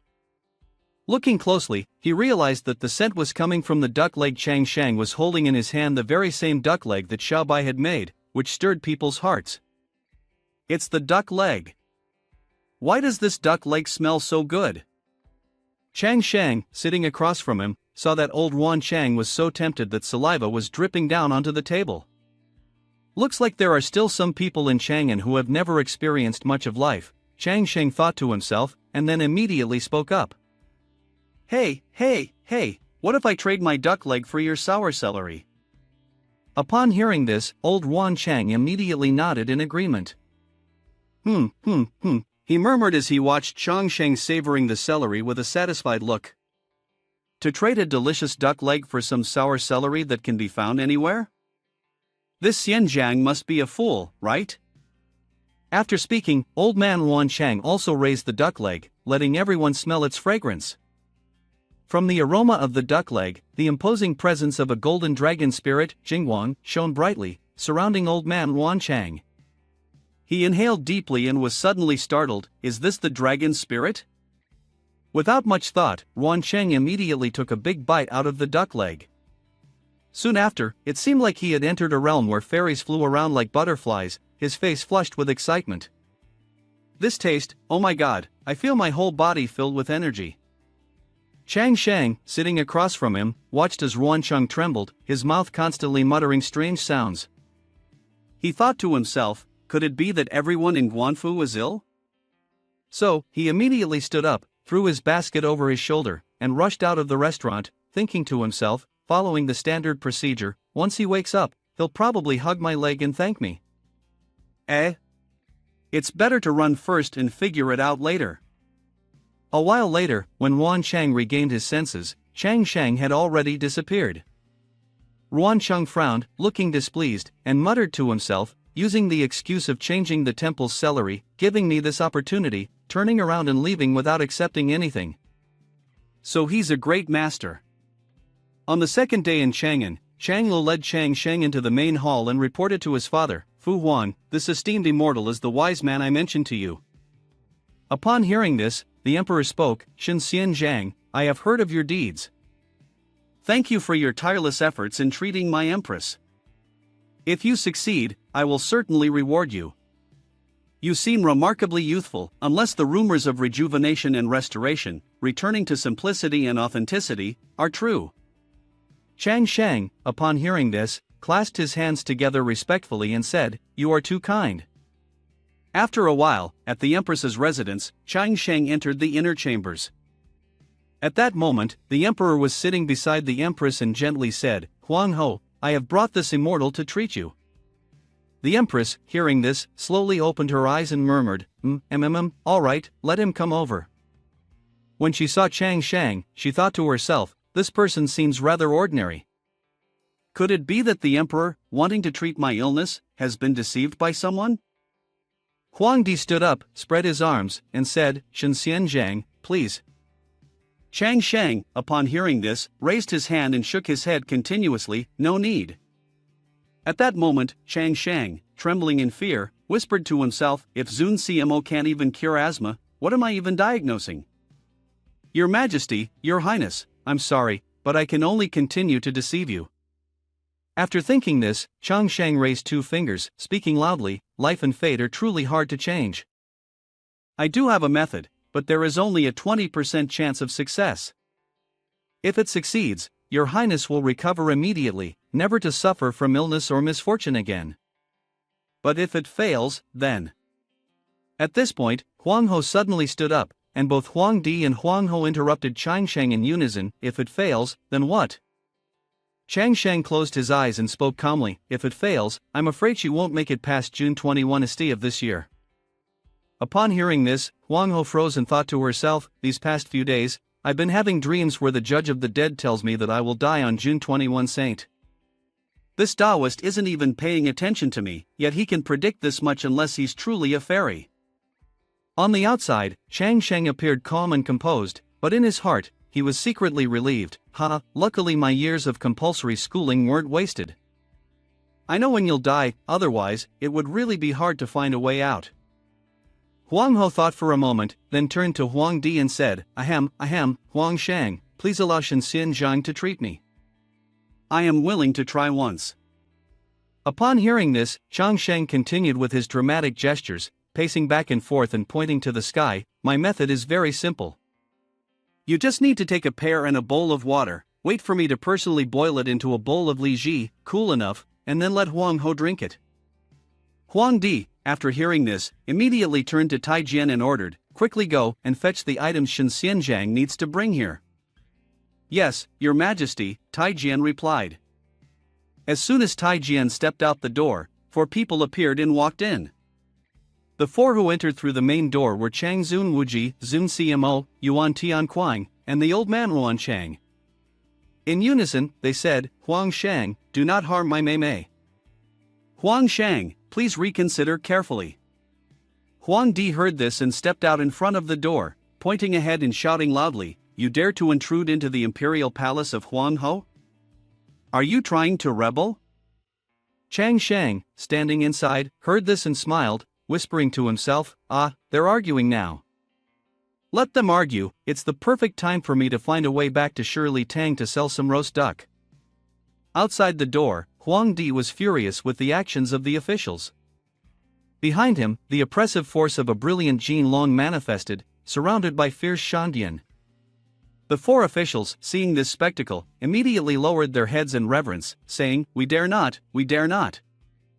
What we meant is that after I die, you would dare, wouldn't you? Please, Huang Shang, calm your anger. At the same time, Huang Di clasped his hands behind his back and signaled to Tai Jian. Tai Jian, understanding the gesture, hurriedly went to Chang Shang's side. Shen Xianzhang, please come with me to Yushan Fong to prepare the divine medicine for Huang Ho. Please, I beg you to lead the way. At this moment, Chang Shang stood there in a daze, his mind scattered, thinking, is this for real? They don't trust miracle Dr. Zun CMO, but they trust someone they've never met like me? Li Shimen of Emperor Taizong of Tang, the wise ruler from the rumors? Just before, when Chang Shang had gone, miracle Dr. Zun CMO had knocked his head hard on the ground and called out, Huang Shang. Afterward, he raised his head and spoke, that person has an unknown background, he's a fraud. Don't believe the lies that will harm Huang Ho, Huang Shang. Such heretical words, deceiving the people, cannot be tolerated, and we certainly cannot trust him. Huang Di, upon hearing this, became enraged and pointed forward, shouting loudly, What is this? Are you implying that if I believe Shen Xianzhang's words, I will be considered the debauched king? Upon hearing this, Lao Ruan Chang stepped forward, cupped his hands, and bowed, saying, Huang Shang, please think carefully. Huang Di, with his face darkening and a scowl of displeasure, replied, Ruan Chang, is this something you need to meddle in? Matters of the household are none of your business. Lao Ruan Chang stepped forward and explained, Tianzi has no personal matters, what happens in the household of the Tianzi is national affairs. Huang Ho is the Empress Dowager of a country, and matters concerning her life and death are of utmost importance. I beg your pardon, but I cannot ignore it. The person in question has an unclear background, where they come from, what their upbringing was, how old they are. Huang Shang has no knowledge of any of this. Yet, just based on Chang Lu Prince's words, you are willing to believe them without question. That is not something a virtuous king should do. Just as he finished speaking, the sound of someone's footsteps approached, and a voice called out, Ruan Chang Dairen, so it's Chang Lu Prince. She stepped forward confidently and said, I saw everything with my own eyes, how could it be false? Upon hearing this, Lao Ruan Chang immediately pulled Chang Lu Prince toward him, glaring at her with an intense gaze and questioning, Chang Lu, your intention to save your mother is understandable, but it is common to be deceived by others. The methods of those swindlers are many and varied. At the same time, Lao Yuan Tian Kuang also stepped forward, cupped his hands, and bowed, saying, Huang Shang, I have consulted countless omens. Huang Ho's ascension to the heavens is her destiny. Even if fairies were to descend to the mortal world now, it would be impossible. Huang Di, after hearing this, immediately grew serious and questioned, Miracle Dr. Zun CMO, you are a miracle doctor. For these past few years, Huang Ho has relied on your prescriptions to prepare the medicine as food. You have arranged everything, but have we seen any significant improvement? Yuan Tianquan, you are in charge of Kan Tianjian, issuing laws and eliminating demons and ghosts. Now, you tell me that the will of heaven is hard to defy. What have you actually accomplished, that you are sitting here spouting such nonsense? As he spoke, suddenly a loud shout echoed, "Miracle cure is here!" The four officials, startled by the sound, turned to look. Huang Shang and Chang Le Prince smiled when they saw it. Of the four officials, aside from Zun Cmo and Chang Zun Wuji, Yuan Tianquang and Ruan Chang had expressions of utter surprise and panic. Chang Sheng entered along with Tai Jian and greeted warmly, "Huang Shang, my Li Ji is ready." Seeing how anxious everyone is, perhaps we should have someone test for poison first. Then, Chang Sheng made a smug face and muttered to himself, "Anyway, it's just regular Li Ji. No matter how much you drink, nothing should happen. If you think it's too little, I can always cook another pot." Old Zun Cmo immediately turned around and yelled loudly, "Huang Shang, this is not possible. Pears naturally have a cold nature. Even if cooked into Li Ji, which removes the cold properties, it is still useless for Huang Ho's illness." Huang Di, hearing this, was so furious that his face turned purple, and he glared with wide-open eyes, shouting, "Zun Cmo." At the same time, Chang Sheng stepped forward, cupped his hands in a respectful gesture, and gently said, "The miracle doctor's words are correct. I only possess a limited amount of magic, at most 2 parts certainty, and I am fundamentally incomparable to the miracle doctor's profound medical skills. If not, Huang Shang should still follow the miracle doctor's advice." Upon hearing this, old Zun Cmo trembled with anger, unable to speak, only cursing inwardly, "I have saved people for so many years, and now he is mocking me, helpless before the illness. How could this be? How could this be?" Old Ruan Chang, who was standing nearby, saw Chang Shang and quietly muttered in surprise, "So it's the mysterious Daozong from the market, the one with the dragon's spirit hidden in the duck's thigh. Surely, his Li Ji must be just as miraculous." After thinking for a moment, Ruan Chang spoke up, "Huang Shang, I oppose." Elder Chang Zun Wuji and Elder Zun Cmo, standing nearby, eagerly thought to themselves, as expected of someone with deep knowledge in the imperial court. Even the true Dragon Emperor would need to point out a mistake to be correct. Ruan Chang Dairen truly has profound knowledge. Surprisingly, just a moment later, Ruan Chang tightly shut his eyes, furrowed his brows, and said loudly, "Shen Xian Zhang's cultivation method is extraordinary. I have had the chance to experience it myself. Therefore, I oppose the toxicity test. I believe this Li Ji can be directly given to Huang Ho." Elder Zun Cmo and Elder Chang Zun Wuji were so shocked that they almost fell over. Chang Sheng glanced at Elder Ruan Chang and forced a smile, "So, you are Ruan Chang. I gave you duck legs, and now you turn against your benefactor, trying to push me to my death, huh? Huang Ho suffers from asthma. Can a bowl of Li Ji from me cure him?" At the same time, Yuan Tianquang stepped forward and knelt before Huang Di, saying, "Huang Shang, does Yuan Tianquang also want to challenge me, just like those two?" Elder Zun Cmo, standing on this side, had some faith, "Yuan Tianquang, although you are mysterious every day, when it comes to a crucial moment, we must rely on you. Unlike that old man Ruan Chang, he is simply untrustworthy." Old Yuan Tianquang immediately reported, "Huang Shang, you misunderstood. I agree with Ruan Chang, and I have also seen the cultivation method of Shen Xianzhang." The two old men standing behind heard this and spat blood out. He dares to compete with Yan Wang Yi, even confidently claiming to have a 20% chance. Shen Xianzhang truly has profound cultivation. Seeing everyone gossiping endlessly, Changla stepped forward and said, "Father, we cannot delay any longer, let me try reading for Mother." With that, Changlu immediately scooped a spoonful of Li Ji and swallowed it. A burning sensation surged within, and his eyes closed tightly, unable to open. Old Chang Zun Wuji saw this and immediately turned to point at Chang Shang, shouting loudly, "Indeed, there's something wrong. Guards, arrest this fraud. It's over now. I told you, how could Li Ji deceive Huang Di? Could it be that Shin Chang Shang will be executed here today?" Changla collapsed to the ground, making a face of ecstasy, while a pressure from a Feng Huang golden light appeared beside him. Heavens, after drinking this Li Ji, it feels like my body is filled with spirit, making it impossible to control myself. Changla stood up after speaking and performed a ballet dance in front of the two elderly men, Wan Chang and Yuan Tianquang. Yuan Tianquang, should anything be added to this lychee of Xin Xianjiang? I feel like the condition of Prince Chang Lu is not quite right. As for this, I'm not a miracle doctor, so I can't be sure. After a moment of pleasure, Changla snapped out of his trance, eyes wide with confusion. The prince, feeling embarrassed, stepped forward to apologize to Huang Di. Father, please don't worry. It's just that the lychee is so delicious that it made Chang Lu act inappropriately. I truly believe this lychee can save my mother's life. Chang Shang, upon hearing this, was stunned. Prince, you are overthinking it. This is just a normal bowl of lychee, I simply added too much sugar. Then, Huang Di took the bowl of lychee inside the imperial palace to Huang Ho. Huang Ho, this is the miracle cure personally prepared by Xin Xianjiang, you should drink it now. Huang Ho took the bowl of lychee and drank it in one go without thinking.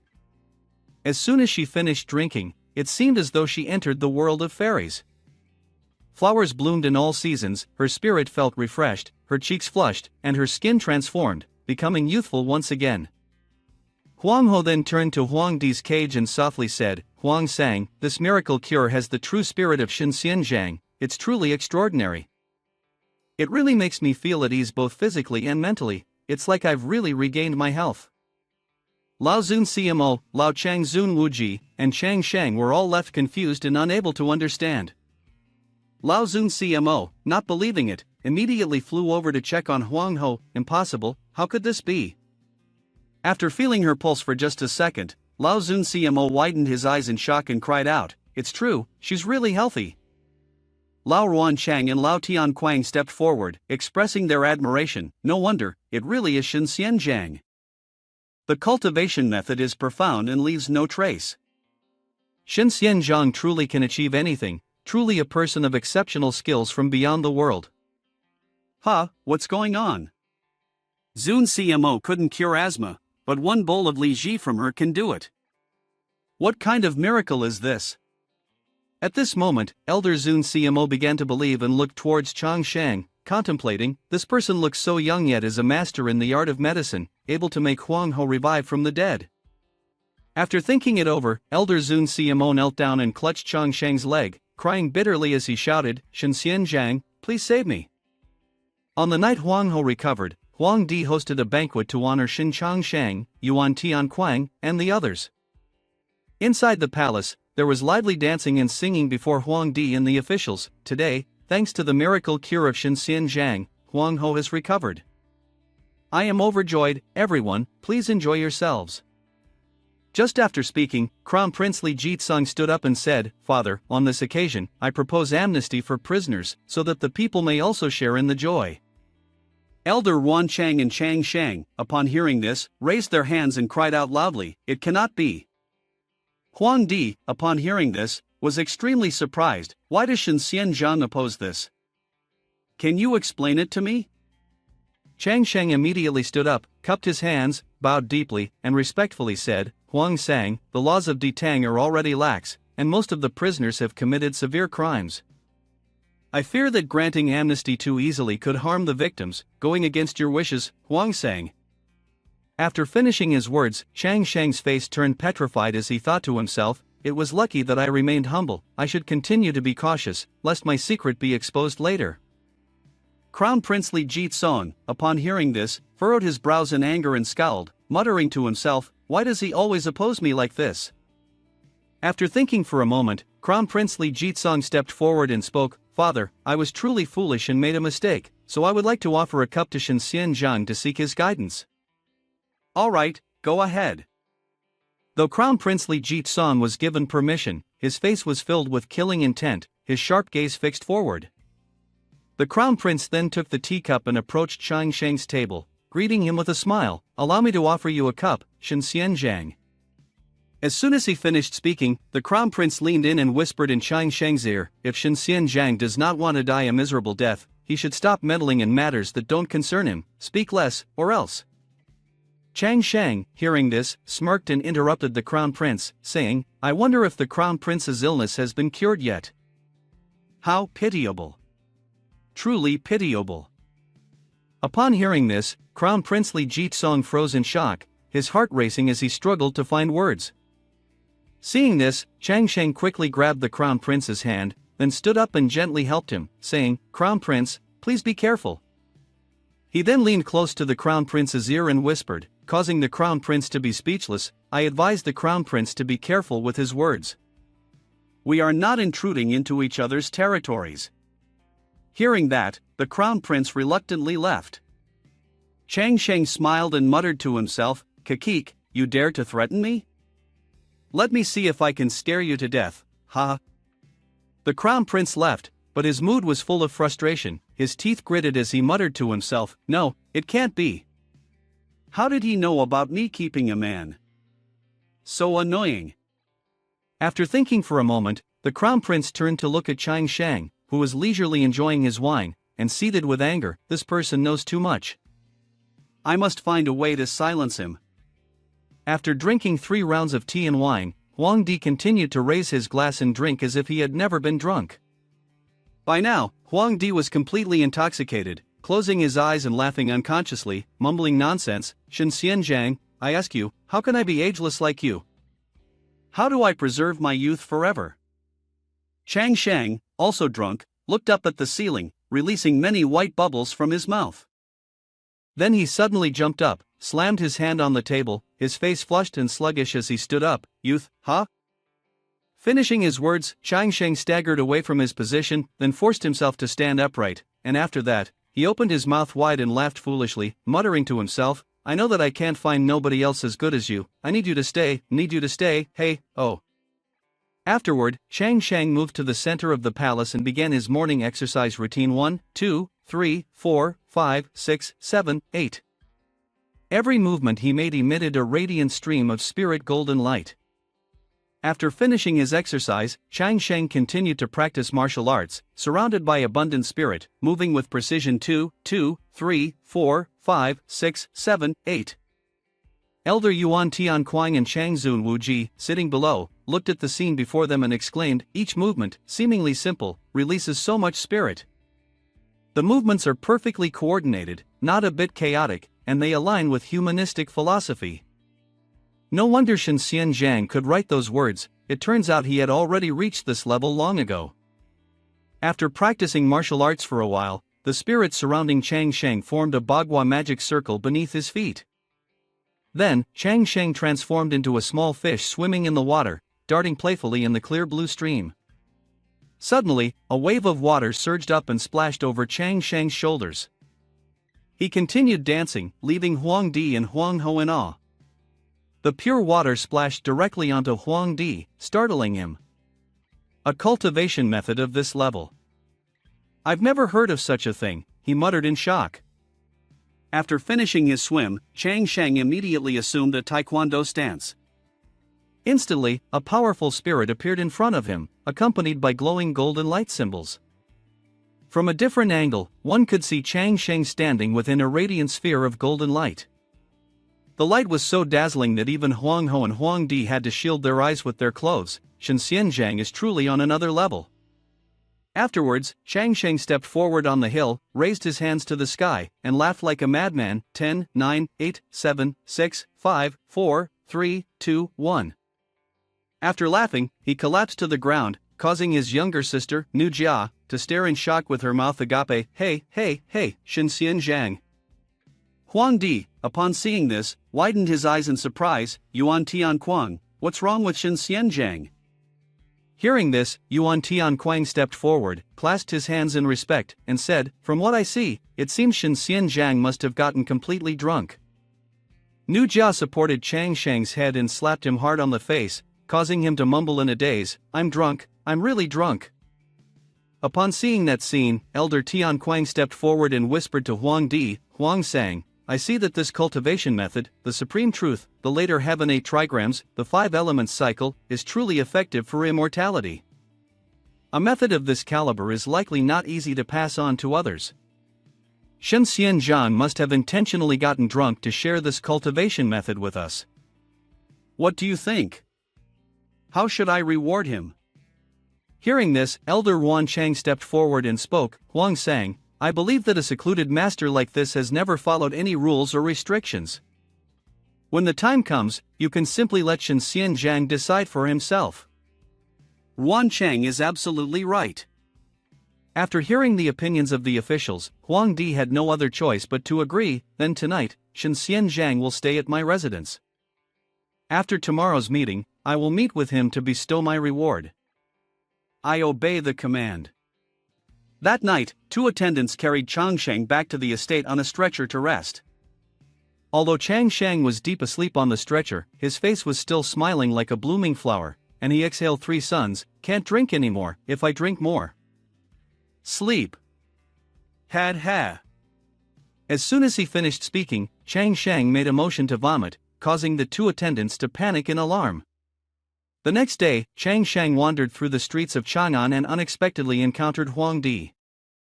This event had occurred when he was still at Xiaoting.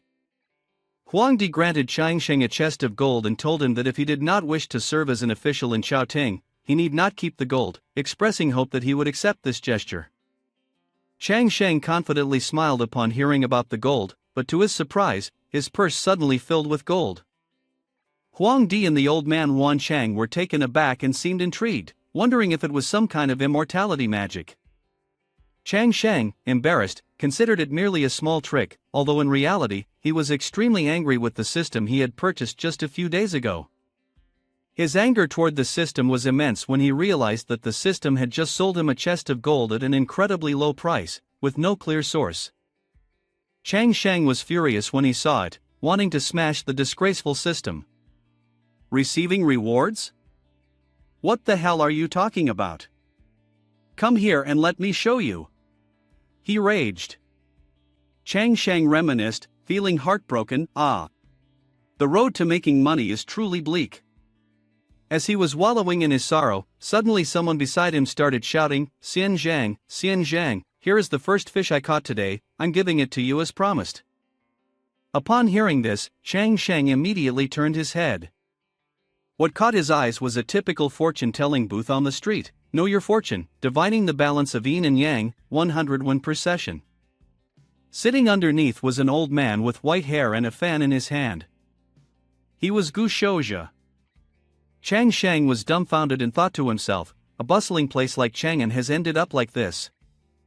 This colleague really amounts to nothing. After thinking for a moment, Changsheng took out a small piece of gold from his pocket and stared at it. Maybe I should ask when the time can be turned back. With that, Changsheng stepped forward and forcefully placed the piece of gold on the table. He glared at the old man, sneered, and arrogantly said, "Sure, read my fortune. Tell me my fate." Old Gu Shouzhe, after hearing this, casually handed Changsheng 3 coins. "Young master, please." Changsheng pinched the coins between his fingers and smiled inwardly, thinking, this old man looks like he has deep, inscrutable knowledge. But I wonder if this is for real, or is he just casually throwing this out there? Without hesitation, Changsheng immediately tossed the 3 coins onto the table. The result was that all 3 coins stood upright on the surface. Changsheng widened his eyes in astonishment. Holy shit, what kind of luck is this? Am I going to be mistaken for wrecking the shop by my colleague? After a moment of reflection, Changsheng anxiously glanced around the street. No one's going to rush out and kill me, right? Which way should I run? Old Gu Shouzhe stared intently at the table, his face frozen in shock, his eyes wide open as he gasped, what is this? At that moment, a Bagua golden light spirit formation appeared on his desk, radiating abundantly. He studied countless divinations, but this was the first time he had ever seen a hexagram like this. Let me see which deity you are. Thinking this, old Gu Shouzhe placed 2 fingers on his eyes and muttered some incantation. Immediately, a stream of green spirit energy radiated out. The next moment, his gaze released 2 streams of history. In the eyes of Gu Shouzhe was the image of a mighty emperor, his entire body exuding endless spirit. After seeing this, the old man's eyes bulged wide, his mouth gaping in the face of the golden light. He could no longer hold himself together and fell backward in a state of panic and confusion. Chang Shang, upon seeing this, was shocked and muttered under his breath, "No way, is this because the divination can't be made, and he's preparing to throw a tantrum, or is he trying to summon an immortal? Is Chang'an really that deep?" Immediately after, Gu Shouja sprang up and knelt on the ground. He returned the gold to Chang Shang, saying, "Senior has broken free from the three realms. You are not within the Wu Xing, and this kind of fate is beyond my understanding. Today, Shouja has embarrassed himself, and I still hope that Senior will take back the money." Chang Shang, upon hearing this, remained silent and did not speak. He extended his hands to receive the gold. Afterward, Chang Shang walked away, his face blank as he thought to himself, still not learning to save money. No wonder he's still dressed so poorly. One foot of someone kicked straight into the table, causing the cup of water to topple over. A nasty young man glared, clenched his teeth, and swung his fist forward, saying, "Old man, I told you your fortune-telling is dangerous. I think you're just a fraud. Come on, tell me, will it be sunny or rainy tomorrow? If it's sunny, what time will the sun rise? If it rains, how long will it last?" Hearing the shouting, Chang Shang turned his face and looked over. With this tone, it seems trouble is coming. "Tomorrow, at 5 o'clock, there will be clouds, at 6 o'clock, thunder, at 7 o'clock, rain, at 8 o'clock, heavy rain, with a water level of 3 cubic meters."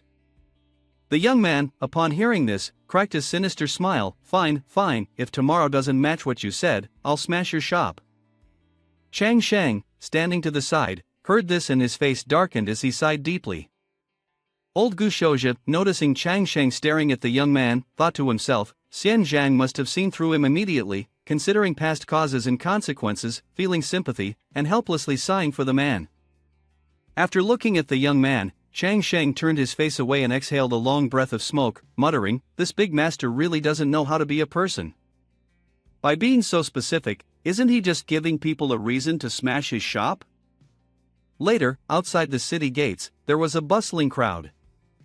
Prince Changlo, accompanied by a lovely young boy, walked down the street, his face beaming as he waved and called out loudly, "Shenxian Zhang, over here." Upon hearing the call, Chang Shang immediately walked over and bowed respectfully. "It is an honor to meet you in private, Chang Le Prince." "There is no need for such formalities." Chang Le Prince pointed to the lovely boy and said, "This is my brother, Li Chang. He is 9 years old. Our father asked us to wait here to see Shenxian Zhang off." Upon hearing this, Li Qing clasped his hands in greeting, and after meeting Shenxian Zhang, Chang Le Prince had prepared a magnificent carriage for Chang Shang, which left him quite surprised. "Please convey my thanks to Huang Sang on my behalf," he said.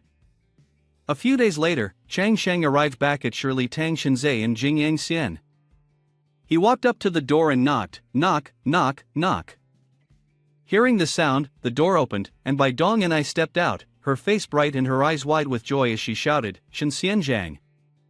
A moment later, Bai Dong and I curtsied and adopted an innocent expression, her eyes closing slightly, her face flushed with a soft pink hue. "You finally returned," she said, her voice filled with relief. "I was afraid you might not come back." The younger sister Bai Dong and I and the little fox pounced to entangle themselves around Chang Shang, leaving Prince Changla stunned. Let's talk about it inside." That night, Shen Chang Shang returned, and the women had prepared a feast to welcome the wind and cleanse him. Shen Chang Shang held a glass of wine, his face full of excitement. "I, Shen Chang Shang, am back from Chang'an. From now on, I will lead all of you to develop rapidly, so you can witness a different world. Get ready to be shocked by technology from 2,000 years in the future." The sisters Xiaobai, Xiaoqing, and the little fox, upon hearing this, all thought in unison, "Is Xian Zhang saying that in the future he will take us to ascend to fairyland?" After thinking this, the two sisters Xuanlong stood up and raised their glasses. "Shenxian Zhang, we, your GMA, are willing to dance a performance to express our gratitude for your great kindness." "Ah. All right, Prince Changlu responded with a bright smile, raising his hand. "Xian Zhang, I brought my pipa with me.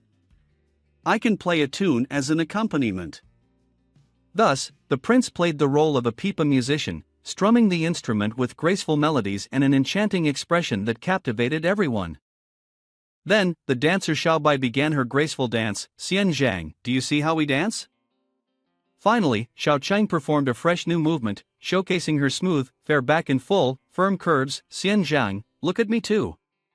Chang Sheng had someone pouring wine directly into his mouth, and before him, there were people dancing and singing for his entertainment, truly a life of luxury. Ha, ha, beautiful, so beautiful, babe, Shen Xian Zhang, another cup please. At that moment, the little fox jumped onto the table and sniffed a few drops of wine. Is this the elixir of life brewed by Xian Zhang? After licking a drop, the little fox's eyes widened, and deep down, its body was completely overwhelmed by some force, making it twitch uncontrollably. The spirit is so rich, this taste is absolutely intoxicating. Li Qing sat leisurely, savoring a chicken drumstick, drooling as her eyes sparkled with excitement. You Jia are so beautiful. After the dance, the two sisters, Xiaobai and Xiao Qing, stood close to each other in a sensual pose, showing off their figures and their chests. Hee, Xian Zhang, what do you think? Meanwhile, Xin Cheng Huang and Wu Fan stood atop a cliff, staring intently down at the Shinzai of Chang Shang.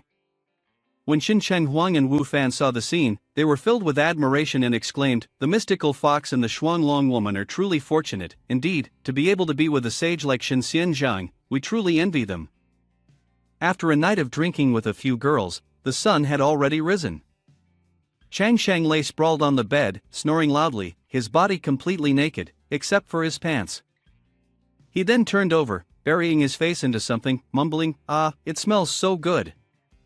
Chang Sheng then absent-mindedly started to grope around, causing Bai Dong and I, who was lying next to him, to moan softly. Not finished yet, Chang Sheng, still not satisfied, continued groping to check the elasticity, but Bai Dong and I couldn't take it anymore and screamed out, which startled Chang Sheng awake, his eyes opening wide. When he saw the scene before him, his pupils almost popped out as he thought, "Ah, why is Bai Dong and I in my bed?" Chang Sheng lay back down, dazed, his mind spinning as he muttered, "What exactly happened last night?" After saying that, he turned away. He bit his finger tightly, eyes welling up with tears, whispering, "What should I do? What should I do? Did I get so drunk last night that I lost control?" BCH Bai Dong and I sat down behind him, still in a state of panic, and called out, "Shen Xian Zhang." Hearing this, Chang Sheng jolted, goosebumps all over his body. The poor guy, drenched in sweat, pretended to snore loudly to trick Bai Dong and I. Upon seeing this, Bai Dong and I chuckled and sat up, quickly putting on her clothes. After dressing, Bai Dong and I hurriedly walked toward the door, opened it, stepped outside, and shut it tightly behind her.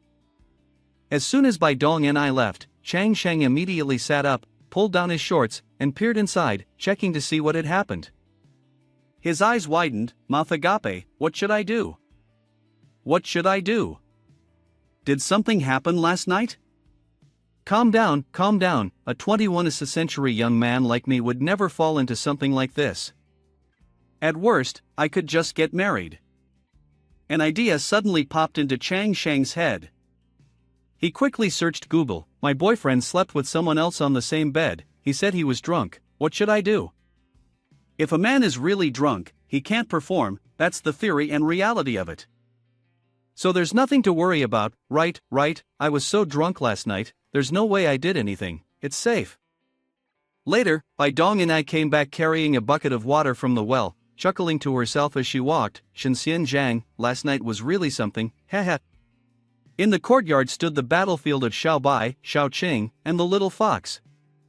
After drinking, they immediately found a spot to sleep right there, murmuring in a blissful expression.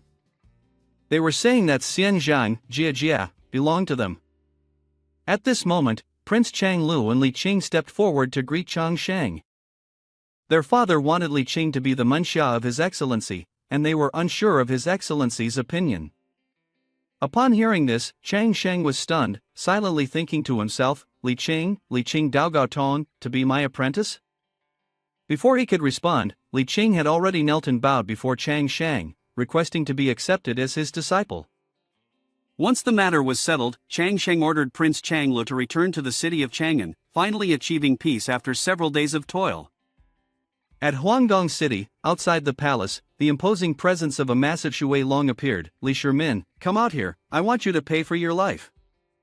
The next morning at Shinzi of Changshang, before us are 3 secret manuals, the soap-making formula, the steamed liquor brewing formula, and the method for making delicious roasted meat. The system's display shows the remaining time is 1612:33:23. Will you accept the reward? Changshang stared at the 3 manuals on the system's screen, frowning in dismay. Before, when I didn't take many people's offerings, they gave me these 3 things. This time, even if 648 people offer it, you can't deceive me, right? After speaking, Changshang pressed the shortcut key on the system screen to confirm the receipt of the reward. A moment later, a gigantic treasure chest appeared before Changshang. Upon seeing it, his cheeks flushed bright red, his nostrils flaring, and his tongue lolling out as he drooled in anticipation. The reward from 648 is truly different. There's even a chest. Quick, let me see what's inside. Before he could open it, the chest suddenly emitted a dazzling golden light, causing Changshang to stagger backward. He shielded his eyes from the blinding glow and looked on eagerly. What is this? The Golden Light Manual with 3,000 questions about animal husbandry was published. When Changshang saw it, he threw the manual onto the ground and became furious, shouting, "Why is it this damn thing again?" While still fuming, Changshang heard a noise outside the door. He quickly put the manual away and asked, "Who's there?" It was Li Qing, the boy asked. "Sifu, apprentice wants to know what to do today?" Changshang smiled wickedly and thought, the roast duck shop can make money, and Li Qing just happens to be free labor. The system has conveniently given instructions on pig farming. After thinking this, Changsheng opened the door and sternly asked Li Qing, in order for the people of Ditang to be able to eat cheap meat, are you willing to endure hardship? If Sifu has a way for everyone to eat meat, don't mention just enduring hardship. This life of yours, too, would be offered to Sifu. Changsheng handed the manual to Li Qing and asked, if you raise a herd of pigs using the method in this book, and one day, all the people in the world will naturally have meat to eat, are you willing to endure the hardship? Li Qing picked up the manual and responded, apprentice can endure. While the two guru disciples were talking, Bai Dong and I hurriedly ran in from outside the gate, panting heavily and speaking loudly. Shenxian Zhang, an old man outside, claiming to be Yuan Tianquang, says he has something he wants to discuss with you. Outside the door, old Tianquang knelt down to the ground, tears streaming down his face as he wailed, Shenxian Zhang, save me. As he cried, a voice called out, Yuan Tianquang. Changsheng stepped forward, his eyes tightly shut, sweating profusely. Get up first and speak, he said. This. Shenxian Zhang, this matter is not something I can discuss with others. Surely this old man isn't suffering from some strange illness and wants me to cure him, is he? A moment later, Changsheng helped the old Tianquang to his feet and turned to Bai Dong and I and Li Qing. Li Qing, follow the manual I gave you. Go with Bai Dong and I and buy a few pigs to raise and test them first. Yes, master, Li Qing replied. Yes, Sifu. After Bai Dong and I and Li Qing left, Changsheng whispered to old Tianquang, alright, now that they've gone, what exactly is going on? Are you sick or is there something preventing you from meeting people? It's not me, it's Huang Sang, old Tianquang replied. Changsheng, upon hearing this, rolled his eyes in shock. Mouth agape, you just treated Huang Ho, and now it's Huang Sang? This doesn't make sense. The imperial doctor said Huang Di suffers from epilepsy and keeps saying things like don't come here, don't look for me. When Huang Di was lying on the sickbed, he instructed me, Yuan Tianquang, my life might only be saved by Shenxian Zhang. I will definitely invite Shenxian Zhang. After examining him, I found that Gu Xian was attached to him, but with my cultivation, I am unable to exorcise it. If we ignore this, I'm afraid Huang Sang doesn't have much time left. Shenxian Zhang, please save Huang Sang. Changsheng, upon hearing this, stroked his chin and closed his eyes tightly. Wait a moment, let me think. Changsheng then imagined himself being beheaded, his face turning pale and sweating. from the description of that old man, it seems Huang Di suffers from paranoia of being harmed. I don't know how to treat this. If I fail to cure Huang Di, I could be executed. What's more, if his condition is truly paranoia, I might be mistaken for an assassin and be beheaded on the spot. I'm still young, I don't want to die in some ambiguous way like this. Lost in thought, old Tian Kuang shouted loudly, Shenxian Zhang, Huang Sang knows I'm coming to find you, so he has placed all his hopes on you. Chang Sheng heard this and his face turned pale, silently cursing, truly, a teammate as dumb as a pig. If I go now, I might get chopped to death. If I don't go, it's just as bad watching someone die and doing nothing to help. I really do thank you, though. A chance to make merit like this, and you think of me first. Shenxian Zhang, please don't be so polite, Huang Sang is in danger, please come immediately, he finished, speaking quickly. Old Tian Kuang immediately pulled Chang Sheng along, which startled him. What about Li Chang? Aren't we taking him back too? Huang Sang said that Li Qing is still young, and doesn't want him to see Huang Sang in his current state, old Tian Kuang explained. Then, old Tian Kuang led Chang Sheng to 2 horses. Shenxian Zhang, you can ride, right? I've brought a horse for you from the inn. Chang Sheng stared at the horse and thought, over 100 miles, I was already tired just sitting in the carriage. Do we really have to ride horses all the way to Chang'an? Is it really necessary to ride to Chang'an? Hearing this, old Tian Kuang thought about Chang Sheng riding the sword and mused, could it be that Shenxian Zhang originally wanted to sword ride on the wind to Chang'an, but out of consideration for me, had to reluctantly choose to ride a horse instead? Truly, Shenxian Zhang is extraordinary. I still hope Shenxian Zhang rides the horse there. Upon hearing this, Chang Sheng tightly shut his eyes and let out a long sigh. Thankfully, I learned horse riding back in college, so I'm not too timid. But I must say in advance, I'm not very skilled at riding horses, so my speed might not be very fast. Just as he finished speaking, suddenly the sound of barking came from afar. Old Tian Kuang and Chang Sheng turned to look, and they saw the little fox, looking adorable. Last time, you didn't take me to Chang'an. This time, I absolutely have to come with you. Chang Sheng picked up the little fox and smiled brightly. So, you want to come to Chang'an with me? The little fox, held in his arms, blushed and said, yes, yes, yes, that's the place. It feels so wonderful. Chang Sheng gently stroked the little fox's head and said, all right, I will take you along. After saying that, Tian Kuang and Chang Sheng sat together in the carriage and began their journey to the city of Chang'an. Yuan Tian Kuang, lead the way. Before leaving, Chang Sheng instructed the little fox, once we reach Chang'an, don't go licking everyone's saliva, understood? Not to mention, you are Shenxian Zhang, the strongest mystical fox of my Shankou, and you are no different from a pet. Scene shift to Huanggong. Tian Kuang and Chang Sheng had arrived at Chang'an. He grabbed Chang Sheng's hand and swiftly pulled him into the imperial palace, saying, hurry, let's go meet Huang Sang. As they were walking, something suddenly made Tian Kuang and Chang Sheng halt in their tracks, staring ahead. At the entrance to the imperial palace, 2 generals were standing guard, one holding a sword, the other a steel whip. They must be Li Zhigong and Qin Xiong. As expected, their presence is imposing and majestic. Tian Kuang, please help me bring the Wingguanxi bout here, Chang Sheng said, then placed the physical black stone on the paper. From somewhere, Chang Sheng retrieved a pen and stared intently at its nib. Dead people become ghosts, ghosts die into shadows, and ghosts are afraid of shadows just as people are afraid of ghosts. No wonder you are the Shenxian Zhang, even a paperweight is not ordinary. It is the stone used by Nuan Yang Yang to patch the sky. Still in a daze, Tian Kuang clasped his hands and bowed. Please, Shenxian Zhang, use your cultivation method to subdue the Guixian and rescue Huang Sang. Upon hearing this, Chang Sheng muttered to himself, damn. You bring me here and expect me to do it alone? You just want someone to take the bullet for you, don't you? I've been taught anti-fraud propaganda since I was young. Don't think you can send me in alone.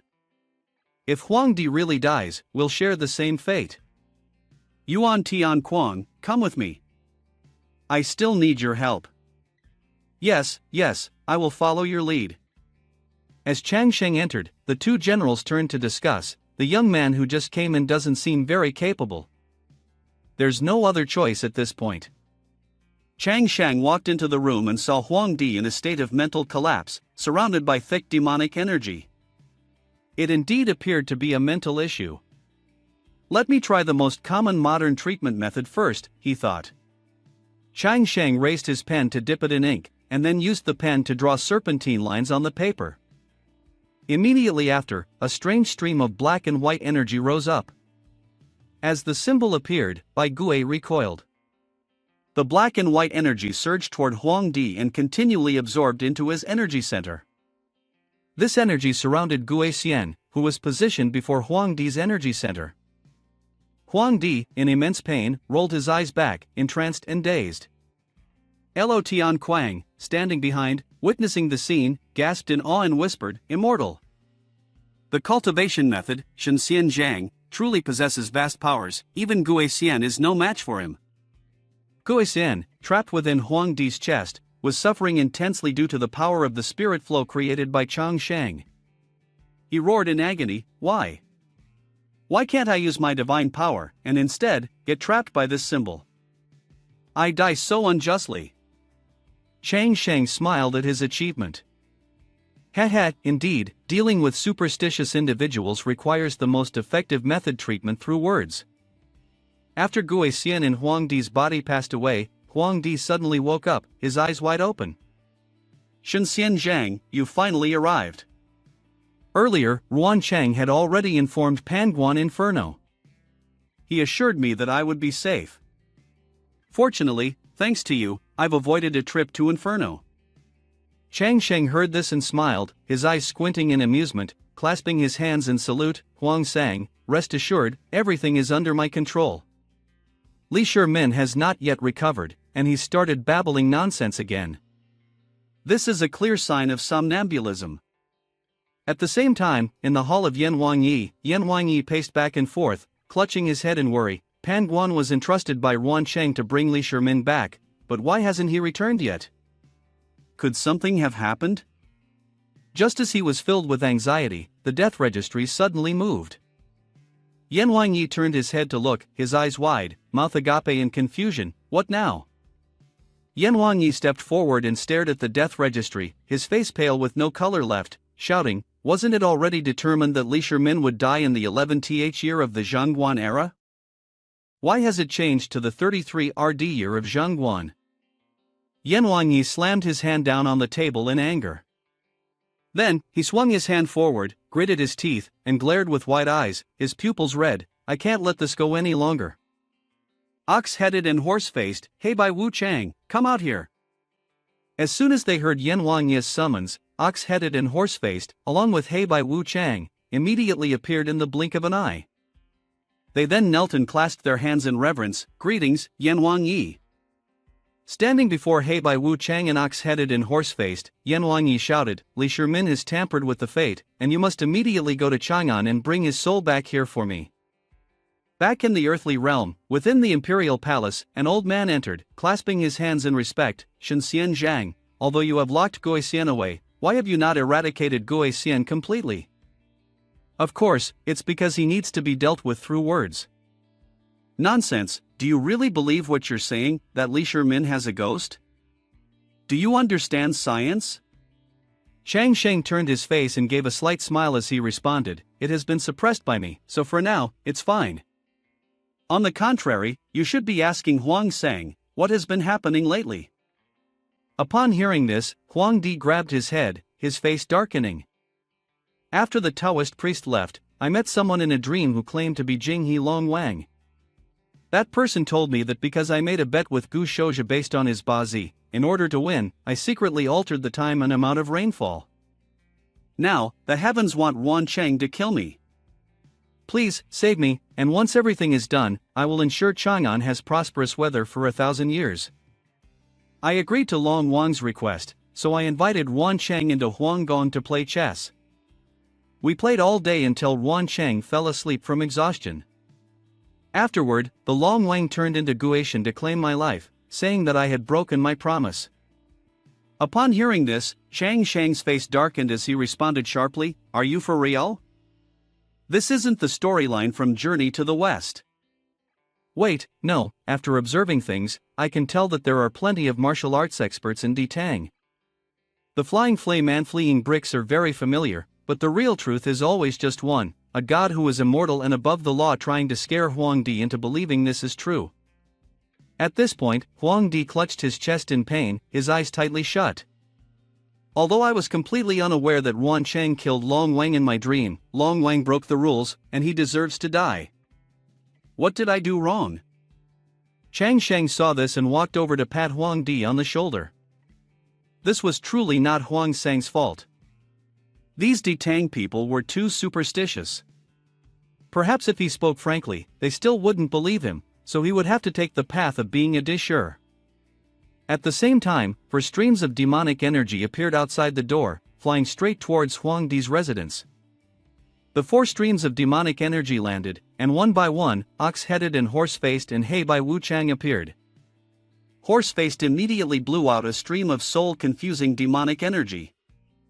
The 2 generals, upon inhaling this energy, froze and stood motionless. "Let's go. Today, we'll pull Soul Li Shimin back. If we do it well, our superiors will reward us."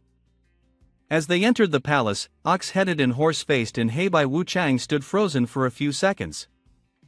Hearing the noise, Chang Shang turned around and muttered, as expected, "Some people want to come and capture Huang Di. And they even cosplay like this, thinking others are fools." Upon seeing Chang Shang, Hei Bai Wu Chang's eyes turned fiery with rage. Gritting his teeth, he snapped, "It's him." Without a moment's hesitation, Hei Bai Wu Chang immediately struck out with his weapon, sending powerful streams of demonic energy towards Chang Shang. "You hand over your life." Wait, so it's you guys." Chang Shang held the physical black stone in his hand, his body radiating abundant spirit energy, and he smiled inwardly, thinking, "If it were another expert, I might be somewhat afraid, but with your unprofessional skills, you're just here to entertain me." Without a moment's hesitation, Chang Shang gripped the physical black stone tightly and charged straight towards Hei Wu Chang. However, this time Hei Wu Chang was smarter and managed to dodge Chang Shang's strike, smirking proudly, "You're just relying on Yao Fei to suppress my magic, but if it's only this little bit of martial skill, you are no match for me." Chang Shang stared ahead, retracting the physical black stone, and spoke in a cold voice, "Dare you dodge again?" Hearing this, Hei Wu Chang's eyes widened as he sneered mockingly, "Ha ha. Yao Fei truly doesn't know martial arts, just watch me." Before he could finish his sentence, Hei Wu Chang's eyes went wide in shock as he was struck with a fatal blow from Chang Shang. Chang Shang had used the physical black stone to strike directly at Hei Wu Chang's chest, sending him flying through the air. A light blow was enough to completely knock Hei Wu Chang to the ground at Chang Shang's feet. He stepped on Hei Wu Chang's body, grinning maliciously, "So, still wanna brag? Do you want to play singles or group matches? I'm always ready. Just make sure you all understand, this guy is a lesson for you. When facing so many opponents, you need to figure out how to suppress them." Ox-Headed, seeing Chang Shang's actions, frowned in displeasure and thought to himself, "This person seems elegant and refined, but his cultivation doesn't appear to be anything special. There's no trace of any Fa Li fluctuations around him." After thinking this, Ox-Headed slammed his trident onto the ground, then glared ahead and spoke, "Inferno, get to work. Those not involved, step back. Today is the day Li Shimin dies. The dragon on your body is waiting to descend and face judgment, so no matter what, you cannot stay in the earthly realm any longer." Chang Shang fell silent upon hearing this, thinking to himself, "So arrogant. I suspect the people around him have been drugged and knocked out." Ox-Headed stepped forward, his voice growing more insistent, "Come with me, now." Huang Di, hearing this, was filled with fear and shouted, "Guards, protect me, protect me. Don't waste your energy. The ones who could come have already fallen asleep.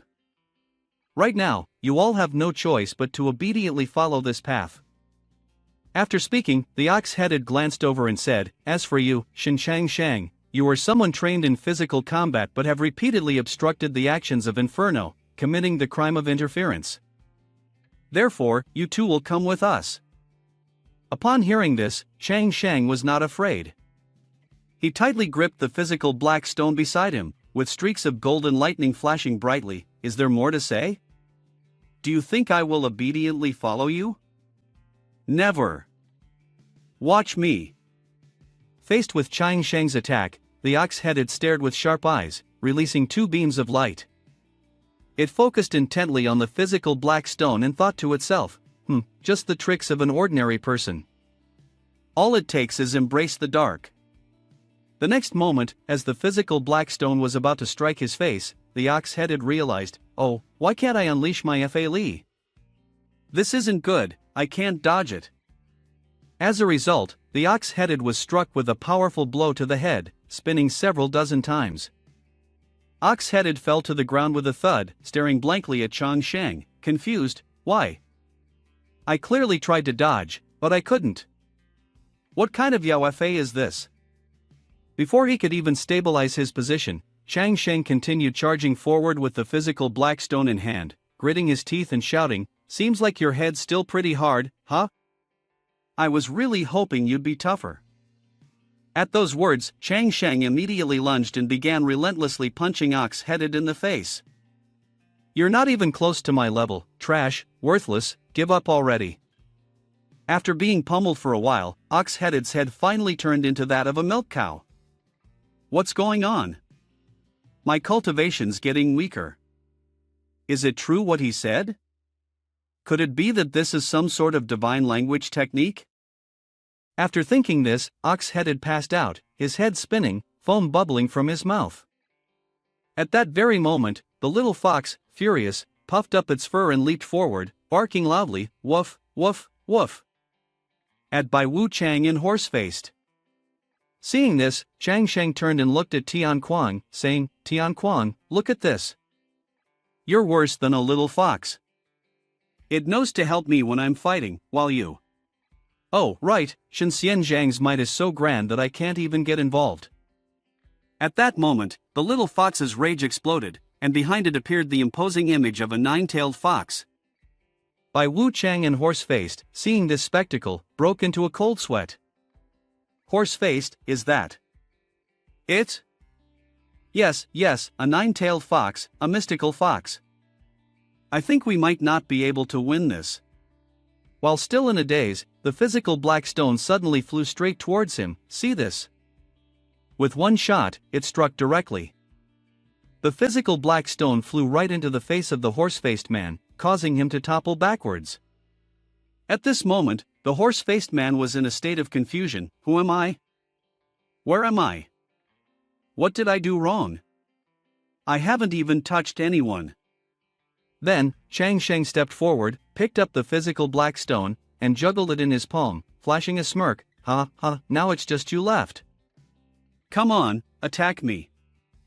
Upon hearing this, Bai Wu Chang raised his trembling hand and, forcing himself, shouted, I'll risk it all with you, I'll fight you till the end, ha. Bai Wu Chang charged toward Chang Shang like a gust of wind, but Chang Shang remained confidently still, not moving an inch, no need to move too much. When the enemy rushes, all I need to do is counterattack gently with the physical black stone, and that will make them cry. In just a few short seconds, Chang Shang had defeated Bai Wu Chang and the ox-headed and horse-faced. He then gathered them together in a pile. Afterward, he bent down, picked up the little fox, and said with a grin, it's done. Chang Shang immediately flipped the little fox onto its back and started rubbing its belly, teasing it, which made the little fox feel a delightful pleasure coursing through its body. Good little fox, you even know how to help me.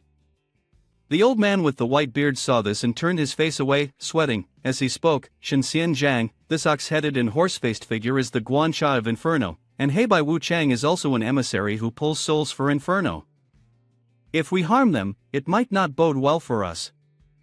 Although Inferno's strength is average, they are still fairies, and behind them, there are many more powerful fairies. We really cannot afford to offend them. Upon hearing Yuan Tianquan's words, Chang Shang stroked his chin and thought, from Yuan Tianquan's tone, it seems that the underground organization called Inferno is indeed very powerful. After all, they dared to break into Huang Gong and kidnap Huang Di. Their strength cannot be underestimated. But since we've already offended Inferno, the only choice left is to cling to Huang Di. As long as I earn his trust, when the time comes, he will sweep away the evil once again. By then, forget Inferno, even the heavens themselves will have to bow down to you. But first, I should use the great healing technique to treat Huang Di, or else everything will be in vain. Thinking of this, Chang Sheng stepped forward to Huang Di, clasped his hands together, and bowed respectfully. Huang sang, "The evil persons of Inferno have paid for their crimes, but I still need to know the details of the Gui Xian within your body. I wonder if you could share them with me, of course, if possible." As soon as he finished speaking, the entire body of Huang Di emitted swirling streams of dark purple evil energy mingled with pure white mist. Then, it seemed as though some force arose within Huang Di's body, causing him great pain. He opened his mouth wide and screamed, "Aya!" In the blink of an eye, a soul figure of Huang Di appeared behind him. Two sharp dragon horns protruded from its head, its eyes rolled back, filled with resentment, and its mouth continuously muttered words of grievance, injustice. I was wronged.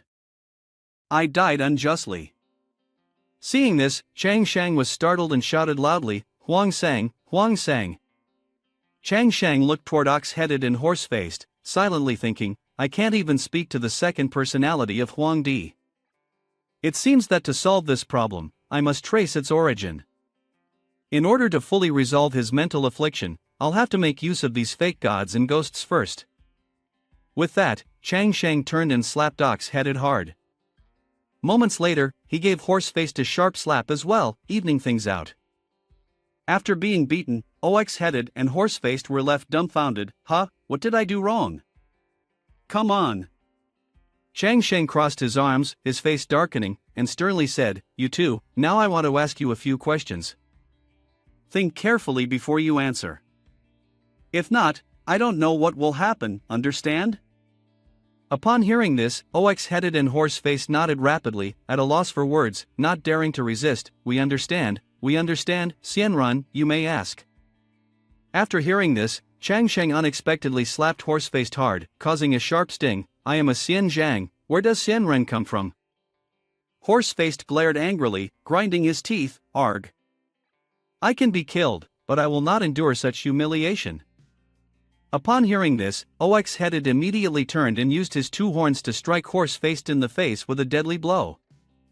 Afterward, Ox-headed turned to Chang Shang and said, Shenxian Zhang, there is no such thing as Xianren, you are right. After speaking, Ox-headed glanced at Horse-faced and whispered, the person in front of us might be a grandmaster, at the very least, one of the 8 immortals transformation. Do you know the limits yet? Horse-faced, upon hearing this, broke into a cold sweat and repeated the words, no mistake, it makes sense, such a grand background, huh? Chang Sheng clasped his hands behind his back, closed his eyes, and walked back and forth. Is it wrong for Jing He Long Wang to cause trouble for Xian Wuqing in order to protect his people from harm? Upon hearing Chang Sheng's question, the soul behind Huang Di shouted loudly, I am not wrong. Then, Chang Sheng took out the physical black stone and juggled it in his hand while asking about Xian Wuqing. Is it wrong for someone to fortune tell for others just to have a better life? Ox-headed, seeing the physical black stone, widened his eyes in shock and trembled. Not wrong at all. As soon as the words were spoken, Huang Di within also frowned and muttered, Indeed, not wrong. Upon hearing this, Chang Sheng stepped forward and bowed his hands in respect. Huang Sang, with his compassion, promised to save Long Wang, but in the end, due to his lack of magic, he couldn't uncover the issue and let Ruan Cheng kill the dragon in his dream. Is there anything wrong with that? Huang Sang, with all his heart and soul, of course, is not wrong, Huang Di answered. Hearing this, Chang Sheng stepped forward, bracing his hands on his hips, his face darkening. Then why are you still here causing trouble for Huang Sang? Do you still want to drag Huang Sang's soul away? Ox-headed and horse-faced, upon hearing this, were thunderstruck, their faces turning pale, sweat pouring down like a river. They responded in unison, that we were wrong, we were only following orders to carry out the task. Chang Sheng, hearing this, glanced over with a grim face, his eyes full of killing intent. Ugh. Watch out. Ox-headed and horse-faced, helpless and worried, spoke from behind. How are we going to explain this to Yan Wanyi when we return? How should we explain? The four of us will have to reach the underworld first, then we can talk. At this moment, the lingering soul behind Huang Di spoke up. Shenxian Zhang, I know death is certain this time, but my heart is in great pain. Chang Shang, upon hearing this, lowered his head and sighed. In the end, if your name is in the death note, it's hard to escape the inferno, hard to go against fate. Hearing this, Horseface turned and said, Ox-headed, I remember this person has changed the death note twice recently, right? Shut up. What if Xianrun can hear our telepathy? Don't make things worse for me. As soon as he finished speaking, Chang Shang turned and flashed a sinister smile. You guys are right, aren't you? The two ox-headed and horse-faced from Inferno. The ox-headed and horse-faced figures were startled and panicked, their mouths agape in astonishment. Holy shit, we've been heard. Xianrun definitely heard us. Then why aren't you shutting up already? Chang Shang glanced at Huang Di and thought to himself, right now, I just need to persuade this Dragon King's personality to let go of its bindings and voluntarily disappear. If so, Li Shimin should be more than 70% likely to succeed. Dragon King, everything is determined by fate. You've accumulated a lot of good karma in your past life, so your next life won't be too bad. Don't get tangled up and create more bad karma for yourself. The lingering soul behind Huang Di, upon hearing this, softened a little and smiled as it spoke. I understand now. Thank you for your guidance, Shenxian Zhang. After speaking, the soul transformed into the mystical energy of a green dragon and left Huang Di's body, returning to the heavens and earth. With the matter settled, Chang Sheng turned and left. We must hurry, don't waste any more time. The tone here suggests it's already finished, right? At the same time, old Tian Kuang stepped forward and whispered into his ear, Shenxian Zhang, the soul on Huang Sang has been removed, but how should we deal with the four from Inferno? After hearing Tian Kuang's words, Chang Sheng clenched his teeth, his face turning purple as he thought to himself, is Tian Kuang an idiot? How can people like us be the ones to pass judgment on a criminal case like this? Does he want to get his head chopped off? After thinking this, Chang Sheng turned to Tian Kuang and said, this crime is one of the 10 major offenses under the laws of Detang, but what exactly happened?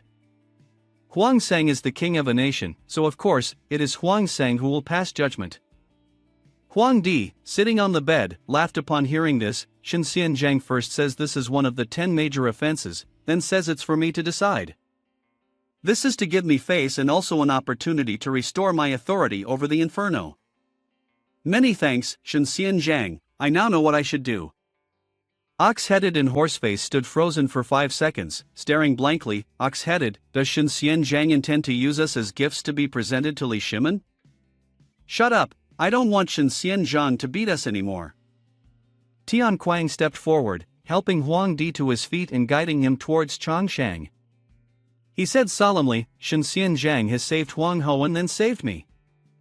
For the next few days, please stay in the Huanggong so I can prepare a banquet to express my deep gratitude to Shenxian Zhang.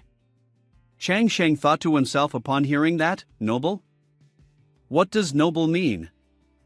What makes someone worthy of being an emperor? It's simply knowing what you want and getting it, everything else follows the arrangements of the Huang Sang. A moment later, Prince Chang Lu approached and warmly said, Shenxian Zhang, the party will be held tonight. My father has asked me to accompany you for a walk in the Huanggong. Chang Sheng gently replied while holding the little fox in his arms, I, Prince Chang Lu, Shenxian Zhang, up ahead is Yingwu, an extremely majestic place. Let me lead you to see it.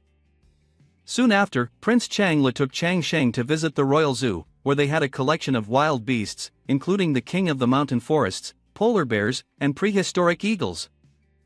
Suddenly, the little fox jumped out of Chang Sheng's arms with an angry and fierce expression, causing him to panic and shout loudly, Little fox, little fox.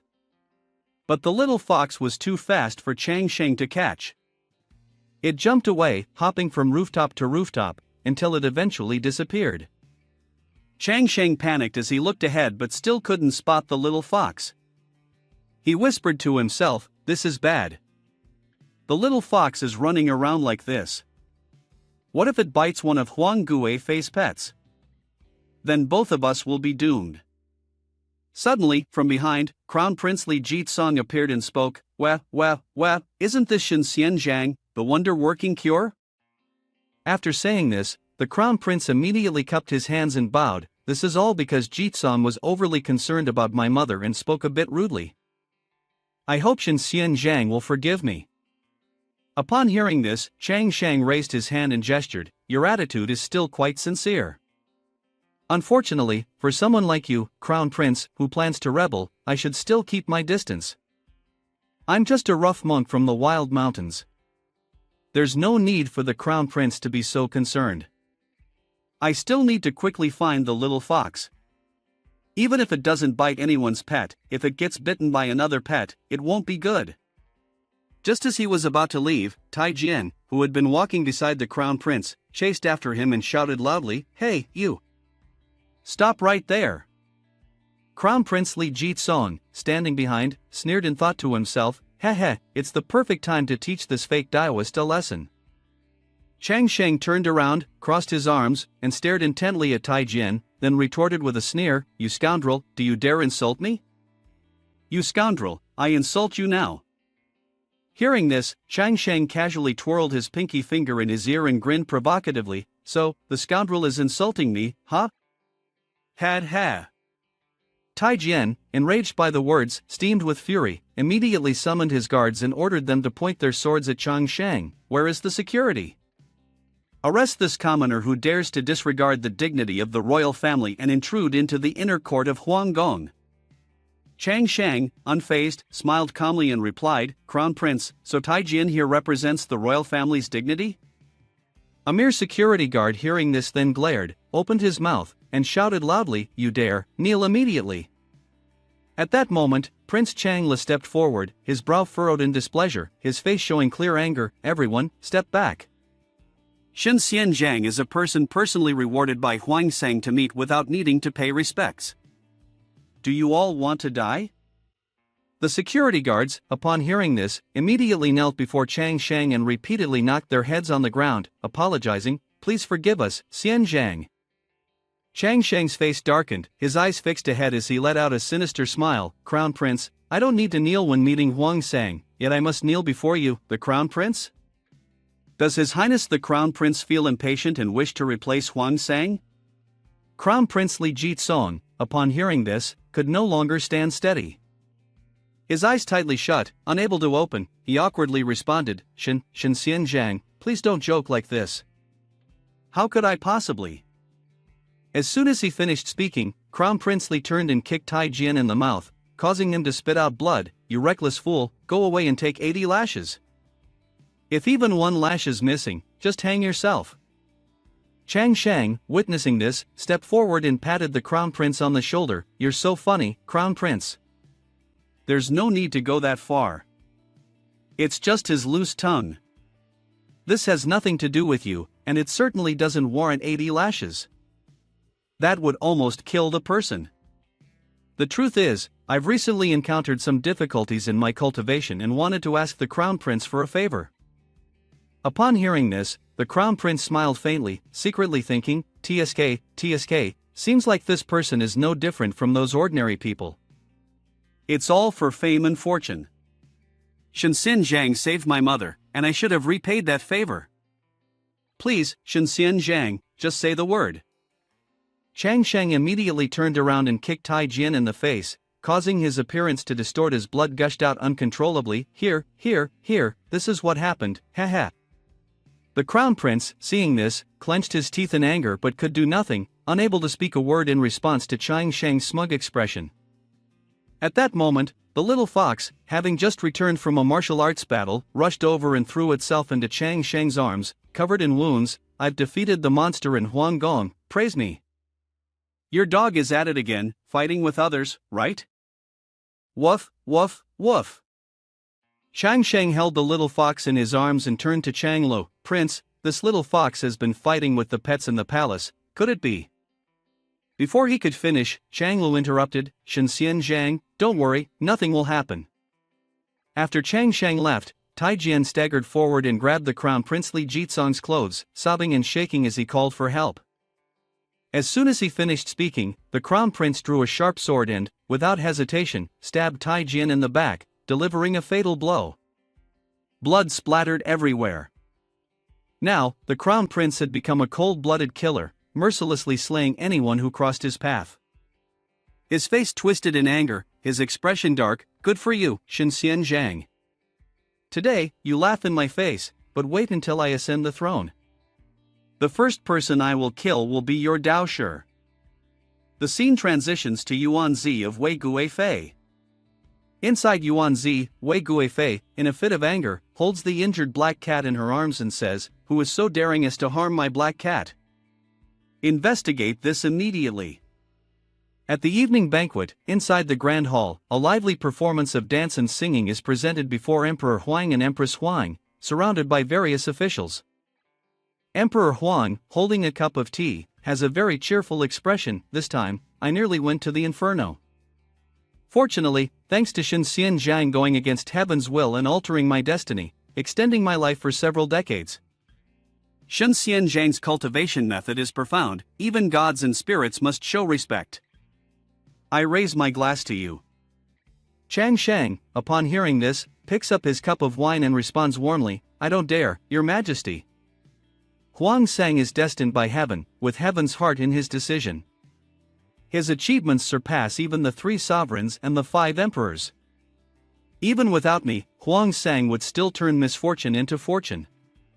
The crown prince, sitting across from them, hears these words and his face turns as black as coal, thinking to himself, "TSK, so it's all just flattery."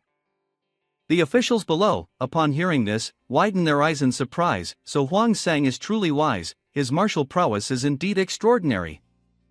Huang Di, with a face full of energy, laughed loudly, "Haha, good, good, with these words from Shenxian Zhang, I would die without any regrets. Everyone, let's all have a drink." After drinking since the afternoon, it was already 3 a.m., but the lights were still on in the place. At this point, Chang Shang, thoroughly drunk, staggered in front of Ruanchang and said, You. Everything is fine, it's just that you place too much importance on reputation. Be careful after you die. After death, what will happen then?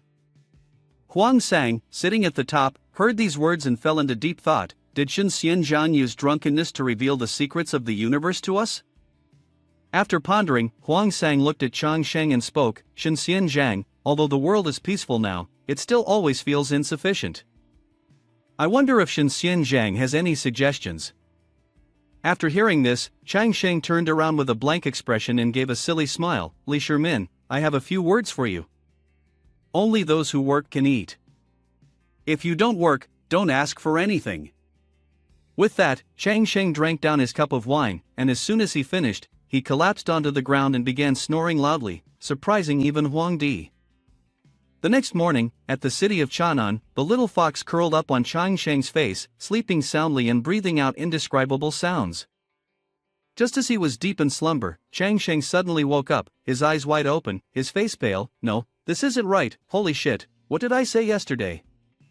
Chang Sheng sat up abruptly, clutching his aching head, and the little fox, startled, buried its head into the floor. "You get what you work for. If you don't work, don't ask for anything." Now Huang Di holds the power over the world. Realizing this, Chang Sheng quickly grabbed the little fox and threw it over his shoulder, hooking its legs over his neck, and started running. No, this is bad, I have to run quickly." As soon as he stepped out the door, he bumped straight into Prince Changlo, who had been waiting there all along. "Shenxian Zhang, you're awake?" Chang Sheng froze, his face darkening, stiff as a board, eyes wide and mouth agape, standing frozen for 5 seconds. Damn it, blocked at the door. Now, Chang Sheng was terrified, his eyes wide open, his body covered in goosebumps, his face a picture of dread. "Ah. What now? Is the next step going to be sending me to the dungeons, and then?" Chang Sheng did not dare to look directly at Prince Changlu and immediately turned his face away, whispering, "Calm down, stay calm. Xin Chang Shang, you are following the path of an ascetic. You just saved Huang Di's life, so he won't do anything to you. Shenxian Zhang, are you having a headache? Let me send someone to make some sobering soup or prepare breakfast for you." Hearing this, Chang Sheng turned to change the topic. "I suddenly realized that something is about to happen in Jingyang Xian. It seems I won't be able to stay in Chang'an for long. I should find an excuse to leave Chang'an first and observe Li Shimin's reaction before deciding on the next step.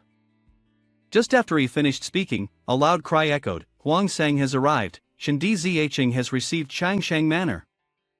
It seems I really have a special connection. Inside the Gongdian, Huang Di was talking to his beautiful wife. "My concubine congratulates Huang Sang on receiving the protection of Xianrun." After hearing this, Huang Sang laughed joyfully, "Ha, ha." A horse's hoof struck the ground heavily, and Chang Sheng appeared with an enthusiastic spirit. Not only did he not pursue my rude words, but he even gave me Changsheng Manor, which is located outside Shannan. It seems I've really latched onto Li Shimin's leg. With that, Chang Sheng spurred his horse and set off on his way back. After traveling many miles, Chang Sheng finally arrived at the territory of Jingyang Xian. At this moment, it seemed that dark energy waves were chasing after his carriage from behind. At the Xingyin, Fu Run, with her dignified and elegant demeanor, expressed her desire to buy a house in this county. "My husband, could you help me find a quiet place, one with a good environment?" Inside the inn, a man holding a book spoke to the woman in front of him. "There is an empty house near Shin Xianzhang's residence. The rent is a bit high, 200 taels per month, but it is the safest and best place in the county." After hearing this, the woman smiled and responded, "I will listen to my husband's advice." "Who is Shin Xianzhang, and how powerful is he?" "I never expected such a wondrous place to exist. This is 100 times better than the place where I practiced before. This lady is by Fu Run, by Gui Jing, 1,000-year-old immortal." Upon hearing Chang Sheng's name, the man praised him loudly, saying, "Talking about Shin Xianzhang could go on endlessly, but one thing is certain, he is indeed very capable." The scene transitions to Chang Sheng's mansion, where a loud scream can be heard from outside the courtyard. "De Hua, don't run. Your brothers and sisters have already taken a bath. If you don't bathe, you'll be disliked." It turns out to be little Li Qing, holding a brush and chasing after a pig, shouting loudly in a commotion. "De Hua, stop right there. I, as the crown prince, command you to stop running." While running, De Hua accidentally bumped into Bai Dong Ni, who was coming out of the courtyard, causing her to stumble and fall. Fortunately, as she fell, her face collided with something, and she muttered, "This feeling is so familiar." When Dong and I looked up, she was overjoyed to see that it was Chang Sheng. "Shin Xianzhang, has the day finally arrived?" Yes, you're back, you're back." In the cool afternoon at Chang Sheng's residence, Dong and I and Chang Sheng sat opposite each other in a cozy room. Dong and I gently called out, "Brother, Shin Xianzhang, what was that, Shin Xianzhang? Recently I found a cultivation manual for dual cultivation, but I'm afraid of encountering problems when using it, so I need you to guide me." After hearing this, Chang Sheng's face turned bright red, and he muttered to himself, "Why did I agree to let Bai Dong and I sleep with me and let Li Qing sleep alone? Oh dear! How can anyone resist something like that? Ahem, a cultivation manual for dual cultivation? Then show it to me, I'll just give you some advice." At the same time, in the mansion of Bai Guijing, she was sitting in the yard, cultivating evil energy under the bright full moon. "This place is indeed my blessed land. One night of cultivation here equals half a year of hard work in the mountains." Bai Guijing raised 2 fingers in front of her and chanted a spell. "Bai Guin Feng, de Dao Gong Chang, Hua Chi Rugu, Ran Hundang Wichi, Jun." As she cast the spell, it immediately transformed into a skeleton. In front of her, something appeared, surrounded by an inner circle of evil aura. "It's almost done, almost done. The ancient illumination grand divine ability is almost ready." Before she could finish speaking, a loud groan came from Dong and I outside the house. The sound distracted Bai Guijing from her cultivation, causing the ancient illumination to disappear immediately. She angrily clenched her teeth and glared towards Chang Sheng's mansion, muttering, "Who was that? I will kill you, you coward." Bai Guijing made up her mind to cultivate once again. She clasped her hands together, creating a memory. Immediately, a surge of evil energy burst from her body, gathering around the grand divine skill. "The great work is almost complete, there can be no mistakes." Grand divine skill, halt! Just as success was within reach, Dong and I shouted, "Xian Zhang, Lord, Lord, not there." And so, the grand divine skill dissipated once again. Bai Guijing gritted her teeth in anger, revealing two long, sharp fangs. Her hair stood up, her eyes bloodshot, and two streams of evil energy poured from her eyes.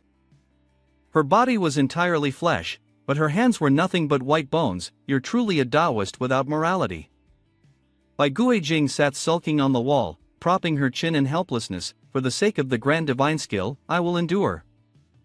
Nearby, Bai Dongni's constant cries of awe. "Xian Zhang, it hurts," could still be heard. 2 hours later, Bai Guijing sat in the courtyard, muttering to herself, "Finally, it's quiet. They must have fallen asleep by now." Bai Guijing resumed her transformation into a skeleton and continued her cultivation. "The grand divine skill, it is now time." Halt. Moments later, Bai Guijing had successfully cultivated the skill. The grand divine skill had successfully condensed. From now on, I alone shall reign supreme, above and below, unmatched." Before he could finish speaking, Bai Dong and I continued to groan loudly. "So, the grand divine ability has vanished immediately." At this moment, Bai Guijing's face turned completely black, and tears began to fall. "You've ruined my cultivation, destroyed 100 years of my hard work, you vile Daoshi." In his rage, Bai Guijing transformed into a grotesque face and shouted loudly, "Today, I will seize the soul of the person in your dreams." Soul summoning technique. After 500 rounds of battle, Chang Shang and Bai Dong and I lay exhausted on the bed. At the same time, the evil energy from Bai Guijing gradually began to approach them. Bai Guijing manifested and rushed toward Chang Shang, thinking to himself, as expected, "Daoshi hasn't cultivated properly, there's nothing in this room to protect him." Without another thought, Bai Guijing broke into a sinister smile, clasped his hands together, and performed Fa Li. "If you are a lustful Daoshi, you will die in your dreams." Then, Bai Guijing pointed his finger at Chang Shang's head, and a flash of evil energy glimmered before him. As Bai Guijing entered Chang Shang's dream, he found him sitting, enjoying a lavish life surrounded by beautiful girls, and among them was Bai Guijing himself.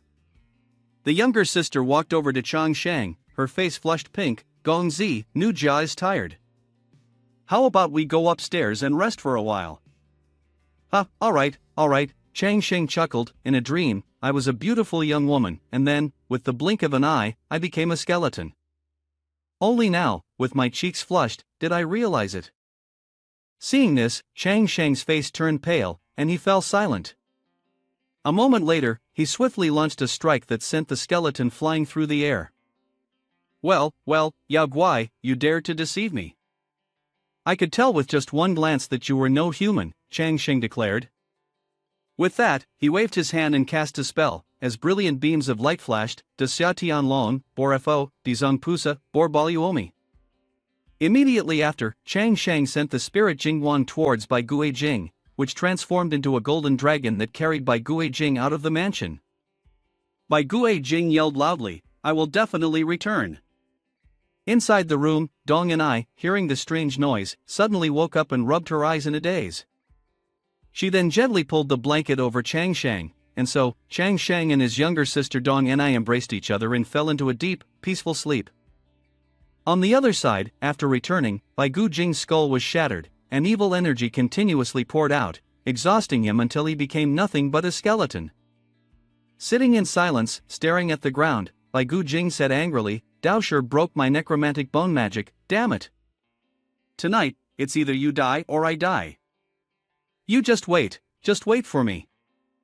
Earlier, I was sensible enough not to check and fell into a dream at the peak of your strength. Now, I'll enter your childhood dream and see how you, the starving soul, deal with it. When he was young, Chang Shang often sat in the temple reading scriptures. He appeared very cute, holding the book with a bright smile on his face. In the book Chang Shang was holding, there was an image of Sun Wukong defeating Bai Guijing with the Rui golden cudgel. Afterwards, Bai Guijing transformed into an adorable figure, standing hesitantly before Chang Shang and calling, "Shen Xian Zhang." Seeing this, Chang Shang immediately summoned the Rui golden cudgel.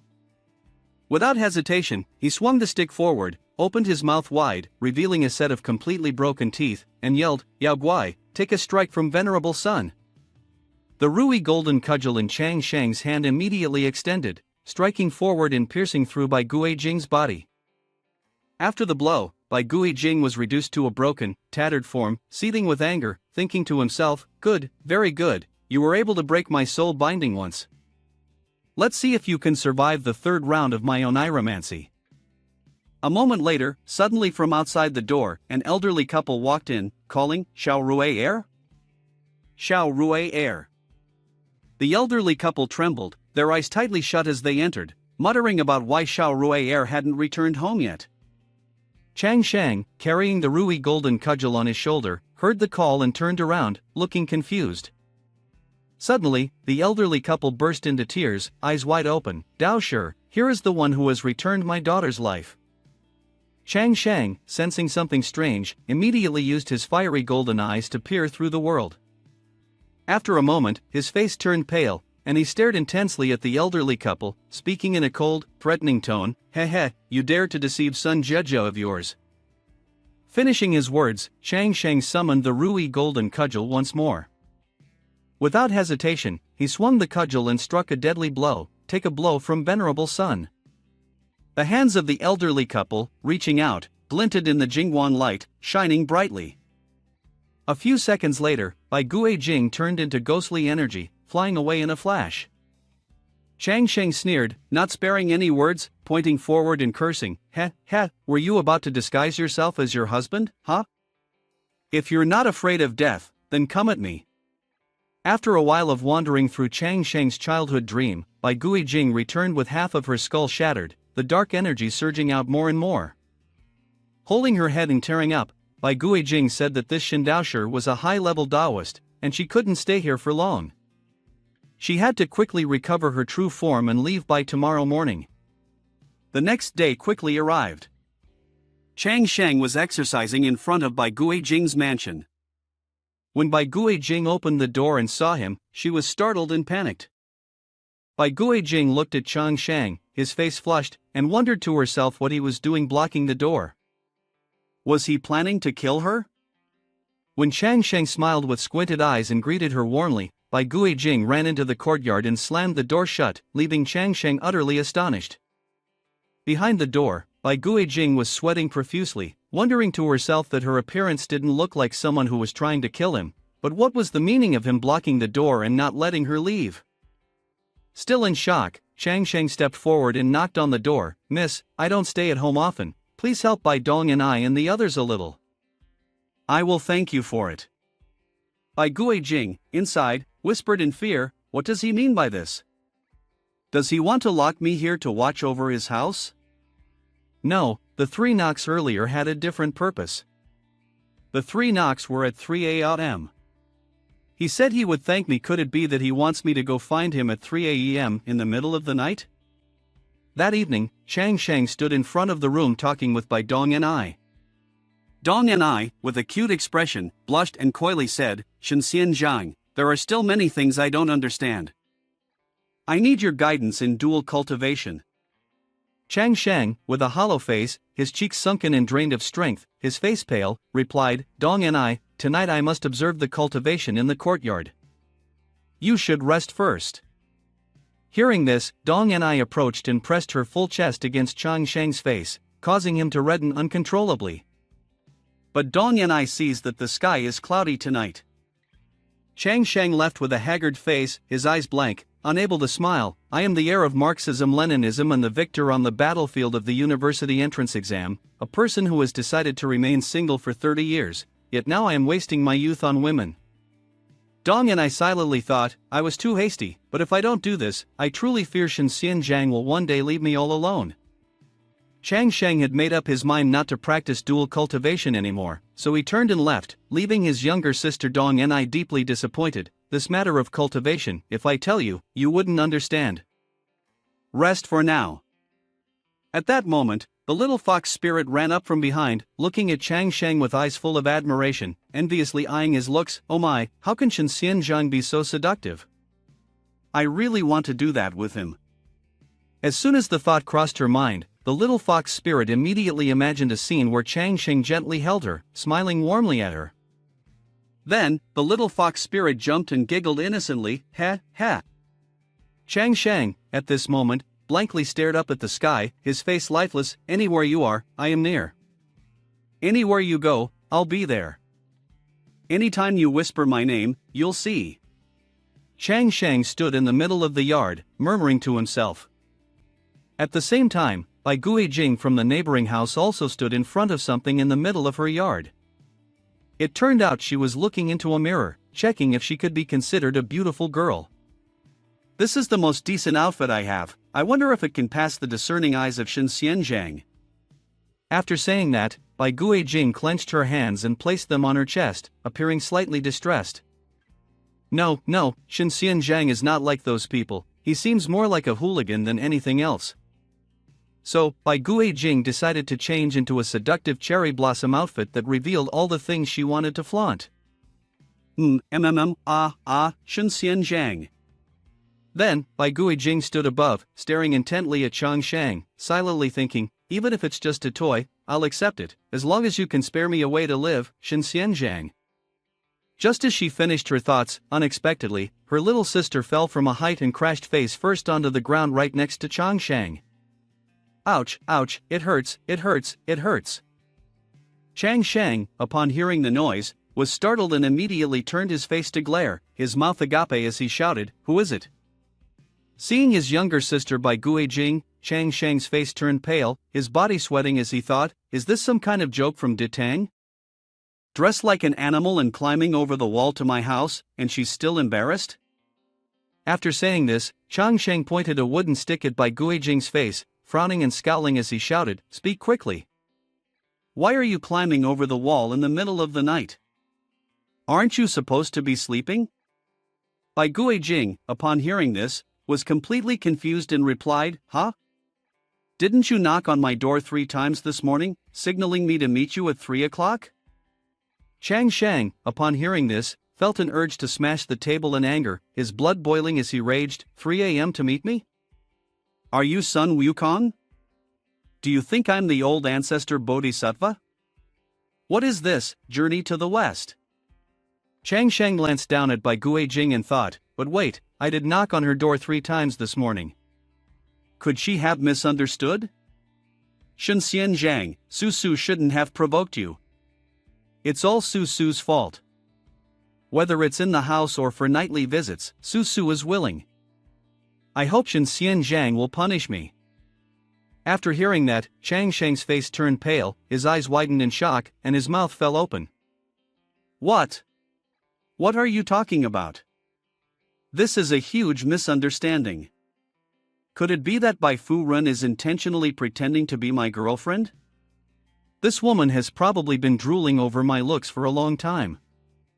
I must be careful in handling this, I can't let her misunderstand any further. Quickly, Chang Sheng helped Bai Guijing to her feet and whispered, "Ahem, Fu Ren, you've misunderstood. This morning when I knocked on your door, I just wanted to greet my neighbor. In the future, we can look out for each other. There's no other intention." Bai Guijing sulked, thinking to herself, is this a warning not to have any inappropriate thoughts? Chang Sheng smiled. So, you've accepted that? Then, he draped a coat over Bai Guijing's shoulders and said warmly, "The Yin energy is strong at night, Fu Ren. You should rest early. With my coat on, even if you pretend to be my girlfriend, it should be enough to deal with things for now." When Bai Guijing wore Chang Sheng's coat, it felt as though some power within her body was unleashed, the Lingli energy continuously swirling around her. He's given me so much pure spirit. Ah! Chang Sheng saw Bai Guijing twisting in front of him, her face darkened as she asked, "Does Madam want me to send the person off?" "That's right, babe." Chang Sheng was angered by the situation, bringing the criminal so close to his home. He took Bai Guijing home while muttering a few words. The little fox stood behind, silently contemplating the allure of Shen Xianzhang. After bringing Bai Guijing back to her house, Chang Sheng fought with her for 500 rounds. Bai Guijing screamed and fussed, begging Shen Xianzhang, The next morning, Chang Shang saw a familiar figure standing in the middle of the gym, their face dry and exhausted after a hard night of work, looking dazed and absent-minded. It turned out to be Bai Gue Jing. She stepped forward to perform a greeting, her face flushed, her entire body radiating energy. Su Su has come to greet the master. Last night must have been exhausting for the master. Chang Shang, upon hearing this, lowered his head, deep in thought, unable to speak a word. After a moment, Chang Shang lifted his head and gazed at the sky, lost in thought, silently thinking, "No, I can't. I need to do something. I can't be lost in this place, I'll die here." After thinking this, Chang Shang turned towards the house, opened his mouth wide, and shouted loudly, "Li Qing, quickly call Xiao Bai and Xiao Chang over here. Sifu wants to do something big." There's a scroll on the table. "Look at it, this is the new project we'll be working on, Xiaoyashan Bao." Chang Shang and the younger girls gathered around the table, staring intently at the map in front of them. Xiaoyashan Bao? Upon hearing this, Chang Shang's spirit surged with energy as he responded, "Yes, indeed.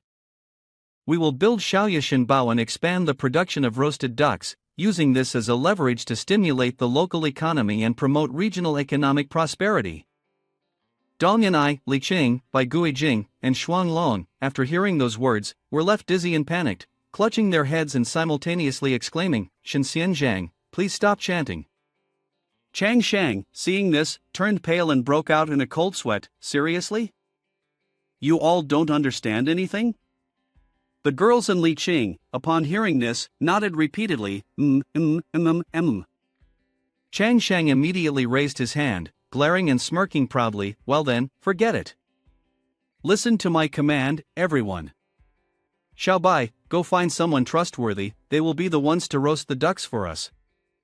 In the future, you will teach them how to roast ducks." Xiao Bai stood in front of the group, clenched his fist, and spoke up, "Everyone, listen to me. We must follow his will. Stick closely to Shen Xianjiang and do everything as Tianlei commands." The group, after hearing this, immediately repeated the words, "Do everything as Shen Xianjiang and do as Tianlei commands." Next was Bai Su Su. She went to hire several strong men and invited them to help build our Xiaoyashan Bao. She would pay them herself, as there was still money in the roast duck shop. Shen Xianjiang was clearly testing his own strength, but being just an ordinary person, I could control a whole bunch with just a wave of my hand. Next, Bai Dong and I said, "Prepare the food, don't let the workers go hungry." So, Dong and I carried out the task, arranging the dumplings on the table while cheerfully shouting, "Big dumplings here, big dumplings here."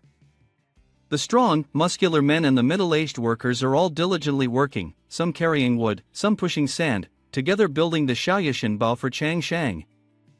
At the same time, Chang Shang sat next to Li Qing, asking the boy to press his handprint onto a piece of paper. "Finally, my good apprentice, you must sign this contract on behalf of the royal family with Sifu, so that the royal family can receive 3 parts of the income from Xiaoyashan Bao." "Sifu, why is that?" After hearing this, Chang Shang patted Li Qing's head and said, "Silly child, only with a full national treasury can certain national policies be implemented, allowing the country to prosper and stay safe, and more people can live better lives.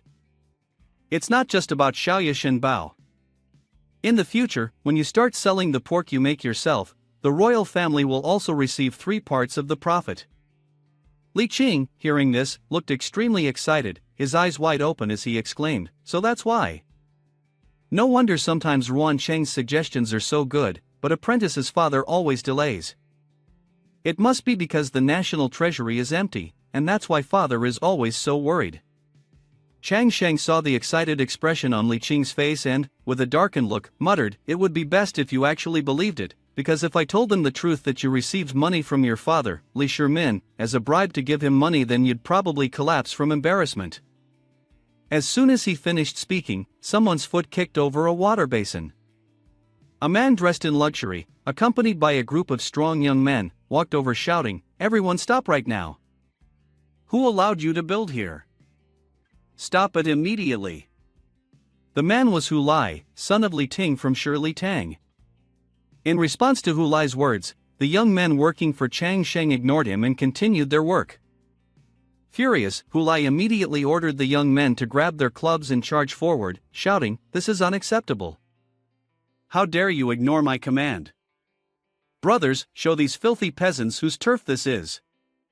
Just as he finished speaking, someone raised a hand, shouting, "Stop!" The group of young men turned and saw something that made their eyes widen in shock, their faces pale, and a cold sweat broke out in fear. The moment they saw him, the young men hesitated, their fear making them call out in unison, "Shun! Shin Xian Zhan?" Chang Shang was angry, his eyes wide with fury, staring ahead with furrowed brows. Hu Lai, seeing this, angrily opened his mouth and shouted loudly, "He's just a fake Daosher, what are you all so afraid of?" A young man turned to speak, "Big brother, you wouldn't know since you've just returned, but this Daosher isn't a fake god or ghost. The Yao Guayat Shirley Tang, and even the Yao Guayat Zicho Hao Zhai, everyone in the county knows him. This Daosher truly has some skill." At this moment, Chang Shang was seething with anger, his entire body exuding a cold aura. "That man, this Daosher is not a place for people to act recklessly. Be careful not to bring disaster upon yourself, those people seem to know about my ghost hunting. It's always better to avoid trouble. It seems like the law and order in Ditang needs improvement. I'll need to have a talk with Feng Jixian." Hu Lai, hearing this, clenched his teeth, his face twisted in anger as he thought to himself, "He even knows my name is Hu Lai, could it be that he predicted this beforehand?" Bai Susu stepped forward, offering a gentle smile, "Shen Xian Zhang, this person is so bold, should Susu take care of him?" Chang Shang saw the young men eyeing Bai Susu hungrily, so he immediately turned and said, "Don't cause any more trouble. Isn't going to deal with this just putting yourself at risk?" Hu Lai saw Bai Susu and made a grotesque face, pouting, "Fairies, huh? Since when did Jing Yang Xian start having sexy beauties like this? Shen Xian Zhang, right? Let this beauty serve me for a night. I won't cause trouble, and I'll even give you silver. What do you think?" Hearing this, Chang Sheng turned pale with anger and quickly stepped forward to block him, whispering, "See? It's better when she doesn't show up. The moment she does, everything goes wrong. This really is a case of fatal beauty. Looks like we're in for a fight. 1 against 4, our chances are too low. It would be great if Li Chunfeng were here, he'd be able to fight." As soon as he mentioned him, the person appeared. Behind Chang Shang, Chunfeng, firmly gripping his sword, leapt over Chang Shang's head and yelled loudly, "You shameless scoundrel!" Chunfeng, furiously bristling like an angry dog, charged forward and kicked the young man, breaking his jaw. "How dare you be so rude in front of my Sifu?" Chunfeng struck the young man, knocking him flat to the ground. He then stepped on his chest, holding his sharp sword out in front of him as a warning. The young man trembled in fear upon seeing this. "Please spare me, spare me." Hu Lai, standing beside them, turned pale with fear and said, "Don't come any closer. My father is Li Ting. If you come near, I'll make sure you face the authorities and spend the rest of your life in prison." Just as he finished speaking, a footstep sounded from behind him, and a voice rang out, "You're just the son of Li Ting, and you're daring to bully my young man?"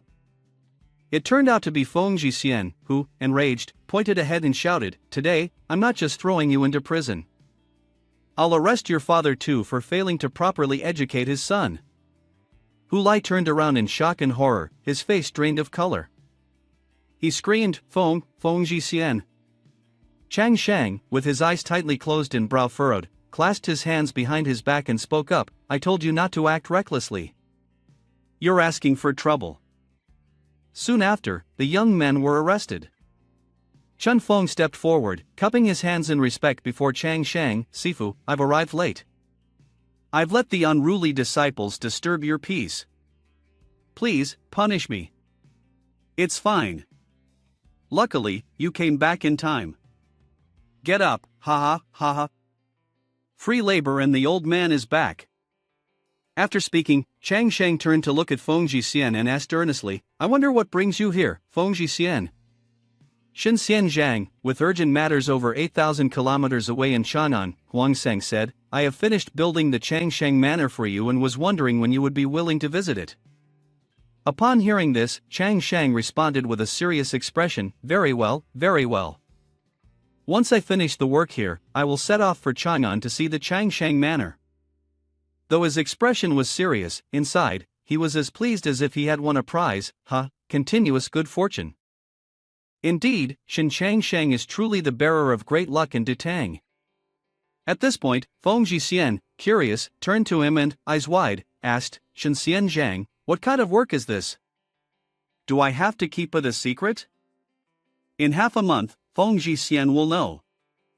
A few days later, at the construction site of Xiaoyashan Bao, there were red banners in front of the roast duck shop.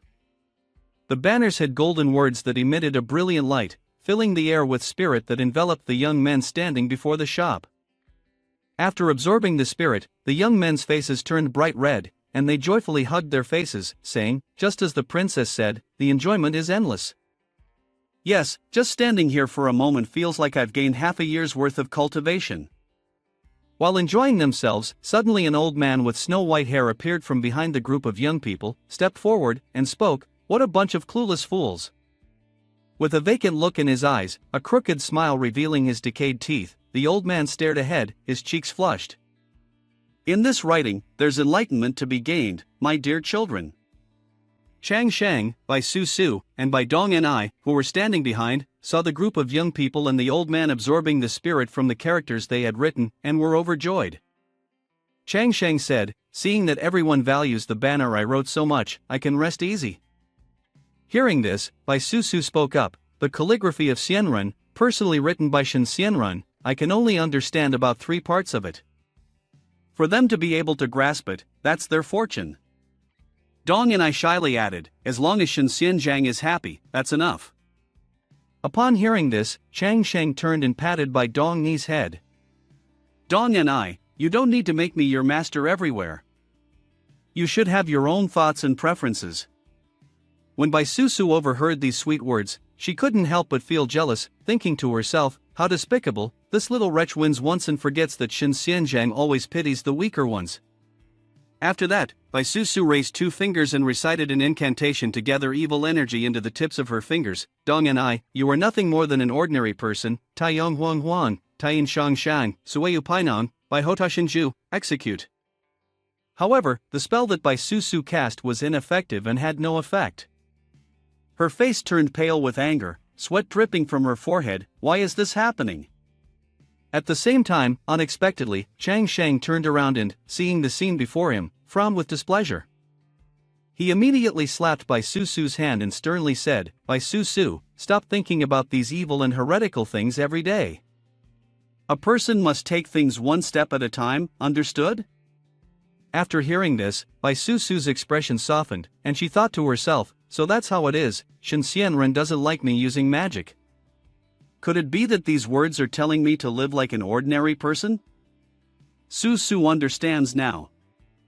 Seeing Bai Su Su's expression, Chang Shang felt a bit uneasy. Well, actually, could it be that I was too harsh? Bai Su Su, staring at him, thought to herself, the opportunity has come. Shen Xianzhang has been moved by compassion. Then she immediately spoke out, Shen Xianren, please punish me as you see fit. Chang Shang, upon hearing this, raised both hands in front of him and shouted loudly, stop, stop. Let's go to the construction site first to confirm the safety of production. The women of the Tang dynasty are in their prime, truly unbearable, also influential. Then, the 2 girls, Su Su and Dong and I, clung to Chang Shang and followed him. Su Su, obediently go with Shen Xianzhang to inspect the site. In the evening, you'll have to wait for him to punish you. Shen Xianzhang, Dong Ni's cultivation manual for dual cultivation also needs your guidance, they said. At that moment, the 2 girls were now rivals. That crazy woman, Su Su, was indeed shameless, daring to compete with Shen Xianzhang for him. Mistress Dong and I was truly a shameless person. Half a month later, Chang Shang sat inside his duck restaurant, starting to smile brightly. Xiaoyashan Bao has officially been open for 7-8 days. If it continues at this rate, in less than a year, Dong and I, you and I will be able to live in our own penthouse in Chang'an. Upon hearing this, Dong and I, the younger girl, felt joyous, her face turning rosy and cute. Shen Xianzhang, as long as I'm with you, Dong and I could be anywhere. Dong and I is still the most obedient. At the same time, outside the door of the room, Xiaobai heard Chang Sheng's words. She smiled and thought to herself, Dong and I Mei is obedient. Xiaobai can also try her best, and confidently believe that she can do it. Breaking off her thoughts, Xiaobai threw the door open and called out, Shen Xian Zhang, I've come to report. By chance, Xiaobai ended up witnessing the intimate scene between Chang Sheng and Bai Dong and I. Both Chang Sheng and Bai Dong and I were startled and quickly turned their faces toward her. Oh, Xiaobai Jiejia. Dong and I, feeling embarrassed, hurriedly ran toward the door. Xiaobai Jiejia, Jie can talk with Xian Zhang first, I'll go cook, bye. Chang Sheng, awkwardly biting her fingertip, spoke up, Ahem, Xiaobai, did you come to find me for something? Shen Xian Zhang, Xiaobai has come to report the cuteness of Xiaobai, what? Xiaobai's face turned bright red, beads of sweat forming, and she stammered, No, I came to report the cuteness, no. At that moment, Xiaobai thought to herself, what are you even saying? Didn't you already guess the relationship between Dong and I Mei and Xian Zhang?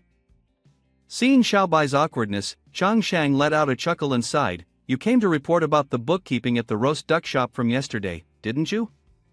Xiaobai, upon hearing this, immediately bowed and handed the ledger to Chang Shang, saying, Yes, please have a look, Shen Xian Zhang. Chang Shang sat down, examining the ledger, smiling inwardly and thinking, So Xiaobai has those kinds of thoughts about me too?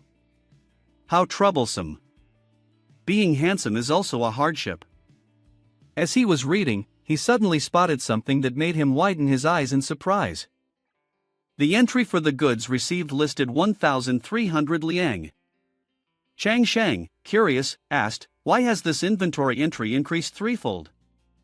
Xiaobai explained clearly, the duck seller said he didn't have enough ducks, so he temporarily raised the price by 30%. Hearing this, Chang Shang stroked his chin and smirked, So they think I'm rich now, seeing me as an easy target.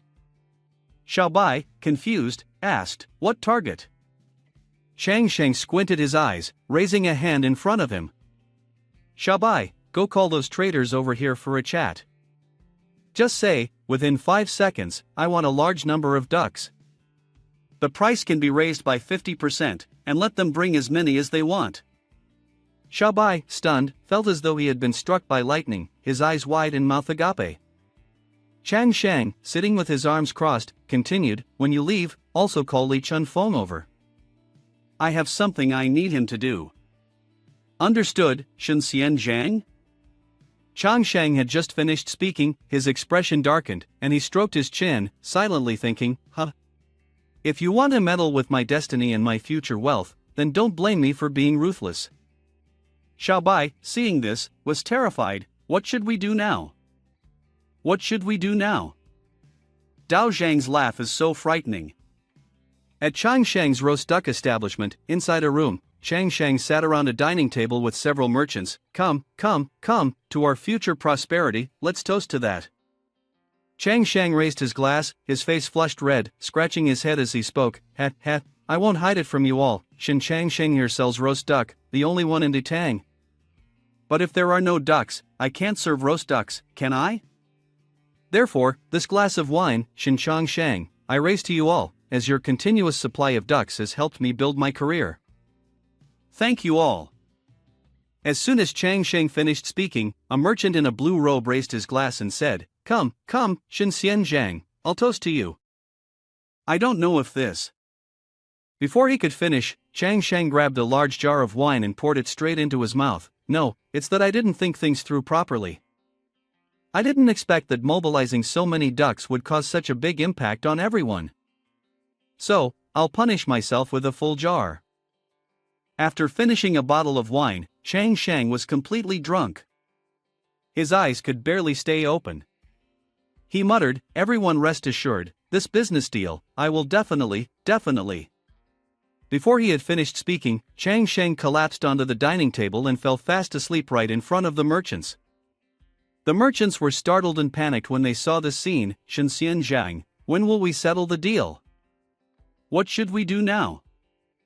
I brought over thousands of ducks, all of which are money that I use to support my family every day. That's right, ducks need water, and bringing so many ducks here, it's an issue to supply water every day. So what should we do now? Are you really going to leave us like this? Hearing these words, Chang Shang wickedly bared his teeth and gave a sly grin, heh heh heh. The next day, Chang Shang stood on a cliff with the merchants. Look at this magnificent landscape of the Great Tang, it can't be overturned by this.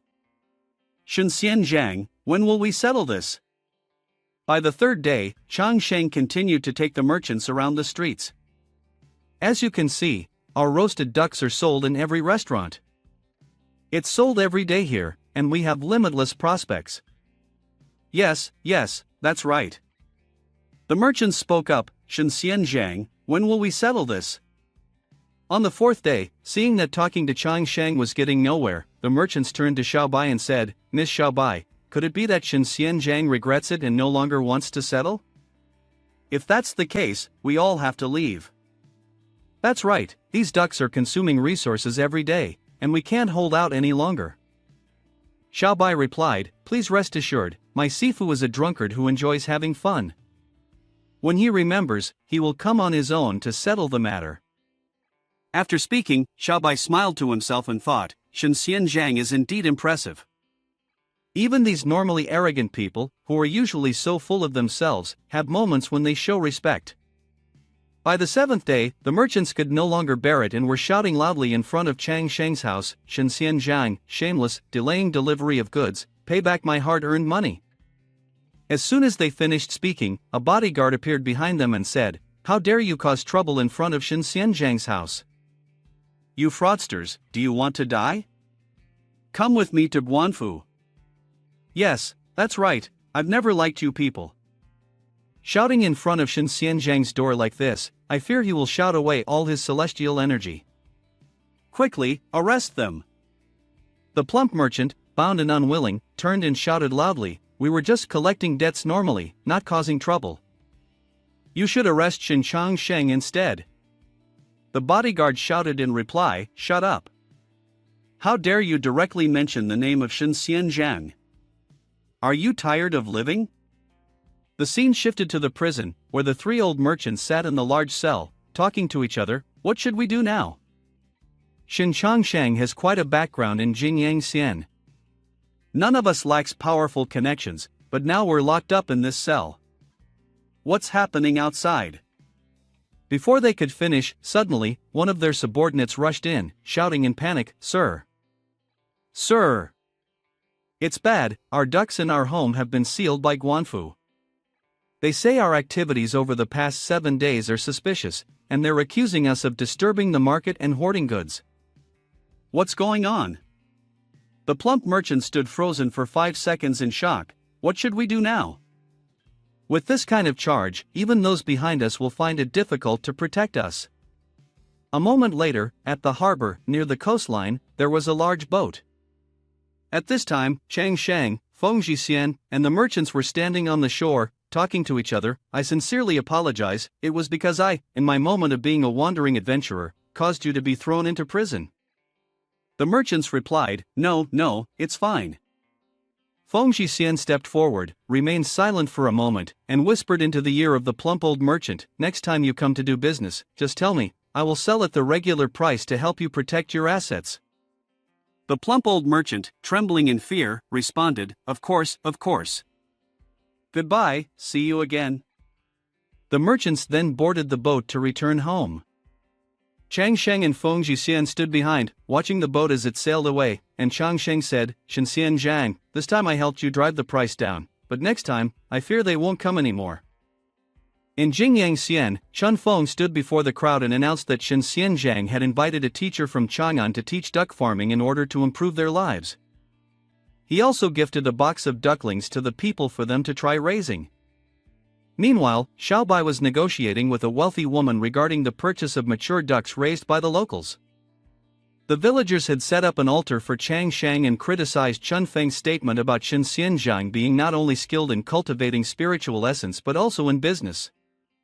Hearing the villagers' positive remarks and witnessing the sight of people taking care of ducks, Chang Shang said that he would know the answer when he returned to Chang'an. The mouth may say one thing, But inside, Feng Jixian was sweating profusely, his face pale, thinking to himself, what should I do now? I don't understand at all. I hope Li Chunfeng won't think less of me. After observing for a while, Chunfeng turned to Feng Jixian and said, the affairs of Jingyang Xian are now firmly in your hands, Feng Jixian. Once you've arranged everything properly, I'll accompany Sifu back to Changsheng Manor. Feng Jixian responded softly, Li Chunfeng, don't worry. I will do my best. The scene shifted to Changsheng Manor, on the outskirts of Chanan. In the courtyard, Chang Sheng, along with his 3 younger sisters, the little fox, and his young apprentice Li Ting, were all doing morning exercises together. Li Ting was stretching, Bai Dong and I was doing exercises to tone her chest muscles while maintaining elasticity, Xiao Qing was doing waist exercises, and the little fox, one hand supporting its head and the other raised high, stood still in one spot, though sweat was pouring down like rain. Chang Sheng, while exercising, was in a happy mood, feeling invigorated and thinking to himself, with my own big house and beautiful women by my side, this is the true success of life. Early the next morning, at Changsheng Manor, Chang Sheng stepped out of his room, both hands moving in a gesture of greeting, his face beaming with a smile like a blooming flower. Indeed, starting the day with a morning plan in such fresh air does not deceive me. While in high spirits, suddenly, from outside the door, the old man Xian Wuqing rushed in and knelt down right in front of Chang Sheng, startling him. Xian Wuqing clasped his hands in respect, his expression full of joy and eagerness. Apprentice Xian Wuqing humbly requests that Shen Xianzhang accept me as his disciple. Upon hearing this, Chang Sheng quickly stepped forward and helped Xian Wuqing up. Please, get up. How could someone like you possibly kneel to me as your master? Previously, my nephew Li Chunfeng was a disciple of Yuan Tianquang and returned to Chang'an. I happened to overhear a conversation between the two of them, where they mentioned the secrets of Shen Xianzhang, which I found incredibly profound. Without intending to, I secretly studied it. I can only ask to become your disciple. If you refuse, Xian Wuqing will have no choice but to commit suicide to show my sincerity to Shen Xianzhang. Chang Sheng's face turned pale, his forehead breaking into a cold sweat upon hearing this.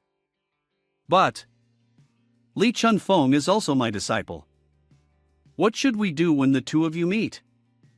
As soon as the sentence was finished, the sword was drawn, and old Xian Wuqing pressed the blade against his neck, closed his eyes tightly, and said, Shen Xianzhang, there's no need to make it difficult for me. If you don't want to accept me, I will leave and find a quiet place.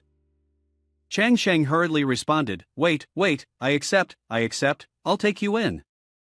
Upon hearing this, old Xian Wuqing immediately tossed the sword aside and knelt, bowing his head before Chang Sheng. After bowing, old Xian Wuqing looked up with a wide grin and said, Apprentice Xian Wuqing greets Sifu. At that moment, Li Chunfeng returned and accidentally saw old Xian Wuqing, exclaiming, Gongshi? Chunfeng walked over and gently asked, Why are you here? Old Xian Wuqing remained silent after hearing the question, then slowly stood up and said, Wuqing greets elder martial brother. Upon hearing this, Chunfeng immediately knelt down and said, Chunfeng greets Gongshi. Chang Sheng, who stood behind, helplessly watched the scene and muttered, Alright, everyone's doing things their own way. This is really chaotic. In front of Chang Sheng's Yuanfu, people were bustling about, when suddenly, a hurried footstep entered the scene. A man rushed up to Chang Sheng and old Xian Wuqing, shouting in panic, Help me, help me, help me.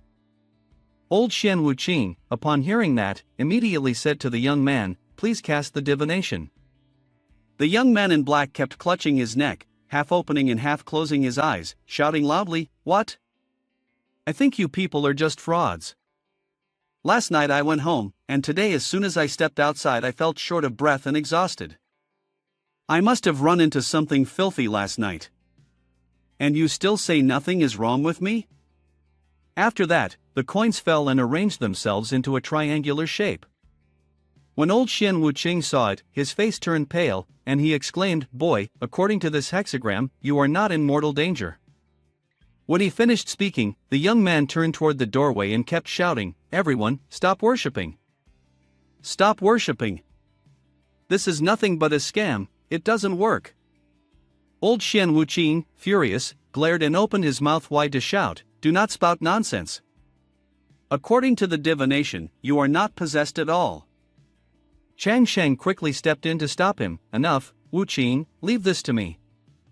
Hearing that, old Wu Qing immediately knelt down and said, Wu Qing was foolish and has troubled Sifu. The young man in black rushed forward in a panic, hurriedly dropped a few coins into the wooden chest, clutching his neck tightly, his whole body trembling, face twisted in pain, and cried out, Master, please show mercy. Chang Sheng stepped forward with a solemn expression, a sly grin on his lips, and said, This is simple. He then walked over and circled around the young man, causing him to gasp in surprise and shout out, What? What are you looking at? You swindlers, can't you let anyone else speak? Chang Sheng listened quietly before gently asking, Do you want to live or die? Upon hearing this, the young man's face darkened in fear. In a crowd like this, you still want to kill me to shut me up? After scrutinizing the young man for a moment, Chang Sheng spoke again, Didn't you say you were possessed? I'm asking, do you want to live or die? If you want to live, then take your clothes off. What's this? Chang Sheng stepped closer, his face darkening with a cold, dangerous aura. He glared at the young man, his voice cold and menacing, If you're not laughing, then are you looking for someone to save you? Or are you here to stir up trouble? Hearing this, the young man immediately stripped off his clothes, revealing his well-built body. Fine, I'll take them off. Wait until I'm done, then let's see what you have to say. Chang Sheng immediately waved the fan in his hand, opening it up. Seeing this, Chang Sheng smiled, Isn't it better now? As soon as he finished speaking, the young man widened his eyes in shock, staring intently at his two hands and shouted, Hey, it really is better. Afterward, Chang Sheng grinned, his eyes squinting with amusement, and continued, Want to know what happened? Go and kowtow 3 times to the third elder. Hearing this, the young man in black immediately slammed his head hard onto the floor, startling Chang Sheng, who was taken aback. How could his head withstand such a blow?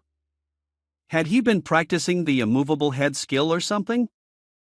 After the headbutt, the young man stood up, feeling embarrassed, and asked, Xian Zhang, I've kowtowed, I've taken off my clothes, now will you tell me? Chang Sheng replied, Put your clothes on, but remember, don't wear the shirt.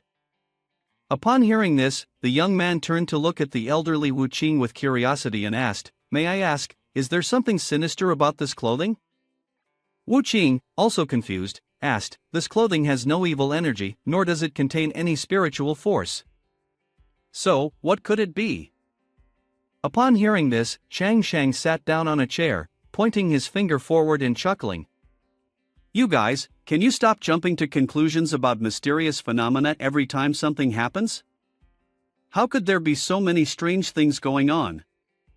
When you get back, find a tailor to loosen the collar of your shirt, it's too tight. The crowd was left dumbfounded, staring at each other in confusion, not understanding what Chang Sheng meant. After receiving his instructions, the young man grabbed his coat and hurried away. Thank you for your help, see you again. Soon, dusk arrived at Chang Sheng Manor. Elder Xian Wuqing stood in front of Chang Sheng, bowing respectfully, Sifu, it's getting late, I must take my leave now. Chang Sheng grasped the old man's hand to help him up, then leaned in and gave a quiet instruction, Be careful on your way back. If someone calls you after dark, you must leave immediately and don't respond. Hearing this, Elder Xian Wuqing looked worried and shyly asked, Why is that? Chang Sheng raised a finger and gestured back and forth, signaling that he couldn't explain just yet. After old Wu Qing left, Chang Sheng frowned inside. It's inevitable to make mistakes when reading so many people's fortunes today. I can't exactly tell him I'm worried that someone might sneak up on him at night and hit him with a sack, can I? At this moment, old Xian Wuqing was trudging home, and the security guards on watch immediately bowed and greeted him. Greetings, Xian Wuqing Dairen. Unexpectedly, a sinister, greenish Yaoxie appeared behind old Wu Qing, laughing maliciously. Ha. Hearing this, old Wu Qing instinctively turned around. As he looked up, he saw the green Yaoxie spreading across a wide area in the air, with a voice coming from it. Xian Wu Qing, I heard you are very accurate in reading fortunes. How about predicting whether you'll die at my hands tonight? Upon hearing this, old Wu Qing was filled with rage and immediately activated Ultimate Thunder. Brilliant lightning bolts shot from his hand. Where is this Yao Guai causing havoc in Chang'an? Take this strike from me. Hearing this, old Xian Wuqing didn't ask further questions and turned to leave. Then, apprentice takes his leave. When Elder Xian Wuqing executed his move towards the green Yaoxie, it immediately dodged and mocked him, saying, "Ultimate Thunder, huh? I'm so scared, haha." The next moment, a strange skull appeared from the Yaoxie stream, its mouth wide open as it stared at Elder Wuqing while continuously mocking him. "Dao Zhang, spare me. Oh wait, haha." Elder Xian Wuqing, furious and seething with rage, clasped his hands together to form a peculiar seal. A flash of light erupted from the seal, accompanied by intense Shandian. Golden light shines brightly, blessing the true person. Immediately, a spirit Jingwang descended, creating a protective orb that blocked the Yaoxie force from infiltrating. Elder Wuqing glared forward, furrowing his brows. "You're nothing but this." As soon as he finished speaking, the green Yaoxie began to infiltrate the protective orb. The power of the Yaoxie backfired, causing Elder Xian Wuqing to spit blood immediately. The Yaoxie force, seeing this, landed and mocked him. From the Yaoxie stream, a demoness with black eyes appeared and immediately jeered, "Wuqing Dao Zhang Chanan, spare me, spare your life, don't fight me, mwahaha." Ji Gui, huh? Ji Gui flying towards Elder Wuqing. "I never expected Wuqing Dao Zhang to know such a little Ji Gui like me. How embarrassing, mwahaha." Old Wuqing, who had been teased for a while, furrowed his brows in anger and said, "Today, even if I die with you, I will never allow you to bring disaster upon the people of the Great Tang." Old Wuqing immediately stood up and spat blood at Ji Gui. Instantly, her strength was reduced, and she reverted to her Yaoxie form. She continued to use Yaoxie to surround the barrier of old Wuqing. "Mwahaha, it's useless," she laughed. Old Wuqing refused to give up. He immediately invoked his Fa Li, thunderous power, spirit manipulation, proud golden eagle, and cosmic energy manipulation. It turned out that his Sifu had foreseen this situation, which was why he had reminded him earlier. Now, veins were popping up on old Wuqing's face as he muttered, "Unfortunately, my strength is not enough. I haven't comprehended it yet, which is why such a great disaster has come." After thinking this, he became enraged, gritted his teeth, and his eyes turned white as he continued to invoke his Fa Li, saying, "It never rains but it pours, still waters run deep," invoking the wrath of heaven. "Habit cures habit, summon." At that moment, Wuqing sadly thought to himself, "Sifu, apprentice can only repay your great kindness in the next life." While standing between life and death, Bai Susu suddenly shouted loudly, "Wuqing Daozhang, please withdraw your hand, let me handle this demon, do not harm your life." The old man Xian Wuqing was extremely surprised upon hearing this. "Bai Fu Run? Did Sifu send you here? If not, do you really think I would care about an old man like you?" As soon as he saw Bai Susu, the Yaoxie immediately touched the ground. "Humph, Bai Susu, is it?" Ji Gui immediately transformed into a human shape and stood in front of Bai Susu, speaking with a teasing tone, "It's been 100 years, and you are more beautiful than ever." Susu replied, "Ji Gui, you have provoked an existence you should never have touched." Upon hearing this, Ji Gui licked his lips and laughed with a smug expression. "Bai Susu, I remember you still had the appearance of a scholar, how about tonight we?" After hearing Bai Susu speak, Ji Gui felt angry and responded by accusing her of lying. Bai Susu appeared dangerous, believing that Ji Gui had always intended to use evil energy to invade her body. Bai Susu then summoned the 9 sons of Yin and ordered a series of skulls to appear and absorb the green Yaoxie energy. Ji Gui was attacked by something and immediately fled, vowing to take revenge for the destruction of her Fa Li. Bai Susu was enraged when Ji Gui fled and tried to persuade her. Wu Qing asked if they should let Ji Gui go, but Bai Susu did not care and only wanted to ensure Ji Gui's safe return. Afterwards, Wu Qing appeared dejected and said that he was useless. At the same time, at Changsheng Manor, Chang Sheng was standing by the window, drawing a displeased face and muttering, "It seems like there's the sound of a mouse outside. I'll let Bai Susu go out and check." Why hasn't she come back yet after such a long time? The next morning, Chang Shang stepped out of his room, feeling refreshed. He stretched his body and said, "A year's plan starts in the spring, a day's plan starts in the morning." Suddenly, old Wu Qing appeared out of nowhere, kneeling and banging his head at Chang Shang's feet, saying, "Thank you for saving my life, Sifu." Then, he lifted his head, his face full of a joyful smile, and continued, "Last night, I was ambushed. If it weren't for your guidance, Sifu, I'd probably have lost my life." Chang Sheng immediately pictured the scene of him being bundled in a sack and beaten with a baseball bat. He thought to himself, seems like it's true, if he didn't predict well, he really got ambushed. After thinking this, Chang Sheng immediately helped old Wu Qing up, saying, "Get up. It's nothing serious. Just be more careful today." Old Wu Qing, sweating with fear, whispered, "Should I still be careful today? Is there danger for me again?" Chang Sheng turned to leave and reminded him, "I told you, don't do any more fortune-telling for others today. Just sit there and listen to my arrangements." Upon hearing this, old Wu Qing immediately agreed. Chang Sheng closed his eyes, thinking to himself, on the first day of fortune-telling, he was ambushed. If I let him predict again tomorrow, someone might destroy my Changsheng manor. The scene transitions to a dense forest, where a stream of demonic energy appears in the sky, swirling around. This demonic energy descends right next to a jar in the middle of the forest. The entity that emerges is none other than Ji Gue, who transforms into a human form with a cheerful expression and says, come on, this is the treasure those people gave me, and with it, you can move freely under the sunlight." After speaking, she immediately tosses 2 necklaces into the jar of water in front of her. The water inside the jar coils around the necklaces. Moments later, the head of a demon emerges from the jar, gradually transforming into a full human form, and a rather plump one at that. This is known as the demon in the jar, Guai Pang. Ji Gui, your master really is generous. This thing is truly useful. So tell me, who are we hunting down? No sooner had he finished speaking than a figure appeared behind them and spoke, "Whoever it is, just kill them." Out from behind appeared a thin, lanky demon, known as the drowned demon, Yen Sina. Ji Gui stepped forward, sticking out her long tongue to lick the body of the drowned demon. As expected, Mei understands me best. Yen Mei, this time we're going after Bai Gu Jing, that 1,000-year-old one, and her new master behind her. The 3 demons gathered together, whispering and laughing about this and that, their giggles echoing through the entire forest. They still dare challenge me, but I like it. Mwahaha. Meanwhile, at Changsheng Manor, there was a constant stream of people coming and going.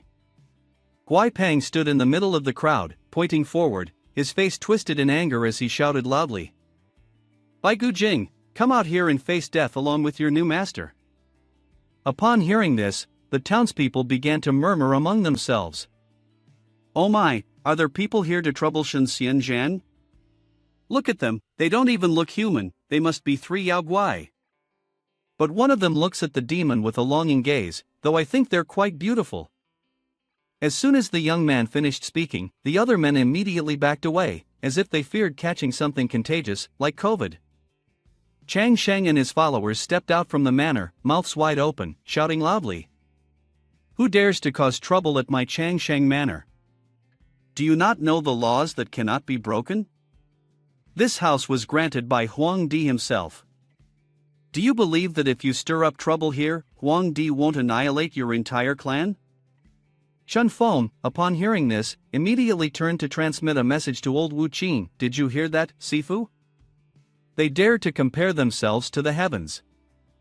No wonder that Inferno official only dared to be angry but not speak to Sifu.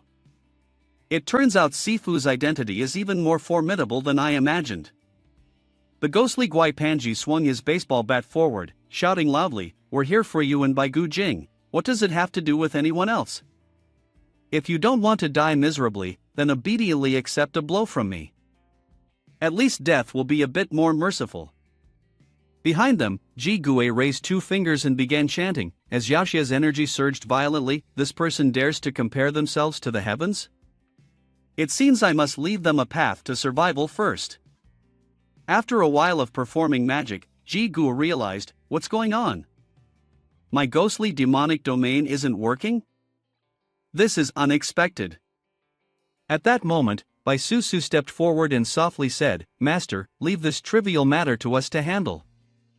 Xuan Lon, standing behind, spoke in unison, we ask for Shen Xian Zhang's permission. Upon hearing this, Chang Shang had no other choice but to agree immediately, go ahead, be careful. It seems this is an old matter of Susu's, and she doesn't want me involved. Bai Susu and Xiaobai slowly stepped forward towards Ji Gui's group. Before they could make a move, Ji Gui's people frantically charged towards them, using Yaoxie to attack. Bai Susu's group immediately retaliated with their own strikes, charging forward with sticks in hand. Chang Sheng sat in the middle, watching the drama unfold between the girls. However, suddenly, some unknown force caused the girls to freeze in place. Chang Sheng was taken aback and exclaimed, what's happening? At that moment, Bai Susu glared intensely ahead, then lunged forward, grabbing Ji Gui and shouting, die, you bastard. Ji Gui, terrified, screamed, hey, hey, hey, what do you want to do to me? Next, Xiao Qing swiftly captured the skinny ghost, saying, die by my hand. Why? Why isn't my magic working? At the same time, a spear flew through the air, knocking the baseball bat out of Xiaobai's hands. Xiaobai, wielding the spear, thrust it straight into the fat ghost's stomach, shouting, Yao Guai, die by this spear. Just as they were about to finish off the enemies, Chang Sheng suddenly spoke, capture them alive. Xiaobai quickly adjusted, raising the spear high and striking the fat ghost on the head with a powerful blow, ending the fight in one hit. After a brief battle, without breaking a sweat, they had successfully captured the ghosts. Shen Xian Zhang, we've subdued several Yao Guai. What should we do next? Chang Shang, after hearing this, raised his hand high and said, everything is up to Su Su, I am tired now, I'm going to rest. Chang Shang tilted his head and looked up at the blue sky, silently thinking to himself, everyone has a past they don't want others to know. After tying the three evil creatures together in one place, Bai Susu turned to Wu Qing and said, Wu Qing Daozhan, these three Yao Guai are all demons. We have used Fa Li to subdue them. Please take them back to Can Tianjian for interrogation. Wu Qing replied, yes, apprentice obeys your command. A moment later, the three demons were sealed into a seal pouch on Wu Qing's belt. Damn it, let us go. Old Wu Qing urged his horse to go quickly, muttering to himself, I must hurry and take these three Yao Guai to Can Tianjian. After traveling for a while, he finally reached the gates of Can Tianjian, it's right in front. Suddenly, a blast of yellow air struck a branch, and then, out of nowhere, a shadow cat appeared and attacked Wu Qing. He widened his eyes in shock and shouted, not good, another ambush. However, the cat-headed Yao Guai did not attack Wu Qing but instead slipped down to the horse's head and laughed eerily, Xian Wu Qing, it's been a long time, hasn't it? Then, she reached for the seal pouch on Wu Qing's belt, and just like that, the three frenzied demons were released. Wahaha, Wu Qing Daozhan, you didn't expect I still had a backup, did you? The three flying demons hovered in mid-air, staring intently at Wu Qing as they spoke with a threatening tone, if you provoke me, you will pay the price. Come at me together, let's kill him. Wu Qing immediately sensed something was wrong and quickly activated his Fa Li, summoning Shandian in his palms to counterattack the demons. Sifu truly predicted this like a god. There really is danger today. However, Shadow Cat, playing its tricks, used demonic energy to attack from behind Wu Qing. Shadow Cat delivered a full-force blow directly to Wu Qing's head, causing him to widen his eyes and clench his teeth. This time, I really can't escape. Seeing this, Ji Gui rushed forward madly, eager to join in. Heh, Dairin, leave him to me, I want to kill him. Just as he finished speaking, Shadow Cat intervened, stop. Shadow Cat glared coldly at Ji Gui and growled, I spare his life because he still has use. Ji Gui, terrified, immediately shrank back and nervously replied, yes. Shadow Cat scowled, looking displeased, and asked, Ji Gui, how is the task I gave you 3 days ago coming along? Ji Gui recalled, Ji Gui, as long as you successfully spread the plague, I promise to give you 2,000 strong and brave soldiers to use as materials for your cultivation. Ji Gui, remembering this, clenched his teeth in fear, feeling awkward, this. He immediately knelt at the feet of the cat-headed figure. Dairin, please give me more time, I assure you I will complete the task. Then, the cat-headed woman immediately took Wu Qing and left, leaving behind 2 streams of purple Yaoxie, dreamy and absent-minded. At this moment, the emaciated ghost's side was approached by a wandering soul, which rose up and spoke. Who is she? What a damned person. Hey, some things you shouldn't ask, so don't ask. Hearing this, the cat-headed woman raised a finger, signaling, then I'll give you 1 more day. If not, you'll die in pieces with me. That night, Ji Gue wandered through the forest, muttering inwardly as he walked, so boring. Looks like I'll have to make a move tonight. Dairin in the palace has been waiting for this moment for a long time. At 3 in the morning in Chang'an City, Ji Gue roamed around the city, spreading the plague. The first stop was the house of a scholar studying. What you don't know can't hurt you, too many cooks spoil the broth. The next house is the room of a couple who are seeking to conceive. The scholar beside them is too noisy, reading books at 3 in the morning. The lady remains calm, suggesting, let's change position. Then, there is the sound of wind blowing into the house of a mother and child, peacefully sleeping in each other's embrace. It quickly became dawn the next day. Outside the city, the people were trembling, clutching their stomachs with one hand and their backsides with the other, groaning incessantly, it's coming again, it's coming again.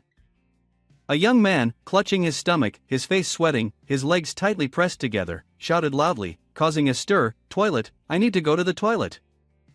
The young man ran headlong without a care in the world. At the same time, Chang Sheng came out from a narrow alley. Hey, move out of the way, move out of the way. The young man, in his rush, accidentally bumped into Chang Sheng. Unable to hold it any longer, the young man let out a liquid poop. If anyone's eating right now, it's not my fault, okay? After relieving his sadness, the young man put on a satisfied expression and exclaimed, I don't need it anymore. He then collapsed to the ground. Seeing this, Chang Sheng hurriedly stepped forward and asked, Hey, are you alright? A moment later, Chang Sheng looked around and was stunned, silently thinking, how strange, what's going on with the people of Chang'an today? He glanced behind him and saw another young man taking off his pants to relieve himself right there on the spot. To relieve oneself on the street like that, this is really getting out of hand. Chang Sheng immediately shut his eyes tight, ignoring it. Forget it, I won't bother with these extra matters, I should go find Zun CMO to discuss the herbal trade. At the same time, Ji Gue, sitting on the rooftop and observing below, broke into a satisfied smile. It seems last night's spread of the plague was very successful. It won't be long before the entire city of Chang'an is filled with disease. Just as he was enjoying the moment, a loud voice suddenly interrupted, making Ji Gue stop laughing. If you're feeling unwell, come here. Miracle Doctor is here to treat everyone. Miracle Dr. Zun CMO has heard of a strange illness in Chang'an and has come specially to examine everyone. Upon hearing this, the crowd of people quickly gathered, their faces filled with joy. Come here, come here. This is great, this is great. There's a miracle doctor here, surely he has a cure for the disease. A young man sat down at the table directly in front of old Zun CMO and sincerely began to describe his condition. Miracle doctor, I've been vomiting and having diarrhea since last night, and I feel like I'm about to faint. Old Zun CMO glanced over and saw the pale faces of the villagers, then muttered, the complexion of these people and the symptoms they resemble an epidemic. Let me take a closer look. Immediately, old Zun CMO began to feel the young man's pulse. As he did, his entire body suddenly began to tremble, and his face darkened. Strange. Could this really just be an epidemic? I'm only feeling the pulse, yet why does my whole body feel so cold? It's as if I'm absorbing some kind of strange energy. Seeing that old Zun CMO wasn't saying anything, the young man quickly asked, Miracle Doctor, what's wrong with me?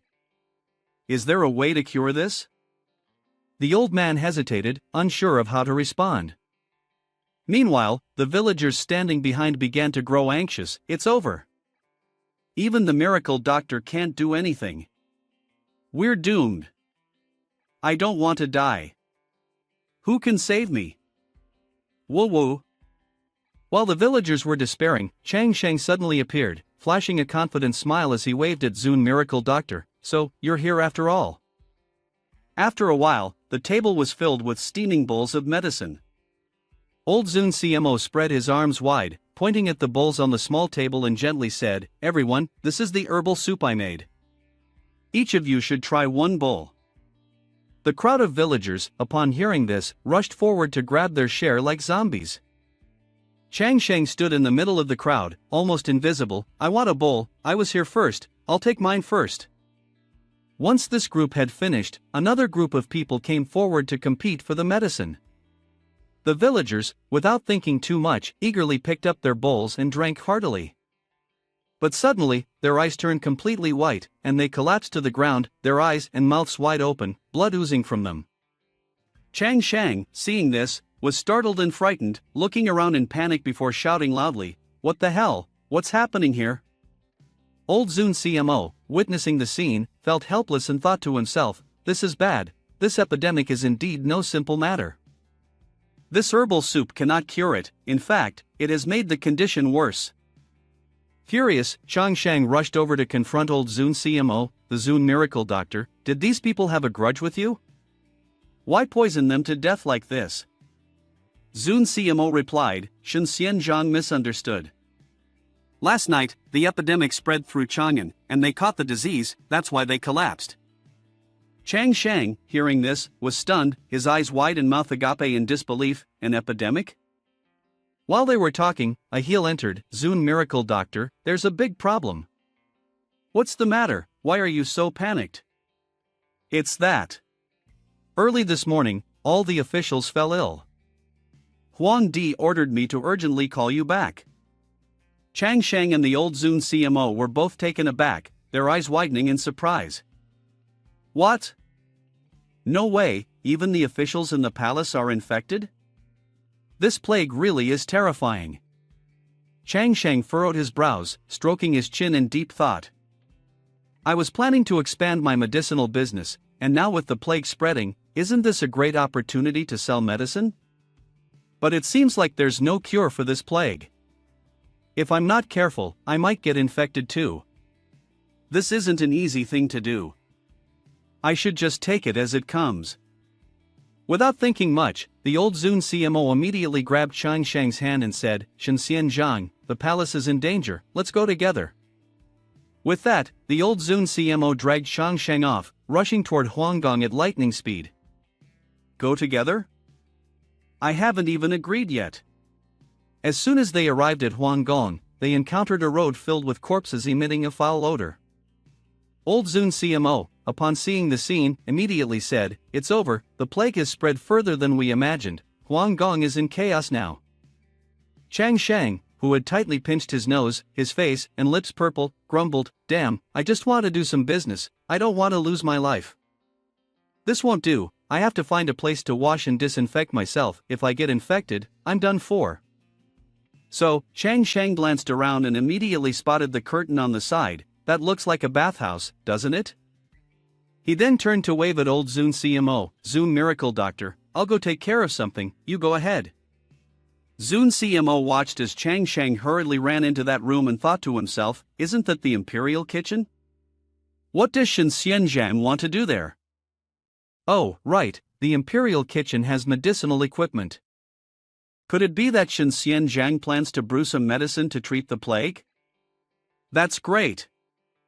With Shen Xianzhang taking action personally, this plague can definitely be cured." Someone was sneaking around, and it was none other than Chang Shang. He stared at the food on the table in front of him, stunned. "So it's the kitchen? I went to the wrong place." Just as he was about to leave, Chang Shang accidentally noticed the hot water basin next to him, causing him to hesitate. He stepped closer, gazed intently at the basin, and smiled brightly, saying, "Forget it, there's no one around anyway, I'll just use it for now."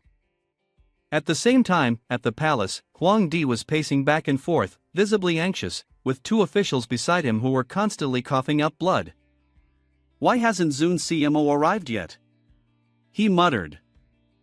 As soon as he finished speaking, a voice called out, "Huang Sang, I have arrived." Upon hearing this, Huang Di turned and smiled with satisfaction, but then his face shifted to a questioning frown as he addressed the elderly Zun CMO.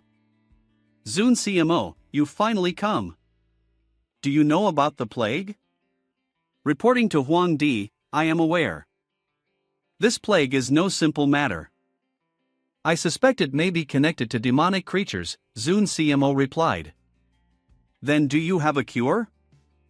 Huang Di asked bluntly. "Forgive me for speaking frankly, but no, I do not," Zun CMO answered. Upon hearing this, Huang Di's face darkened. "This is terrible, terrible. The plague has caused chaos in the Huanggong. If this continues, it will surely spread throughout the country." "Huang Sang, do not be alarmed," Zun CMO continued, "although I have no solution, Shenxian Zhang may have a way." Upon hearing this, Huang Di's eyes widened in surprise. "Shenxian Zhang?" After Zun CMO listened, he clasped his hands in a salute and said that Shenxian Zhang had entered Huanggong to prepare the medicine for the plague. He only needed to send someone to the imperial kitchen to collect it. Huang Di immediately called a servant to go to the imperial kitchen and retrieve the medicine from Shenxian Zhang. The servant responded and went to the imperial kitchen. Meanwhile, in the imperial kitchen, Chang Shang was relaxing in the hot water and feeling very comfortable. Suddenly, a servant peeked in from the door and said they had come to fetch the medicine. Chang Shang saw the servant's younger sister and both of them felt embarrassed. Chang Shang shouted, asking why the person didn't knock before entering. The servant, embarrassed, replied that they had only come to take the medicine. After listening, Chang Shang widened his eyes in confusion and asked, "Medicine soup? Where is the medicine soup?" The servant girl also looked around in confusion, muttering, "Right, where is the medicine?" After staring for a while, the servant girl fixed her gaze on the water basin where Chang Shang was bathing. Seeing the servant girl staring at him, Chang Shang's face turned pale, and he puzzled over the thought, "The only liquid here is bath water. Could it be that Shenxian Zhang used my body as an ingredient to brew a special medicine?" After a moment of contemplation, the servant girl took a bowl and scooped some of the bath water from Chang Shang's basin, thinking to herself, "Shenxian Zhang truly is a miracle doctor as rumored, even the way he prepares medicine is extraordinary." Chang Shang blushed and shouted, "What are you doing? Don't you know that men and women should keep their distance?" Half an hour later, the servant brought a bowl of water. "Huang Sang, the medicinal soup is ready." Huang Di, upon hearing this, extended both hands to receive it and smiled contentedly, "That's great, quickly, bring the soup up." Zun CMO then took the bowl from the servant's hands. "Give me the soup, I'll take it to the officials to drink." Chang Shang, standing beside them, watched and his face darkened as he thought to himself, "What medicinal soup? It's just bathwater. If I tell anyone, no one would believe it, but there's nothing more to say. If you drink it and die, don't blame me." One of the high-ranking officials took the bowl of bathwater from Chang Shang and poured it all into his mouth. The moment he did, he felt as if he had entered a fairyland. His face flushed red as he cupped his face and started dancing around, exclaiming, "Ah! This refreshing feeling is really something, how embarrassing."